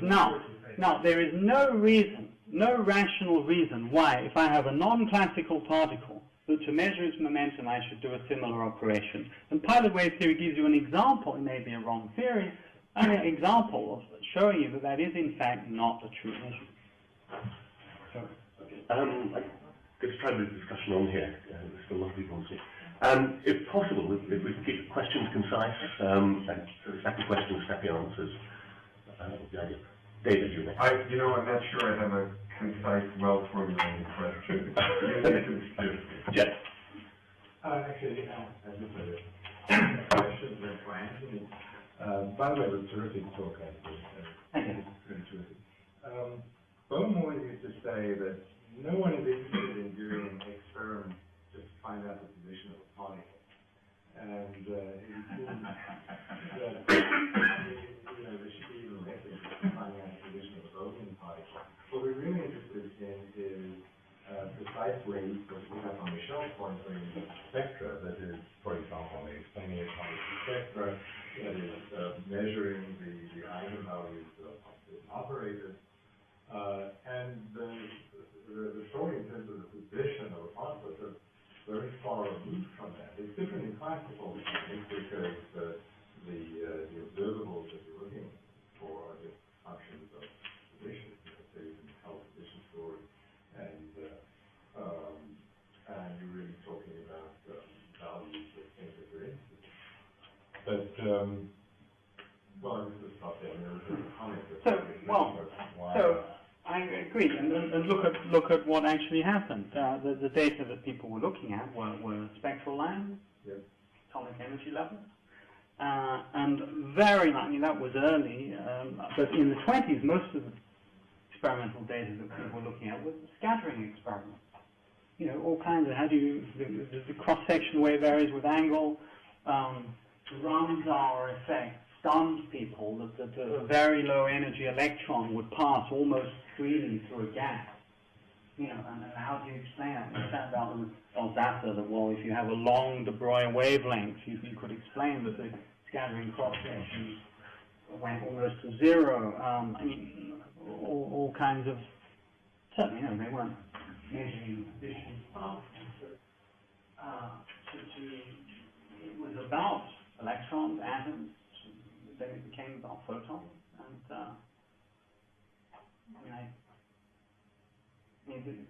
I don't see how that really affects anything. Clearly, the data you see, not just directly in terms of particle position, there's a complicated story about the experiments. Son? Anthony, I share your view that given non-equilibrium, the charge really takes a rather different character. But sticking to the equilibrium case, and I would like to see a verdict from you on this. Sticking, if one does stick to the equilibrium case, as many Bowmans do, it seems to me that to come back to this rhetorical issue of does one look at Bowman to Everettian spectacles or not? If it were the case that Everettian is making some special postulate, and the alien to the formula and alien to standard methodology, then of course it would be something wrong with the accusation. I mean, it shouldn't anyway disturb them. But if it is the case that the Everettian is not using special postulate, but the methodology of interpretation is standard scientific methodology, and therefore that standard methodology applies to the Bowman equilibrium case. Now, if that goes through, it seems to me that the argument is really compelling to be part of what we have phenomenon. If it doesn't go through, of course, then that's a disability. My strong sense is that I view extending is just conceptually incoherent to talk about wave functions without functions rather. Sorry, wave functions without? Well, I think you're trying to summarize what Tim said. I think you know what Tim said. So either you take Tim's or you say that the Everettian methodology doesn't go through, doesn't deliver all of this passive hidden assumptions. If you can't say one of those things, then the equilibrium Bowman, I think, really is. And I want to know your view on that. So, look, I think that the, let me first say that I think maybe it's tricky to really come to watertight conclusions about that. But, I mean, I have an earlier problem, which is that, to me, the equilibrium de Broglie-Bohm, I mean, it's a bit like what Vittemar was saying on Thursday. You know, if you only ever have this thermal equilibrium and you never have access to some more detail about molecular motions or more detail about the de Broglie-Bohm trajectories. I mean, look, here we have a theory where there are two fundamental equations of motion. Two equations of motion, the Schrödinger equation and this equation of motion for the trajectory. Now, the details of the trajectories are almost completely washed out in equilibrium. All you see is that the velocity law must preserve the Born distribution of time as a kind of very crude average. Now, if that was the world, if someone says to me, this is my theory of the world, these two equations of motion, plus this distribution which wipes out almost all the details of one of them, then to me, scientifically, this is just, I'm very unhappy with that. And to me, if you take the de Broglie-Bohm theory seriously, it is crying out to you that, look, quantum theory is just for special states. There must be non-equilibrium somewhere or at some time. It doesn't seem at all like a reasonable way to make the world for a scientist. It's logically possible, but I wouldn't accept it. So you know, I would say that if we, you know, if in 1,000 years we've measured everything in the early universe, everything coming out of black holes, everything that one might conceivably think, place where there might be non-equilibrium, there's no non-equilibrium, then I will rethink. I'm just relevant to this, I mean, sort of intended, I guess, as an answer to Simon. Look, I don't think the two options you laid out are the only two options. I think one of the things that was enormously helpful about John Hawthorne's talk today was precisely the description of a very reasonable middle ground, okay? If we have very good scientific reasons for believing that such and such is the basic ontology of the world, okay, then we're going to look around in the world and say, well, I guess those must be the tables and those must be the chairs because that's what we got, okay? But if we have reasons for entertaining a different ontology all of a sudden, an ontology with extra things there that aren't in the first ontology I was considering, of course it may be eminently reasonable to say, oh, no, those are the tables and chairs. We don't have to think of these as the tables and chairs anymore. And it just doesn't follow at all. And that's what seems to me at the basis of all these arguments, that once you've granted, subject to the constraint that this is the available basic ontology, well, I guess those are going to be the tables and chairs in this ontology, that somehow commits you to sticking with that in alternate circumstances where you're considering different ontologies, where there are much more plausible, much more creditable candidates for what the tables and chairs are. So you're pointing to a dichotomy. Either you have to reject that in a pure wave function monist theory, in a collapse theory, that is in the simple case where it's an eigenstate, either you have to reject that that's a table or or a chair, or you're going to have to grant that adding the corpuscle does no good. That seems to me an absolutely false dichotomy. Did you want to respond quickly to that? I would. If you look at in Harvey, look at what he says about the deterministic case. And what he says there, it is unintelligible to him that this wave function can act as it does. Okay.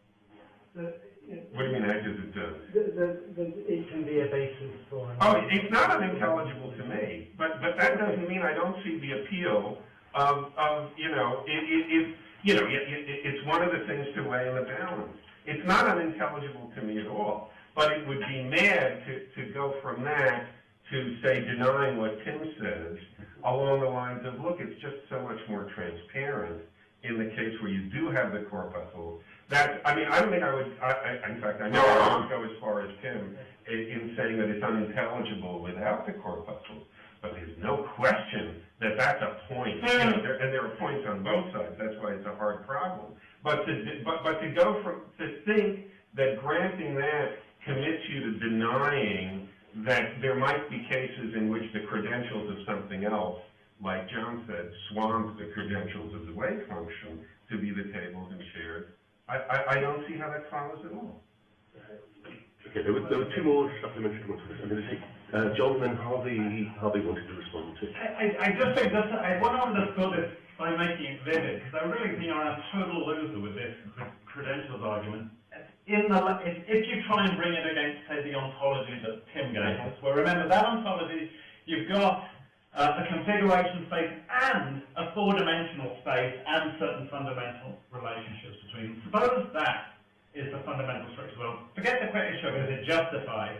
But one thing you guys are trying to do is say, even spotting ourselves that, we can, still, the credentials have been earned for grooves in configuration space deserving the label four-dimensional spacetime. If in reality there is this thing that's just straightforwardly and naturally associated with the language of four-dimensional spacetime, on no plausible metasemantics is any groove, even the halo groove, in configuration space deserving of the name of four-dimensional spacetime. By comparison with this 4D thing that Tim's positive, right.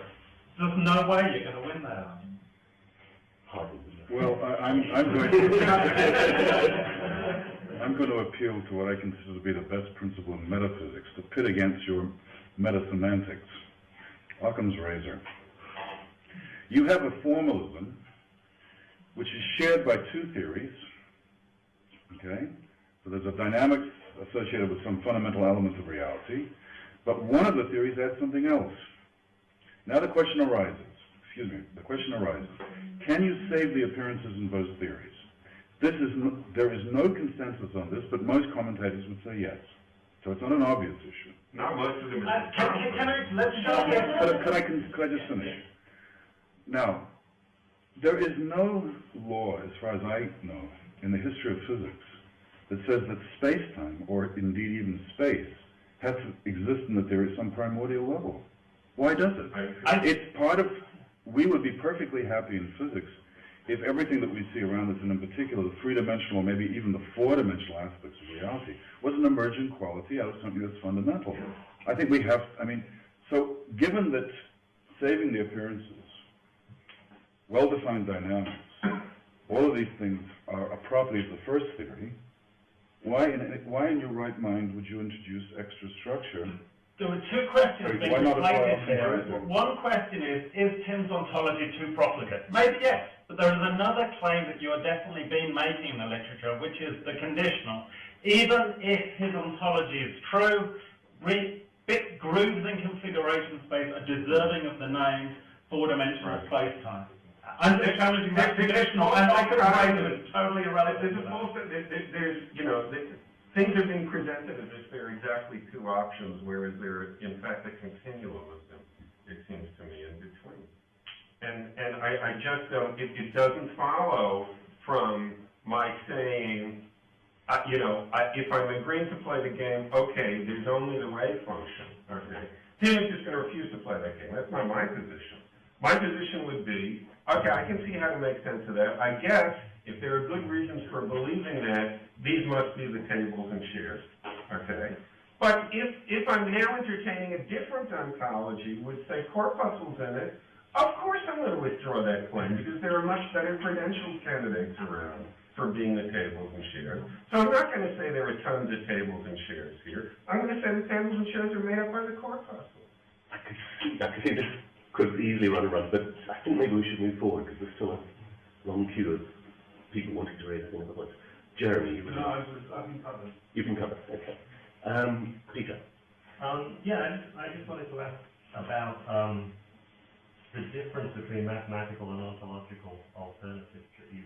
I don't know to what extent your argument relies on that. Because there is sort of prima facie a difference between your motivating examples like the electromagnetic EM field of the test particle and the pilot wave case. In the pilot wave case, in the EM case, there's the test particle, and there's nothing evolving along the other possible trajectories the test particle could evolve along. Whereas modulo Tim worries about the relationship between configuration space and free space. In the pilot wave case, there is something evolving along those. I'm sorry, I disagree. So, in the case of the test particle and the electromagnetic field, at all points in space, there is something that is evolving. There is a field everywhere, and there's this particle moving. Right. Now, you could, in the structure of the field, identify, sort of mathematical velocity field, a trajectory that a particle would have taken. And it's the same in the pilot wave. There is a field over space. There is one particle moving. And it's just, you can look at the gradient of the phase of the field elsewhere and imagine if the particle had been there, it would have had this velocity. Just as it would have had from the Lorentz force law, it would have had this acceleration in the electromagnetic field. And I see them as essentially the same. I don't know if I'm missing something here.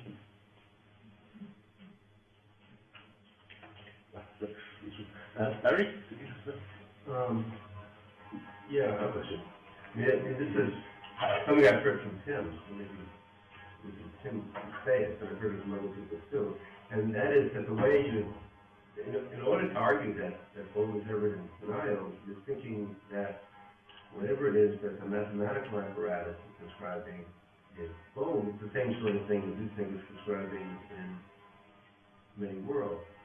But at least some of the people who are Bowmanians think of it really differently from that. They think of it as describing something that's like a law that is determining how particles are moving.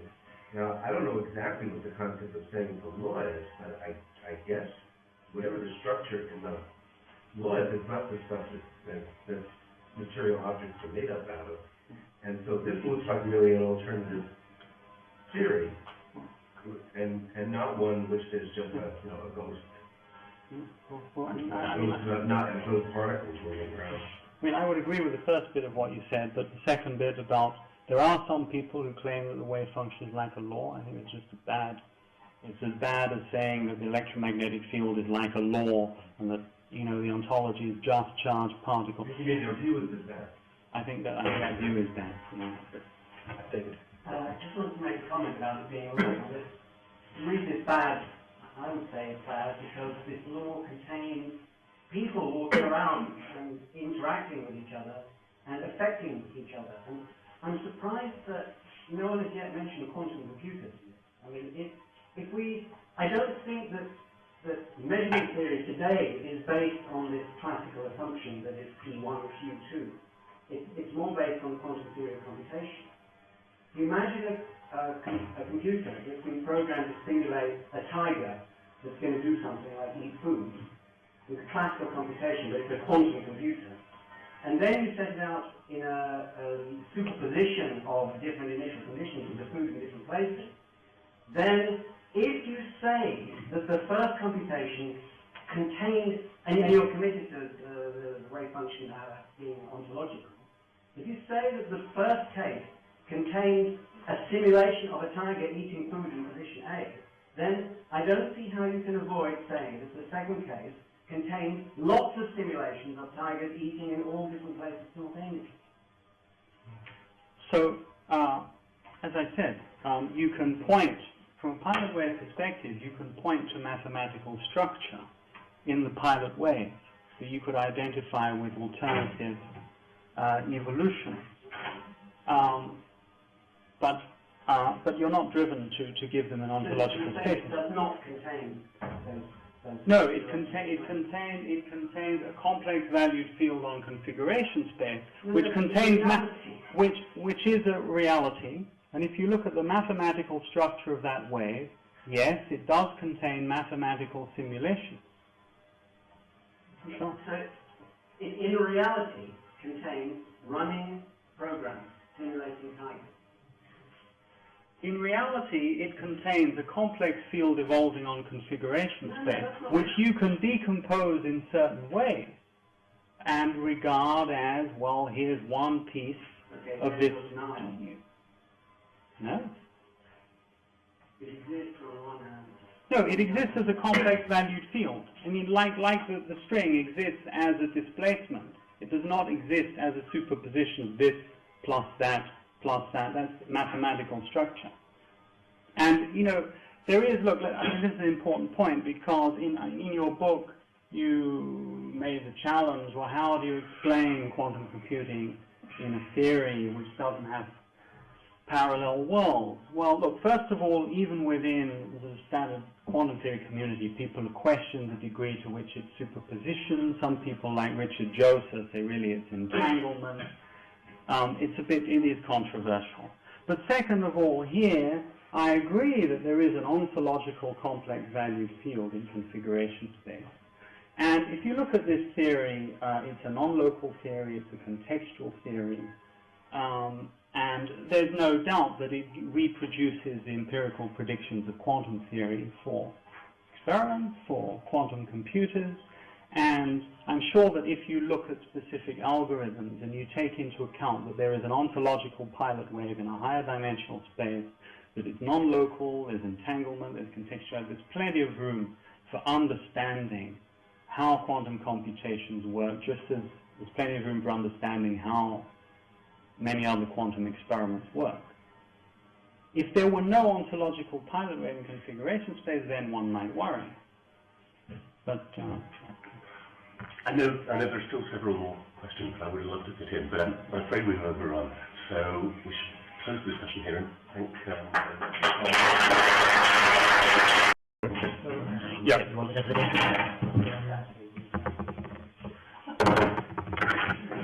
Welcome to the final session.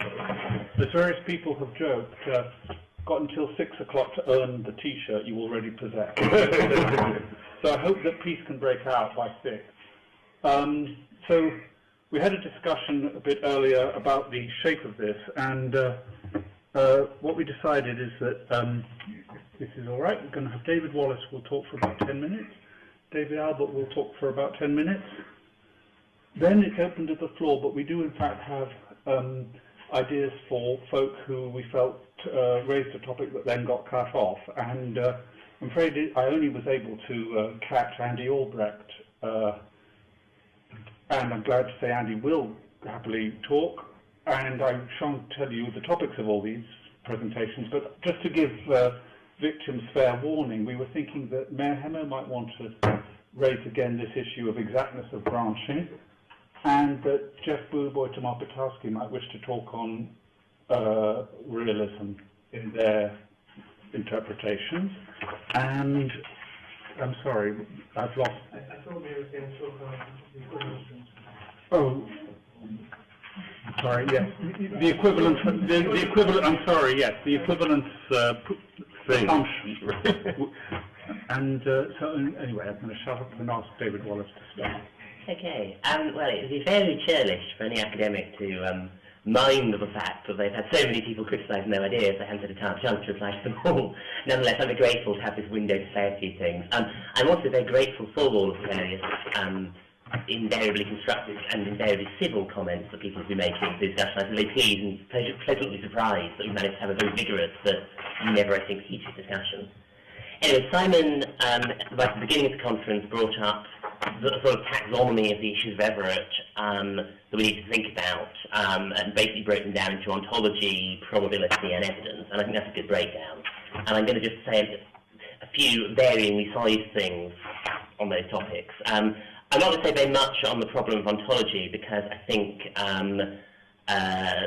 I said most of what I wanted to say in my own talk 2 days ago, and I think the issue's been very thoroughly discussed at various points. I did just want to say I thought that I think perhaps unintentionally, perhaps not, and Antony's closing comment, or even if it was intended as a criticism of Everett, is quite a nice way of seeing in some ways how the ontological situation developed, because I think it's entirely right that for a long time we thought people doing quantum mechanics, thought much too much about quantum mechanics in terms of eigenvalues, eigenvectors, operators, definiteness, no fact or matter about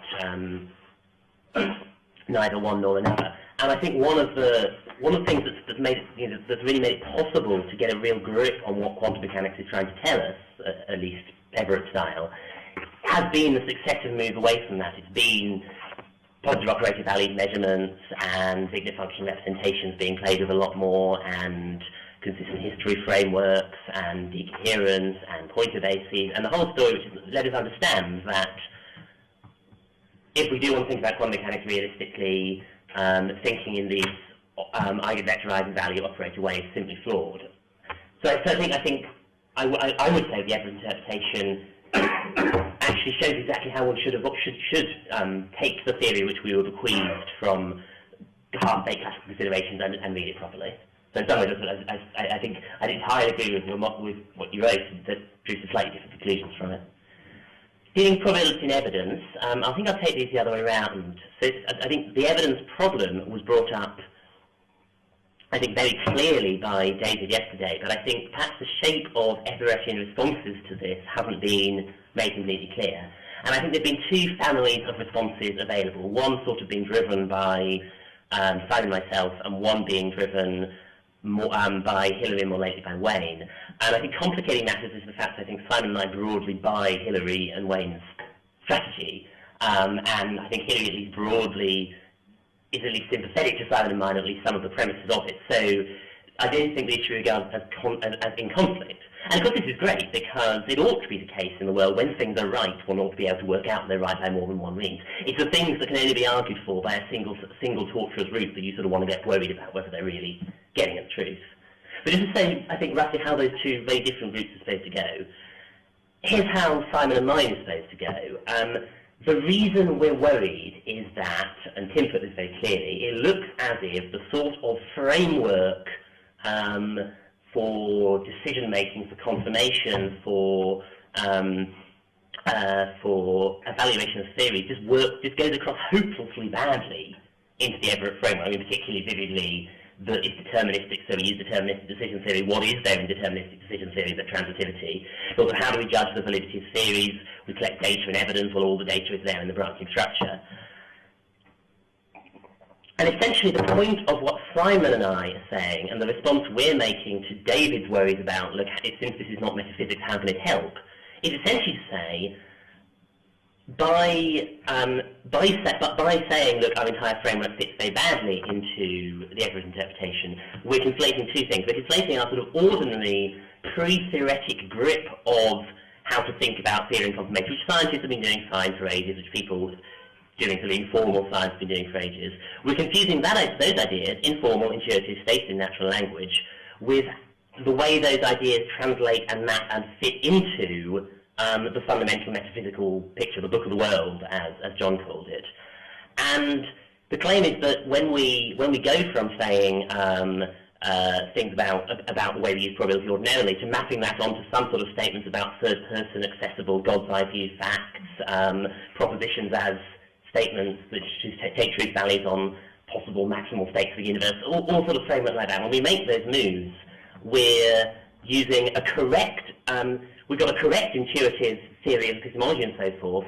We're then applying, because claim we may have the wrong metaphysics, we're mapping that onto the world in a certain way which was more up to grabs than we realised.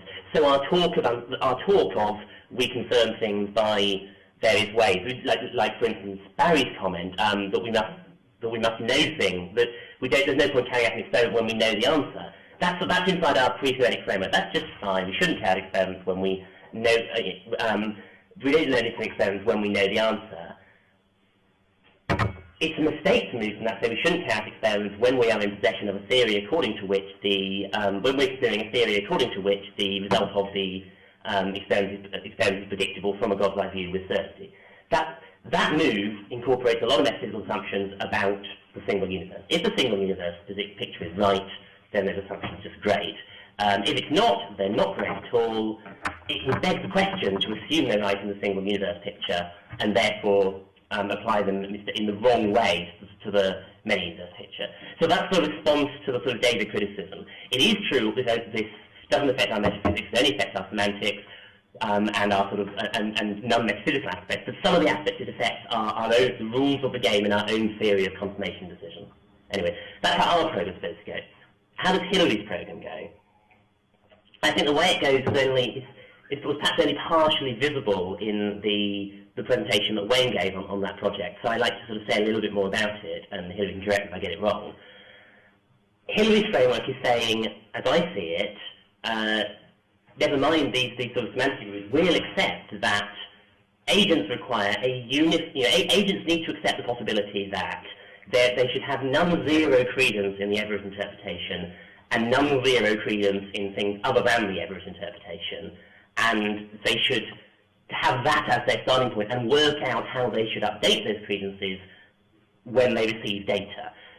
So she's assuming that sort of Bayesian epistemological framework, rightly or wrongly, but very respectably and very mainstreamly.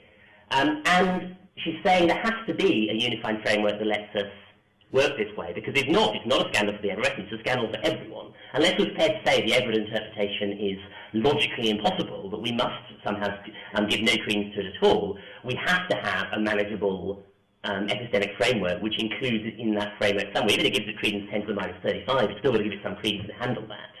And that, from that same framework, if our first stab at doing that says that all data we get massively confirms the Everett interpretation, that's not a problem for the Everett interpretation. That's an urgent problem for our theory of confirmation, which needs to be dealt with, Everett or not Everett. And I take it that what she does within that is construct a framework of that form that genuinely is unified, and which includes other subcomponents in it, how we handle these various branching situations, but doesn't presuppose just those branching situations. And within that unified framework, she establishes, on what seems to be very reasonable assumptions, that we would indeed rationally increase our credence in the Everett interpretation, given the sort of data that we do in fact receive from quantity mechanics. That's how I see that program running. It's been said at various points that it's not at all obvious how it is, if the world is Everettian, then these statistics confirm it. Absolutely, on Hillary's program, it's not at all obvious. It's hard work. Here's the work. Here's how it goes. So that's how the sort of the Greaves or Greaves-Mervold side of that goes. Okay, so much for evidence. Let me now say something about probability. At various points, there have been various allusions to, and in one case from David, some interesting criticisms of the decision theoretic, representation theoretic program which David Deutsch instigated, and which I and others in Oxford have worked on to some extent. But I think those discussions haven't entirely made clear what's going on in that framework. And in particular, there's been a lot of talk about this assumption of equivalence that's going on in the way I presented those arguments. And I want to dispel one misconception about this. So equivalence says that I've got two equally weighted situations, I should be indifferent between them. That is not intended to be an intuitively obvious primitive principle of rationality. It's not intended to be a primitive principle of rationality at all. It's intended to be something to which we argue, which we establish on the bounds of things which we do think are intuitively reasonable primitive principles of rationality. I think part of the reason why equivalence seems to be a starting point rather than a middle point, apart from I think some presentational problems of mine in the paper I wrote on this, is that equivalence is the point at which, at least in what we have so far, formalization kicks in. From equivalence it becomes a theorem. And as Simon said, given equivalence the game is over. But I wouldn't want people to read that as saying equivalence is a starting point, we make no argument for equivalence. So I think partly what that leads us to is thinking, well, I can come up with lots of other rules which violate equivalence. And I think David gave a very interesting example of this, which makes vivid the point. This is David's example of fatness. And so the claim would be, of course that violates equivalence. David never claims it doesn't violate equivalence. On my position, which I take it as being not essentially different from David's position, and at least others in this room who are pro the Everett interpretation sympathetic to it, the problem with that position is not that it violates equivalence per se, it's that it violates other things which we regard as in fact, rationally compelling, which entail equivalence. And I sort of, as a last thing I say, to flesh that out a little bit. So I said this to various people at lunch, but I think it's sort of worth bringing out. There's a comment, I started this my presentation at the conference that they talked about Dan Dennett, so I'll finish by quoting Dennett again, that from Dennett, that when you hit an intuition pump, intuition pumps are fine in philosophy, you play with them, twiddle the dials, work out the details, see where things go. And I think that's quite instructive when we think about David's example. So, in David's example, let's suppose I'm considering a situation where I'm considering for a large amount of money buying a quantum lottery ticket. And if I win the ticket, and let's say the weight for me winning it is 0.5, then I go on holiday in Mauritius. And if I don't win the ticket, I don't go on holiday. And I might do the calculation and think, well, it looks like on the expected utilities, it's not worth me buying the ticket. But I know, when I'm in Mauritius, I'll eat lots. I'll eat like a pig in Mauritius. The way my fatness on the Mauritius branch is going to shoot up, and now it's worth me going to Mauritius. And now it's worth me buying the ticket. But hold on, I like to be fit and bronze on holidays. And I know once I get to Mauritius, I'm not going to want to put on weight at all. By David's assumption, we're neutral about the value of our fatness. Right. But I can enforce this. So what I'll do, I'll pay some money to hire a minder, and the minder will come to Mauritius with me, and the minder will enforce the fact that I put on weight, put on fatness, that is. And of course, when I get there, I'll be annoyed about the minder will get in my way. So I better brief the minder very carefully on my foibles to make damn sure that the minder doesn't let me get the minder, I'm not able to escape from the minder.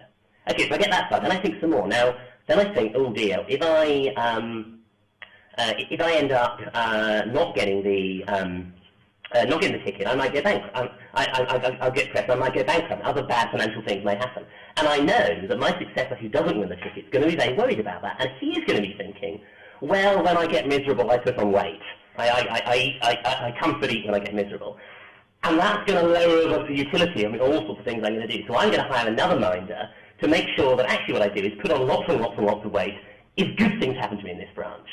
And of course I have to brief this minder. So that's, I now, before even buying the ticket, know this is going to happen if I don't win the holiday. So I then hire another minder, and this other minder's job is to stop the first minder. I know that my future self is going to hire a minder to make him gain weight. I've got to stop that guy. So I'm committed to this massive game of conspiratorial action against my own future self. And I'm committed to this game of second-guessing all the things I'm going to do in the future. And this is after 2 instances of branching. Branching is happening quintillions of times a second. So that's the kind of way in which I think those sort of objections, while they're worth having on the table to see what happens, why they ultimately don't work. And it sort of makes vivid, if you like, what was in the theorems from, or they're not vigorous enough to be called theorems, the arguments with which I and earlier in different ways David argued for equivalence or equivalent principle. And it's kind of shown why either equivalence is not made by an obvious rationality principle, the other principle relying on like the requirements of temporal consistency are kind of obvious. As a last comment on that, let me just say one response you sometimes can get from people worrying about these decisions of edit arguments is, okay, that position's irrational. Well, maybe everything's irrational, therefore, in Everett picture. Maybe there isn't anything rational to do. And I think that really does miss the point, because I think representation theory and decision theory, Dutch book arguments, Savage's position, Jesse's position, what had Ramsey's position, they've always been eliminative in nature. They've always said, given certain rationality constraints, I will rule out every possible strategy bar this one. So Savage establishes, in a context entirely independent of Everett, that if you accept his axioms, any move other than maximising expected utility is irrational. You don't respond to that at all by saying, well, maybe maximising expected utility is irrational too. You can find an argument to say it's irrational, of course that's fine, then something's profoundly wrong with Savage's framework. But one can't argue against Savage's style of decision theory by simply saying, well, maybe the only one Savage's position allows is also irrational. And I don't think you can argue against these positions by that move either. So I'll sort of put that as a preemptive loophole close, if you like. Okay, I want to sort of spiel on for ages, so I'll stop there. Let's see. Maybe I should start off, not what I plan to say, but responding to a few things David said. Of course, you know, the choice of fatness in this example was, you know, partly to be funny. And I'm not sure. I'm not sure how making the point. So, one can make up stories in which my life might become complicated if I were to adopt that caring measure. Two things to say about that. Good. I can make it depend on features of the world. Physical features of the world, not the amplitude, that are less malleable than that, so as to make these complications a little less threatening. But the bigger point seems to be, I'm not sure how the observation that it would be complicated to follow a certain decision procedure impacts on the worry of that the coherence of such a procedure poses for a claim or an argument or a theorem to the effect that that's the procedure a rational agent, that some other procedure is the one a rational agent would have to adopt under those circumstances. Let me see what else I wanted to say.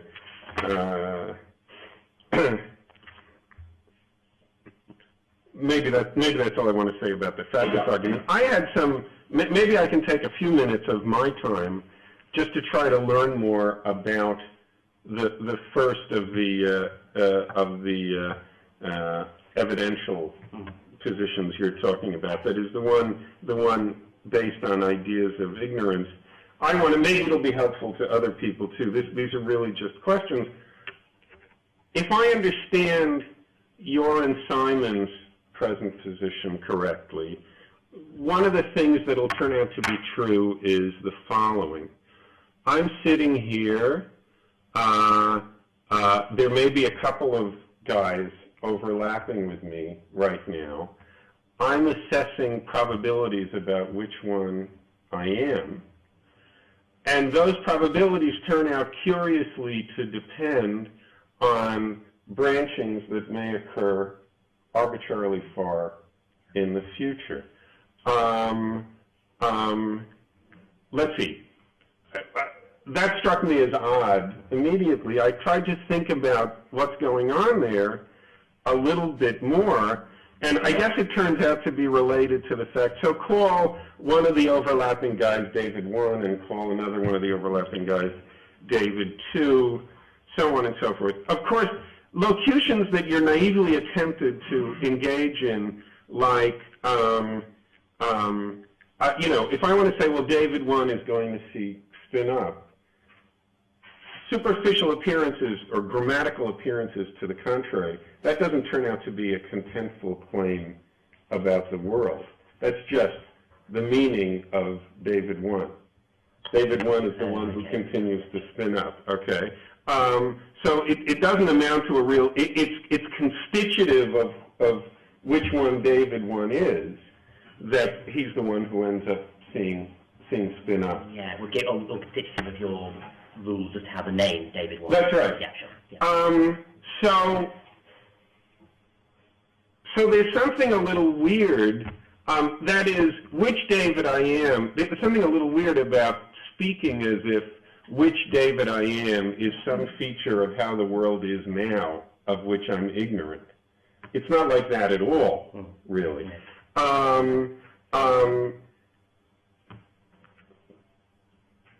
In that case, I'm not sure.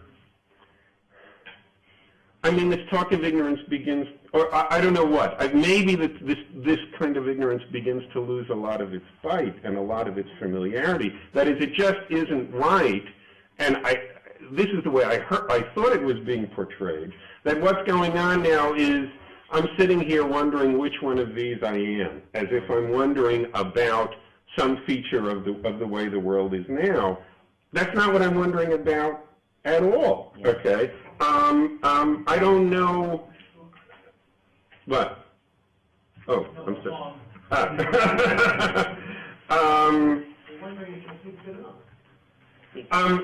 But the me here is just the one. I mean, I don't. That's the trouble. It's not as if. Here's contrasted with the following situation. Say a single mind situation like Barry and I had. Okay.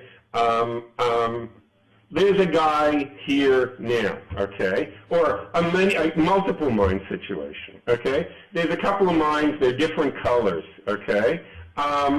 Each of them is stochastically going to go one way or the other, or maybe even there are deterministic laws, like in Bohn's theory, about, I'm wondering where my particle is. One of them is going to go this way, one of them is going to go that way. In cases like that, wondering which one I am is in a clear and transparent and concrete sense, wondering about some feature of the way the world is now, of which I take myself to be ignorant. That is not true here. Yeah, please. Yeah, let me say something. I think it's helpful. I mean, firstly, I think, just let me make 2 comments. I mean, firstly, I think this analogy with the Albert Lower theory is less strong-lived. I mean, in your theory, minds didn't, as far as I recall, come with colours or indeed serial numbers. I mean, of course, there could be a modified version did. But in fact, the theory, as stated, and as we discussed, didn't have that at all. And it seems in that theory... No, but it did have more... I mean, in the theory as stated, we were violating Leibniz's, identity of indiscernibles. Sure, but I mean... They were supposed to be different minds. Sure, but what I mean is, in that theory, again, if you want to name some of those minds, that is, if you've got any mechanism available to you, that's true. Better than just saying, well, David 1, or David Mind 1 is the guy. So I think that problem comes up again. It comes up just as much in that I don't think it's coming up in the same way. These minds aren't...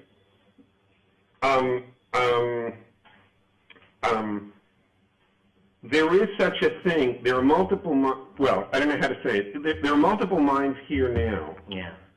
And there's a fact about which one of them is going to go this way and which one of them is going to go that way. So you want to say that the counterfactual I'm considering is the one with the swerve. Right. And I can say, okay, that's fine. Okay, that's when I guess I take. Right.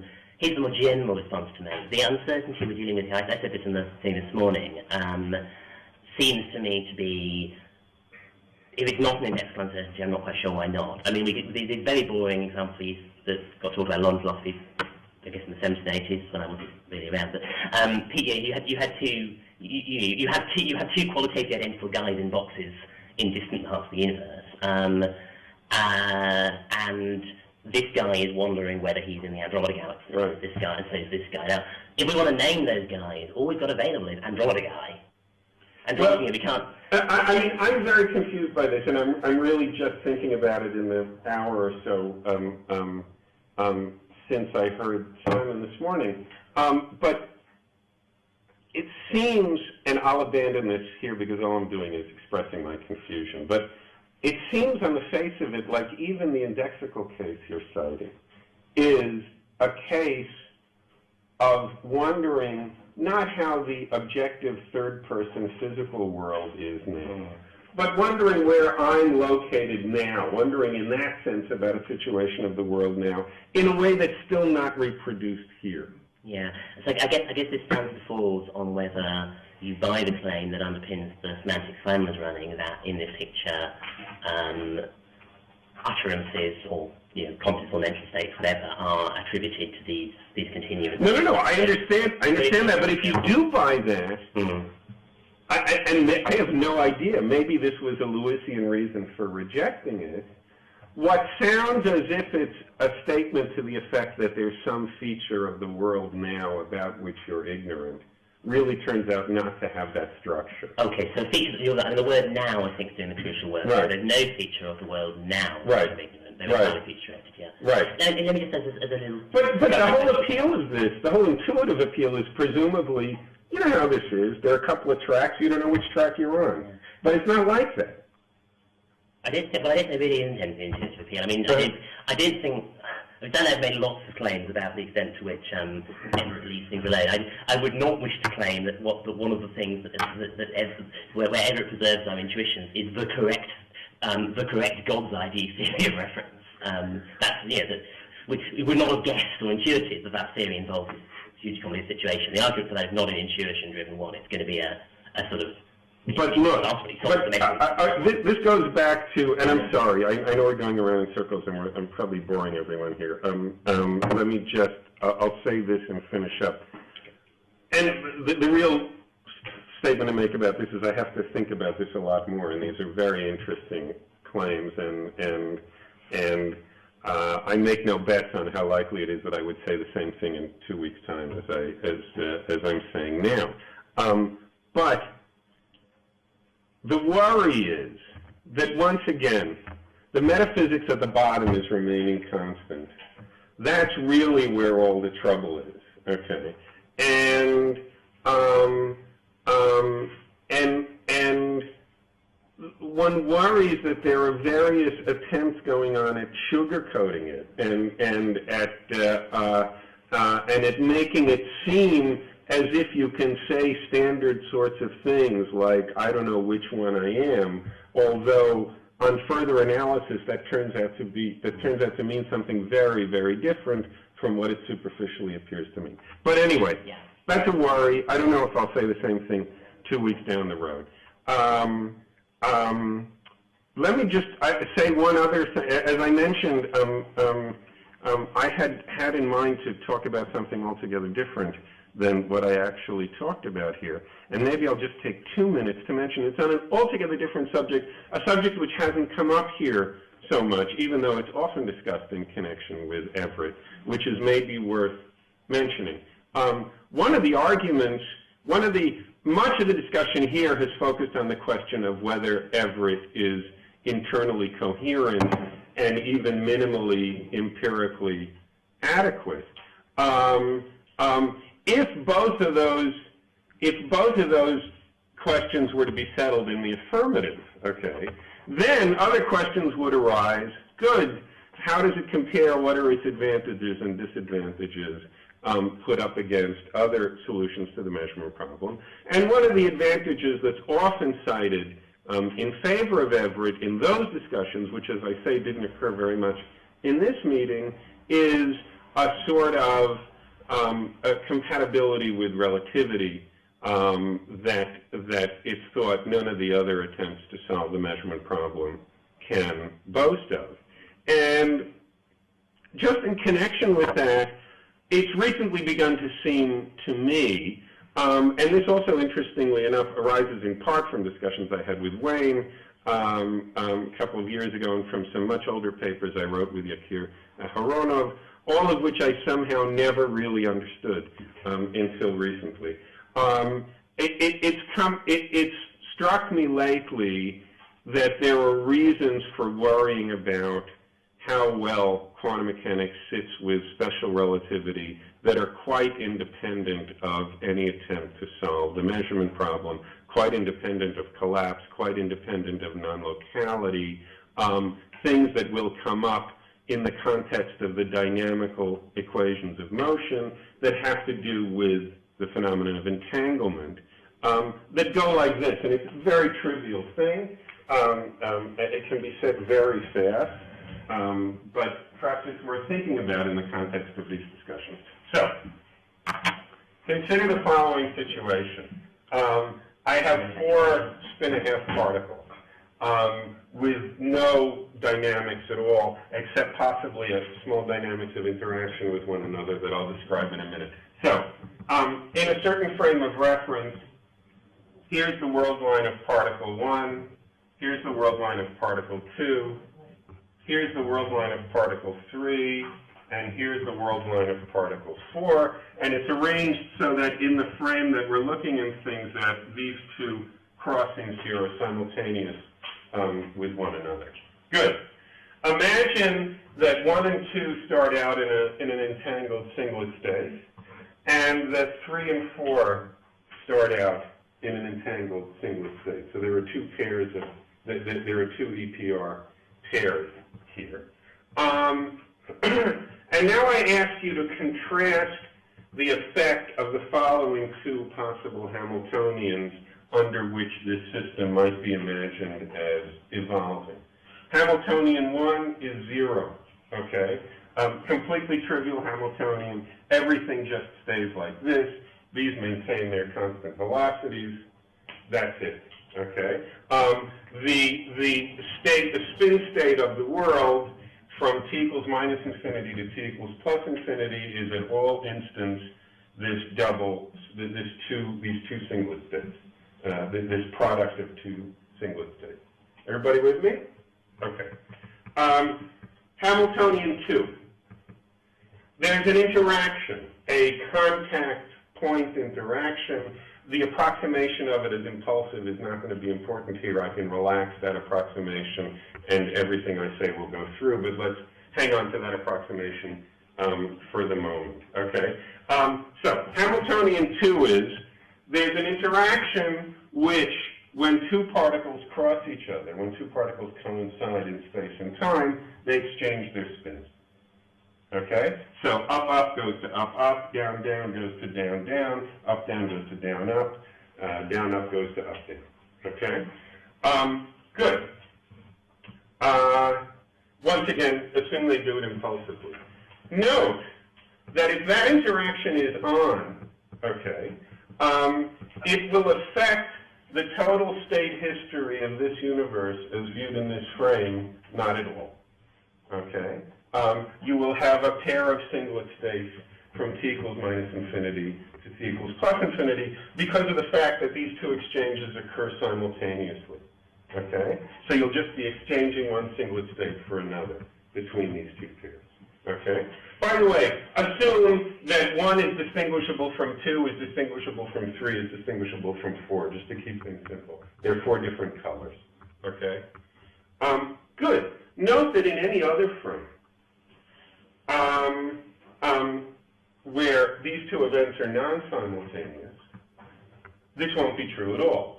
Whether this Hamiltonian is on or off will make a huge difference to the state history, okay? Because if the Hamiltonian is off, you'll still have 2 singlet states, 2 product singlet states from minus infinity to plus infinity. If the Hamiltonian is on, there will be a period in between this interaction and this interaction when 1 is entangled not with 2 but with 4, okay? And when 2 is entangled not with 1 but with 3, okay? And then when the second interaction occurs, 2 will become re-entangled with 1 and 3 will become re-entangled with 4.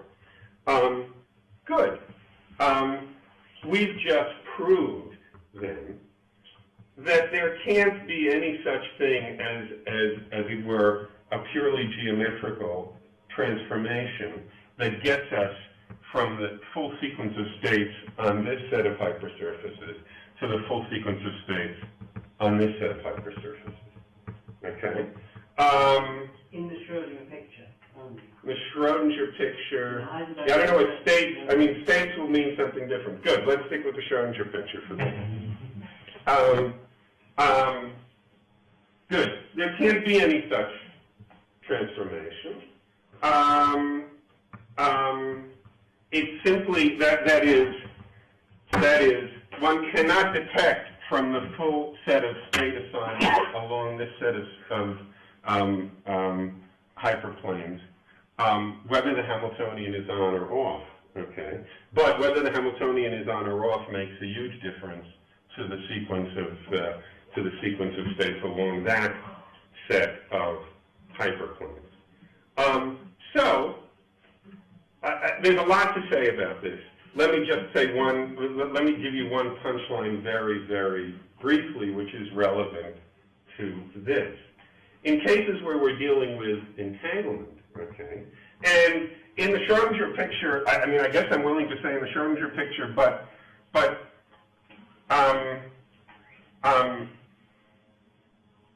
well, there's a lot to say about this. There's a prima facie sense in which I don't understand the Heisenberg picture as an ontology, as opposed to a sort of instrumental kind of claim about how to make the calculations. But one will need to go into that, see what is necessary to call it a genuinely evolving ontology, and see whether once all that's there, we can tell the story again or not.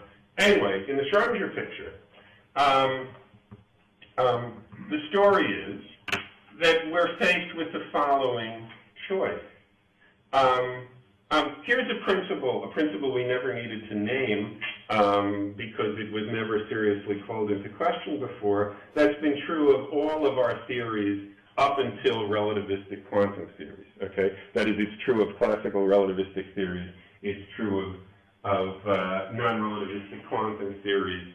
And of course, it's true of pre-relativistic, pre-quantum theory. All these theories have a property of portraying the world as what you might call narratable.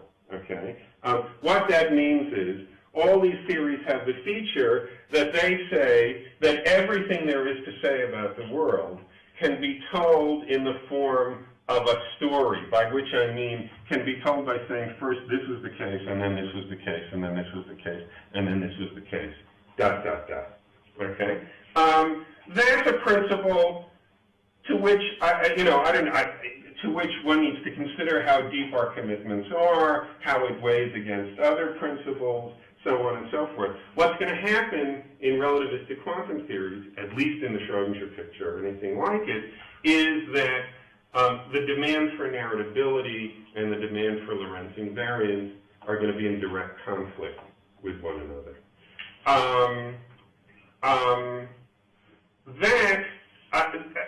Once again, there's a lot to say about this. I have a long paper about this, so on and so forth. Let me not try to say all that. The only thing to say is, this might be read as follows.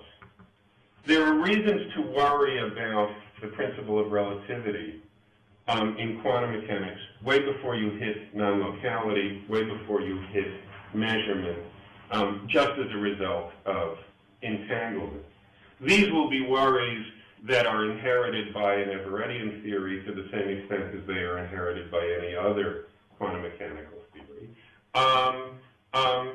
It may, one could regard this in combination with all kinds of other things as saying that quantum mechanics generally is putting enormous pressure on special relativity, and it may be more in the balance than we had come to think, and it's not perhaps as obvious as it used to be that that the relationship of an Everettian quantum theory with relativity is going to be so much more to be desired than the kinds of relations that exist in other ways of solving the measurement problem. Good. Okay, thank you very much, David. Now, we had that aperçu glimpse of another paper. There are, I think David Deutsch, Wayne Meerwald, and Andy Albrecht would like to comment on just this. David Deutsch, would you like to go first? I made my point. I think this is a great argument for how to use the Schrodinger picture to analyze information flow. You would confuse yourself. Well, that's good. I mean, an additional argument is going to be needed. Prima facie, prima facie, but this is the beginning of a discussion, not intended to be not intending to be shutting one down.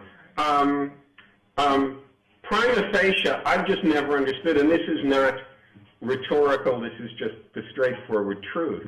I've never understood what it would mean to be ontologically serious about the Heisenberg picture. That is, if somebody tells me the state, by which I usually mean the situation of the world, doesn't change, okay? But operators do, whatever that means. My immediate reaction is going to be, gee, that can't be right. Stuff is changing all the time. And I don't, it's sort of as simple as and as flat-footed as that, and like I say, that's more of an invitation to teach me how to think about the Heisenberg picture than it is a declaration of what is or isn't possible. I'll leave it at that for the moment. David, you want to come back to say a bit more about the merits of Heisenberg? I'll use the forum to discuss how you understand it. But one quick point is that the state in the Heisenberg picture is a misnomer.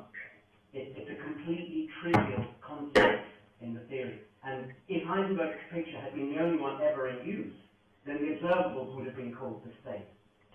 But I'm not sure what that even means. I don't know what it means to... Okay. Let's collect the considerations. Right. Wayne and then Andy. I'm going to say something that David has heard me say before, but I just want to get the response to what he said out on the table. And the 3 days in platinum. And at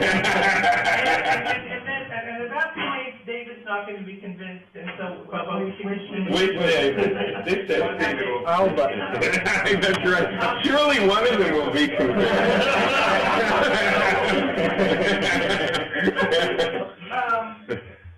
It's not news that going from a state history along one foliation to another one is not a purely geometrical thing. It involves knowing the dynamics. Right.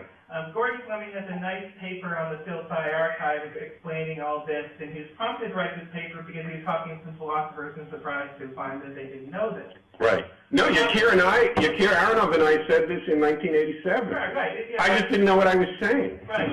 Now, and it's also not mysterious because going from one state on one hypersurface to another involves evolving in the space in between. So you need to know how to evolve the state. Oh, no, but wait, wait, hold on one second. That's misleading. We're not talking about going from this state to this state. We're talking about going from this whole set of states that fills up the space-time to this state. Right. Okay. Within one within each foliation evolving from any one state in one to another state, the other involves dynamics, and that's the reason why you need to know the dynamics. Now, I guess I disagree with that, but anyway, go ahead. All right. Now, is this a threat to narratability? Yes, on a Humean view that's non-realist about the dynamics. If you count whether or not that Hamiltonian is turned on as part of what happens, and include a story along one foliation, part of what happens is the dynamical evolution from one time to another, and then you don't have a threat to and when you say part of what happens... And that's why I don't think that this indicates any kind of tension with special relativity. But we should continue this some other time. Sure. Andy? Just a brief comment, which is, physicists, when they talk about relativity in quantum mechanics, build relativistic quantum field theory. And that's a very, very specific kind of quantum mechanics with very strict limitations on what kind of operators you can have and what the Hamiltonian looks like. Right. And so I would expect, before I would get excited about any issues here, to see the whole thing, including interactions and whatever turns them on and off, be built out of the relativistic. Oh, that's not going to be what the problem is here. That's just transparently. You could believe me. That's not going to be what the problem is here. I mean, all I can do is be a long story to build this as an explicitly field theoretic model, but that's not going to be what the problem is here. Right. Okay. I think we should actually kind of put in a box the considerations of narratability and try to invite people to, sure. Go back over a previous. Now, Andy, would you like to talk as we intended initially about macroscopic? Yeah. So I'm going to try to be very brief. I know everyone's been promising that, but I'm going to use a little bit of space up here. Swing the board around. You should find some ground. So I'm going to try to address a very small piece of all this wide-ranging conversation, which is briefly, I think earlier today, there was a comment that Everettians don't know how to get the macroscopic world out. That went unchallenged as far as I could tell. Now, so I want to challenge it, and one thing I've learned the last few days is that there's many people here with many different ideas about what it takes to be happy about something or get convinced about something. So I don't know how many Davids I'm going to convince about this, but I'm going to tell you why I'm convinced. So I'm an Everettian who is very happy about how the macroscopic world is to be understood. And the basis of that is actually a toy model. So I know there's a number of people who've done similar things. So I'm just going to talk about what I did, but there's people in the room who've thought along similar lines, done similar exercises. And I'm not going to give details unless people ask me to, but I will just sketch. So basically one exercise I did was write down a toy model where I computed numerically the Schrodinger equation for a spin coupled with a system which I call the apparatus. It was small enough to model on a computer, therefore nothing like a real apparatus, but I specifically engineered the Hamiltonian of the system to have this form with self-Hamiltonians for each of these and an interaction Hamiltonian. And I constructed these pieces in a way that would allow the following evolution to take place. So if the initial wave function was a combination of up and down times some state for the apparatus, and I evolved it over a period of time, I would get at a later time, psi prime,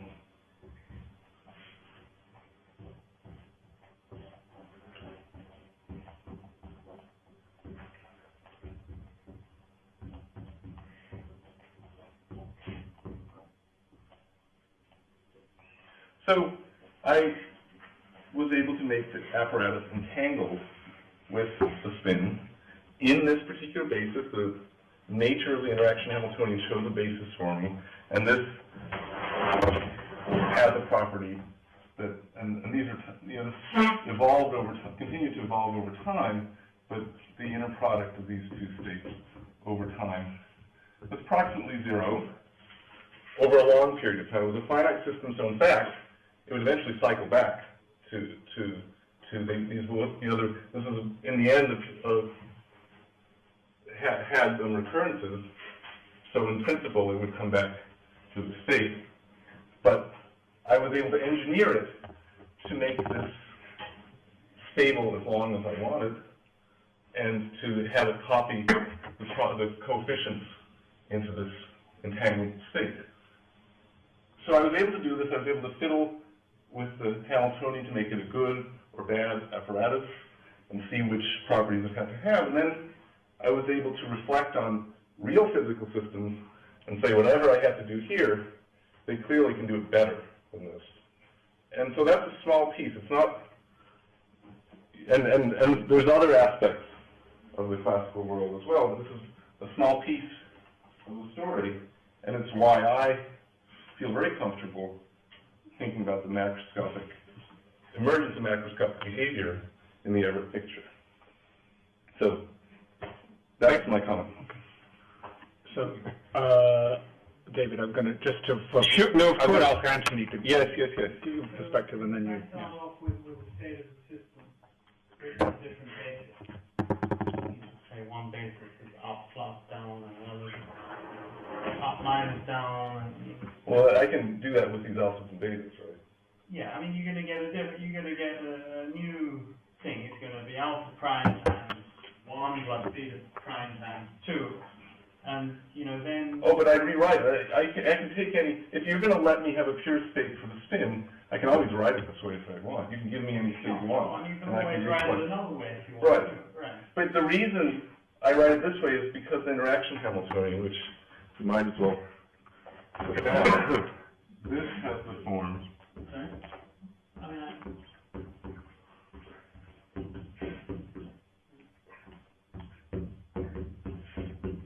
So the interaction Hamiltonian chooses its basis,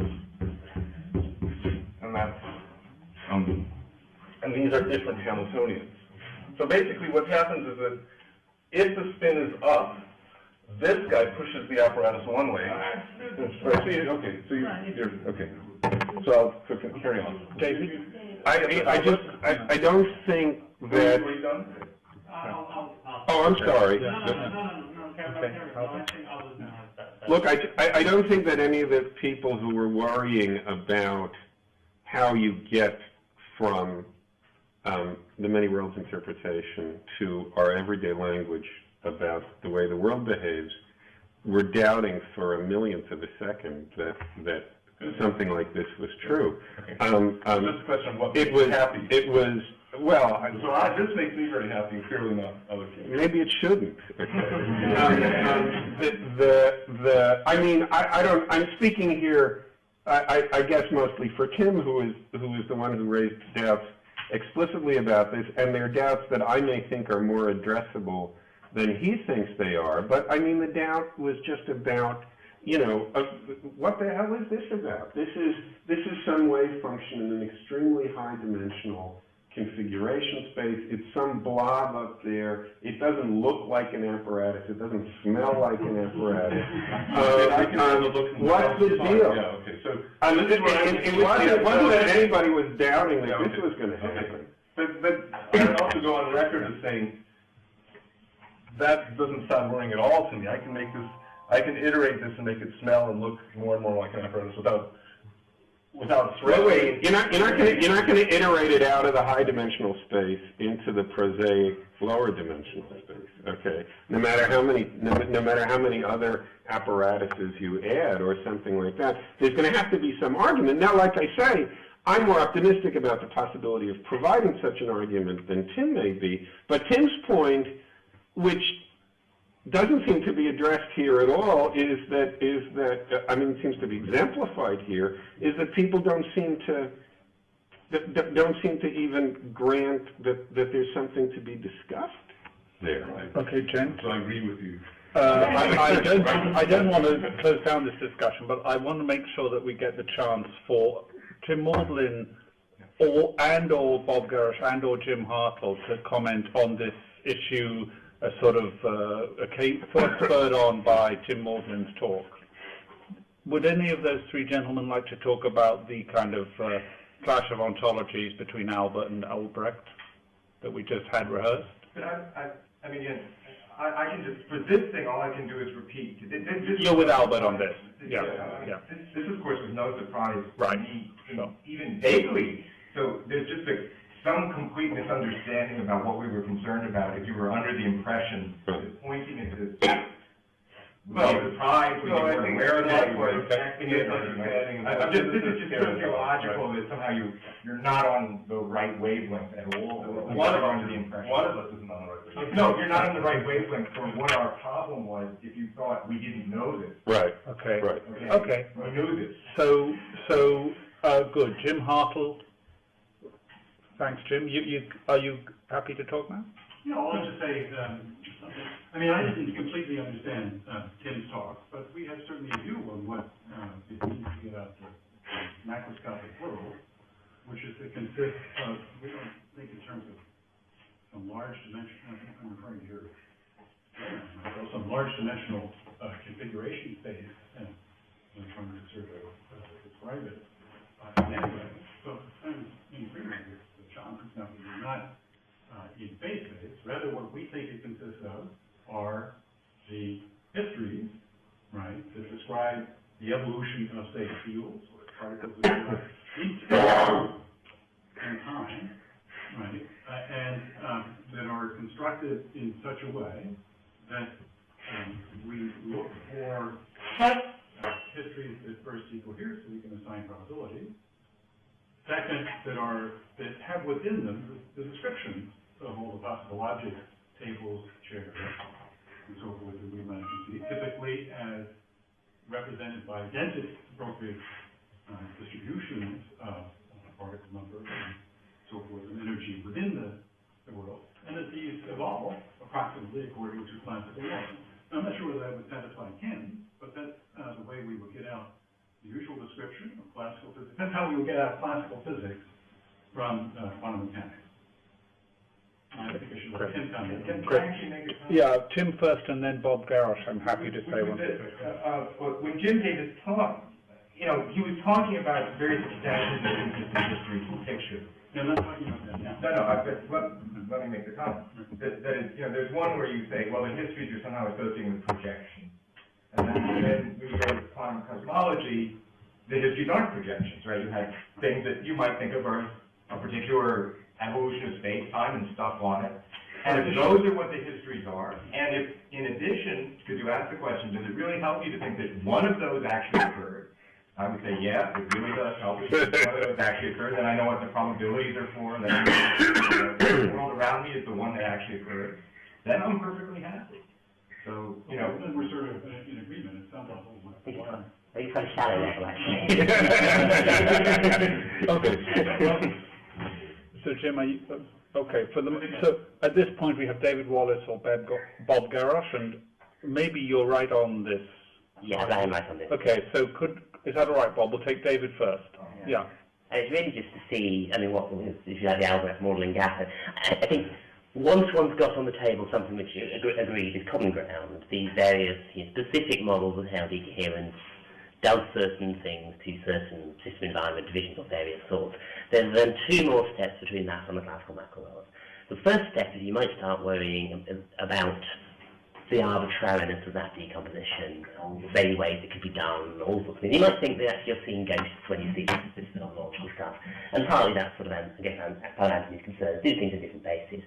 And it seems to me that problem, at a technical level, was very much the concern of, in particular, the Gellman-Hartle strategy in decoherent history in the 90s. At a conceptual level, is very much the focus of the sort of structuralist ideas that I've been sort of shouting that Everettians ought to be talking about, and I think Brian and I are talking about. And I think most physicists who are sort of sympathetic to Everett agree that step needed to be done, and an awful lot of step has been done. Then there's the second step, which says once we've got something that's structurally the real world, looks structurally like the world, can we match the world in some relatively natural way? Is that enough, or is there more to do? And that I think is one of the sort of problems I guess Tim is saying, and all the people I've said certain things have said. That I think that may or may not be a good problem. I think it's a philosopher's problem. It doesn't bother physicists. I think it might not be bothered actually, but as a sort of comment on the structure of the debate, I think that seems to be what the gap is from here to the end. That sounds right. Okay, thank you, David. So Bob Garrosh. Well, on a theory that confession is good for the soul, let me tell you a misimpression that I had up to about 3 days ago. What I always thought was that the way classical things came out all had to do with people, and it was a special feature of the kinds of interactions that people have, and it was going to be a very difficult problem because people are so difficult. So now what I've come to... Now you know people are difficult. Yeah, people are now, it's a property of not of people interactions, it's a property of the various interactions that go on in the world that even don't have people involved at all. Of the electromagnetic interaction, of the weak interaction, and so on. It's that the entire possible list of all interactions you could imagine, somehow nature doesn't seem to pursue every one of those, but it's a very special kind of list that gets pursued, and it's that feature that gives rise to these classical occurrences. So I'm thinking now of classical things as really being a property of physics, whereas before I thought of them as being property of people. And to me that's a very encouraging kind of thing, because it's my sense that what interactions are available is a really important thing in how physics goes. Let me just give you one example. Let's say classical mechanics. Well, the most naive version of classical mechanics would have a manifold of states of the system, which is roughly phase space, and the particle is described by a curve in space space. And now we can have, we don't do it that way though, we have a configuration space and a momentum space. And you could have, where does the information come, just given the world or just given the system as a point in the space of state, where does the information about what are the configuration variables and what are the momentum variables, where does that come from? And where it comes from is what interactions the system has available to it. It's easy to show that the character of interactions of the external system with this system is such that the interaction changes the dynamical vector field on the space of state, and the allowed changes in the dynamical vector field by virtue of the interaction is the mechanism by which we decide which is the configuration and which is the momentum variable. So this is kind of another example of something that we think of as having a lot to do with people, but in fact is some general feature of nature in selecting from among all possible interactions some particular low class. So to me, this has really been eye-opening to realize that somehow my enthusiasm for classical things is soared. Okay, thank you. Jim Hartle? Yeah, I just want to stress one thing, that we think of the so-called quasi-classical realm as something that is much stronger than I think maybe people here are envisaging it. That it's a particular feature of our universe that doesn't just exist, right, at a few places of our choosing. It extends, as far as we can tell, over the entire spatial slice, much after the Planck scale. That is, when we take David's NGC 2258, 2983. What? 2983. And we equip ourselves with or we get enough money to make a journey, we don't think that we're going to have to take along apparatus that is sensitive to some sort of coherent superposition. The same variables will be decoherent in the same approximation roughly over there, and will exhibit the same pattern of classical correlation over there. It's not something which, and the level of fine graining is not something which is contained by, is described by the limitations of our ability to make measurements, that is, which is contingent on our particular level of development, but it's something which is maximally refined, consistent with decoherence, so that it's not something of our choice, but a feature of the universe in its entirety. And the classical equations of motion are not things which follow in some elementary way from the underlying Hamiltonian, which exists in simple particle models. We're talking, after all, about classical equations, a classical description, say, in the context of heterotic superstring theory, where the basic variables are quite distantly related to the underlying classical one, and we have to give an explanation of why those particular variables, which we attempted to do in terms of conservation and so forth, persist in the face of the noise of the typical mechanisms that decoherence produces, and give the 19th century classical law. It's a much stronger feature of our particular universe, much less than I think the discussion has indicated, dependent on particular human choices that we might happen to make on this planet. Thanks. I agree with that. I'd say why, incidentally. Okay, that's an unfortunate moment of peace. Okay, thank you. No, I agree. Okay. Me too. Yeah. Okay, well, at this stage, actually, according to original plan, we were going to invite Mayor Hemmer to talk about his anxieties about the equivalence in the Deutsch. I see. Good. Well, let me just be very brief. I think, you know, if you look at the derivation, I'm speaking now about the Deutsch Wallace derivation from the future theory.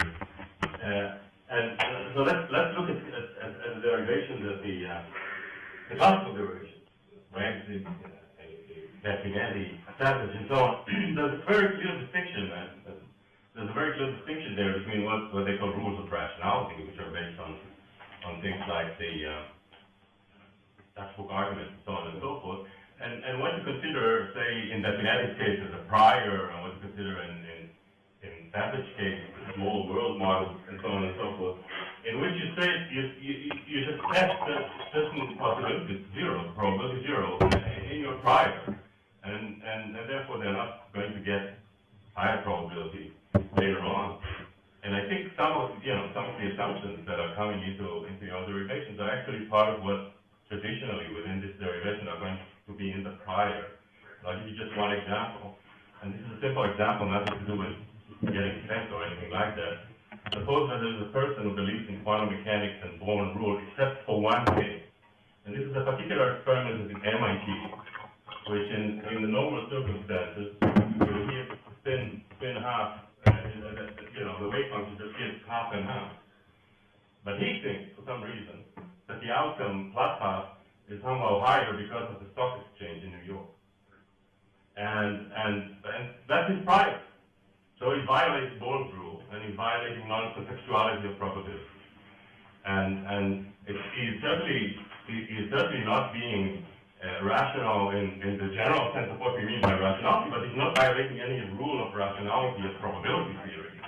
And therefore, I think, at least what, in the derivations, you should be clear, what do you take as part of the rationality principle, and what do you take as some kind of an empirical judgment of the kind that is usually made. I'm not saying that these empirical judgments are not justified. I think they are justified. But I think that their justification without a prior notion of probability, because after all we're talking about priors, right? So without the notion of probability may be circular. So I think this is the challenge. And I think you're being unduly kind by saying that I'm clear in my paper. I think it's crystal clear. You might think it's completely wrong, but at least it's clear they're all supposed to be rationality. They're not supposed to be empirical at all. And I think you're going to say that's wrong, and that some of those principles should not be counted as rationality principles. But I'd be kind of interested because I always talk about these things, but David came up with these ideas, and I'd be interested. Yeah, first of all, there's decision theoretic rationality, which doesn't extend as far as ruling out that the stock exchange could affect. Right, exactly. That's my point. But then there's a wider conception. There's what you might call scientific rationality, where you typically, let's say, so that you want to say that your view of what is actually happening in a particular place only depends on the physical variable at that place in the Heisenberg picture, and not at the variables in another place. Now that, I think we probably do need to make several assumptions like that. To me, I don't care how many assumptions we make, so long as they're not probabilistic assumptions. So long as we start off with something that isn't talking about probability and end up saying that the rational agent behaves as if there were probability. As long as that happens, I don't mind that those additional assumptions. I think in the case that you mentioned, they are, I would call them scientific rationality. But David, I don't know, if you mean that literally, why not just assume that the rational agent will behave as if the square amplitudes are probabilities and get it over with? Well, that is a probability. No, as if. No. The rational agent will maximize utility by the following formula, including the square amplitudes. Period. The game is to start off with assumptions, with as many assumptions as you like, so long as you could make them, if you didn't know about quantum, if you didn't know about observer bifurcating, right. Then and by the way, it doesn't cover, in my opinion, other types of probability which don't involve the observer bifurcating. Right. Like I said, so then the question is, do those principles, and you can have as many of them as you like, so long as they are. But I think they are probabilistic. This was my point. That's what. But wait, I don't know what David was going to say. Let him finish, though. Well, he didn't finish. I don't want to finish. No, I'm sorry. If you can have as many of those as you like. Yeah. So long as so long as they apply. So long as they can be rationally justified in the case where observers don't bifurcate. And then you add the additional fact that observers do bifurcate according to these laws, and then use the same principle and see what they then imply. That was the game. Okay. Yes. I think that was my point, basically. that these are probabilistic assumptions, because these are assumptions about the prior, meaning what you are giving initially probability zero. So they are assumptions about probability. Within this framework of rational decision theory, these are exactly the assumptions about the prior probabilities that you set up before the game begins. So these are not. I mean, you can stand aside and say, well, I mean, these are just general scientific assumptions. I don't agree with that. I'm just saying that within this framework, they have probabilistic constants. So these are assumptions about probability. And actually, you tell, because of Gleason's theorem, I mean, technical details apart, because of Gleason's theorem, you're actually just like assuming that the square root of the amplitude is the probability. But Mayer perhaps wanted to say something. Yeah, I'm afraid we have several fingers now and 6 or 7 minutes. Maybe Mayer, but I think Mayer should. I think we should hear from everyone: Mayer, Andy, Meervold, and I hope Hilary agrees, and David. So, if we can all be brief. Yeah. I want to continue what Ladyman just said now, and that will relate to Hilary and Wayne's paper. Given that what we think, that is the assumptions we're talking about are assumptions about probability. In a branching picture, the question immediately arises: what do you get? I mean, is it going to be? Can you really argue that you can get to these assumptions from empirical data? And it seems, namely, I mean, you have some assumptions about the probabilities, and I mean, just consider in branching, I mean, basically many words theory, the situation where, I mean, you live on an anomalous branch. I mean, you're going to come up with assumptions about the priors which are not consequential. There's no sense, which it seems to me, there is no sense in which one could say that you are, and of course you're going to reject quantum mechanics, and there is no sense in which you're objectively wrong in such a picture. I mean, in a sense which is related to the objective features of the world. There's no sense in which you're unlucky. That's the Yeah, problem. there's no, Okay, well, I'm going to... Hilary, would you like to speak at this point, or you could go last? Have the other two before? Okay, I wanted Hilary to go last, so she gets the final word. Andy, you want to go next? Just a really quick clarification. So, are you saying that sort of at the classical level, you'd have to have priors to make a sensible statement that probabilities are leaking in before you've gone through the exercise that Deutsch and Wallace has done? Is that? I'm just saying that there's a great freedom on the priors. And this is just classical decision theory and probability theory within decision theory. There's a freedom, actually a complete freedom on the priors if you don't know anything, right? I mean, and if you know something, that's of course, but this is part of decision theory that you make this distinction. And the priors are empirical. I mean, the priors are judgments, but they're not judgments of rationality. They're based on something like knowledge. But you don't think David addressed that just now? No, I didn't know, because I think he's making a probabilistic assumption. But because the prior is assigning probability to certain possibilities. Okay, I think, just so that you know what's happening, obviously certain things will have to be resolved over drinks and dinner, but I suggest that at this stage we might ask David, then Wayne, and then Hilary to say what they wanted to say. I hope that's, my guess is that will be cumulative cognition because of what? Yes. So just in terms of thinking about this project and in the light of those projections, I mean, it's nice, and I buy this way of thinking ultimately, it's nice to think about in terms of, we Everettians solved probability. If you like a sort of more conciliatory starting point route, what do you need to put in, and what nature do you need to put in to get probability out in Everett? And in contrast, say, what does one need to put in to get it out in a non-Everettian framework? In a non-Everettian framework, it looks like there's a probability. Maybe you can do better. But I don't think you can do better, for instance. great if that's the case. That's worth knowing. Doesn't look that way.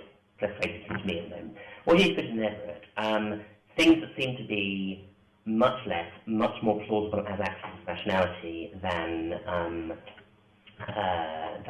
the probability axiom itself. Are they logically true? Probably not. Are they reasonable assumptions of rationality? I'd say yes. Are they probabilistic? I'd say no. I don't think it's entirely fair on the version of the argument I presented, but for this matter, to feel that the assumptions going in are probabilistic. They may be very unreasonable, but they're probabilistic. In this particular case, the assumption that's going in, for instance, is that agent. That agent is assumed to only care about the state of the universe that is generated, or the state of the multiverse that is generated by this process. So, for instance, unless he actually has independent reasons for caring about the New York Stock Exchange, he should be indifferent about the transformations changing the state of the stock market as well. And notice one of the assumptions going in there, and it is an assumption, is that the details of the short period history that get us from before the bet's taken to after the result of the bet, including, for instance, in this fanciful example, the quite dramatic rearrangement of the entire New York Stock Exchange, the events of that small history are something the agent ought to be rationally indifferent to. Is that a reasonable assumption? Well, is that a logically true assumption? No, of course not. Is it a reasonable assumption? I'd say yes. Is it weaker than what's going on in classical claims? I'd say yes. Is it probabilistic? I'd say no. Okay. I hope that might partially satisfy you smartly. Wayne? I'm going to say something that I think might help in our understand that maybe that he's not as far in thinking from the two Davids as you might know. David Deutsch a moment ago described as the principle of scientific rationality, but something like your probabilities only depend on whatever physical variables there are. Is that right? Now, if I could get anything so if I could take that as a principle of rationality. To actually get something like equivalence out, we also need some kind of substantive physical claim about what kind of physical variables there are. And I don't think you have any problem with getting probability assignments out of symmetry considerations, saying I'm going to require my probability assignments to depend only on certain variables. You call that something about priors. I would agree. And we just make a point that it is not. It can't be the case that equivalence follows from conditions of pure rationality. It follows from, and I don't. And this sometimes gets obscured, but I don't think either David is claiming that it does. It follows from conditions of rationality plus certain claims about what is and isn't in the ontology of the world. And let me just give an example. Antony is going to go look for evidence of non-equilibrium matter. And if Everett in quantum mechanics is true, there will be branches on which Antony finds stuff that everyone is going to take as evidence of non-equilibrium matter. And we're going to award Antony the Nobel Prize. We're going to all think that quantum mechanics isn't quite right and some other theory is wrong. And we'd be rational to do so. And I think that, I know David Wallace would say we would be rational to do so, even if, in fact, the case we're misled on that branch and Everett in quantum mechanics is right. In what sense are we misled? What's that? In what sense are we misled? In the sense that we assume by postulate that Everett quantum mechanics is true. What I said, that's why I made it conditional. That's why I made it conditional. That's what I made it conditional.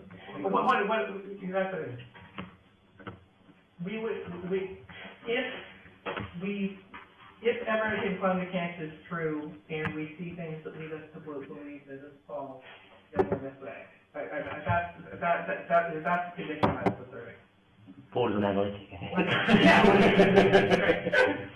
But David, you would agree, even if Everett in quantum mechanics is true, we would be rational to reject it on those branches. Yeah, rational, unlucky, not rational. That's exactly what is being argued here, that even if you find evidence in the world in the physical world, which refutes Everett, you still can say what you just said, that Everett is still true and we are misled. So there's no way. That's not true. That's not the case. And that's not what Wayne is saying. Okay, we've run over time a little bit. Hillary, would you I don't know, I'm going to drive. would you like to say it again? Yeah, the answer now. Okay, you're sure? Because I'm sad if you're sure. Okay. Well, in that case, my friends, I think we should draw it to a close. If you're a little confused about something, you obviously have a chance to ask your guru during drinks, which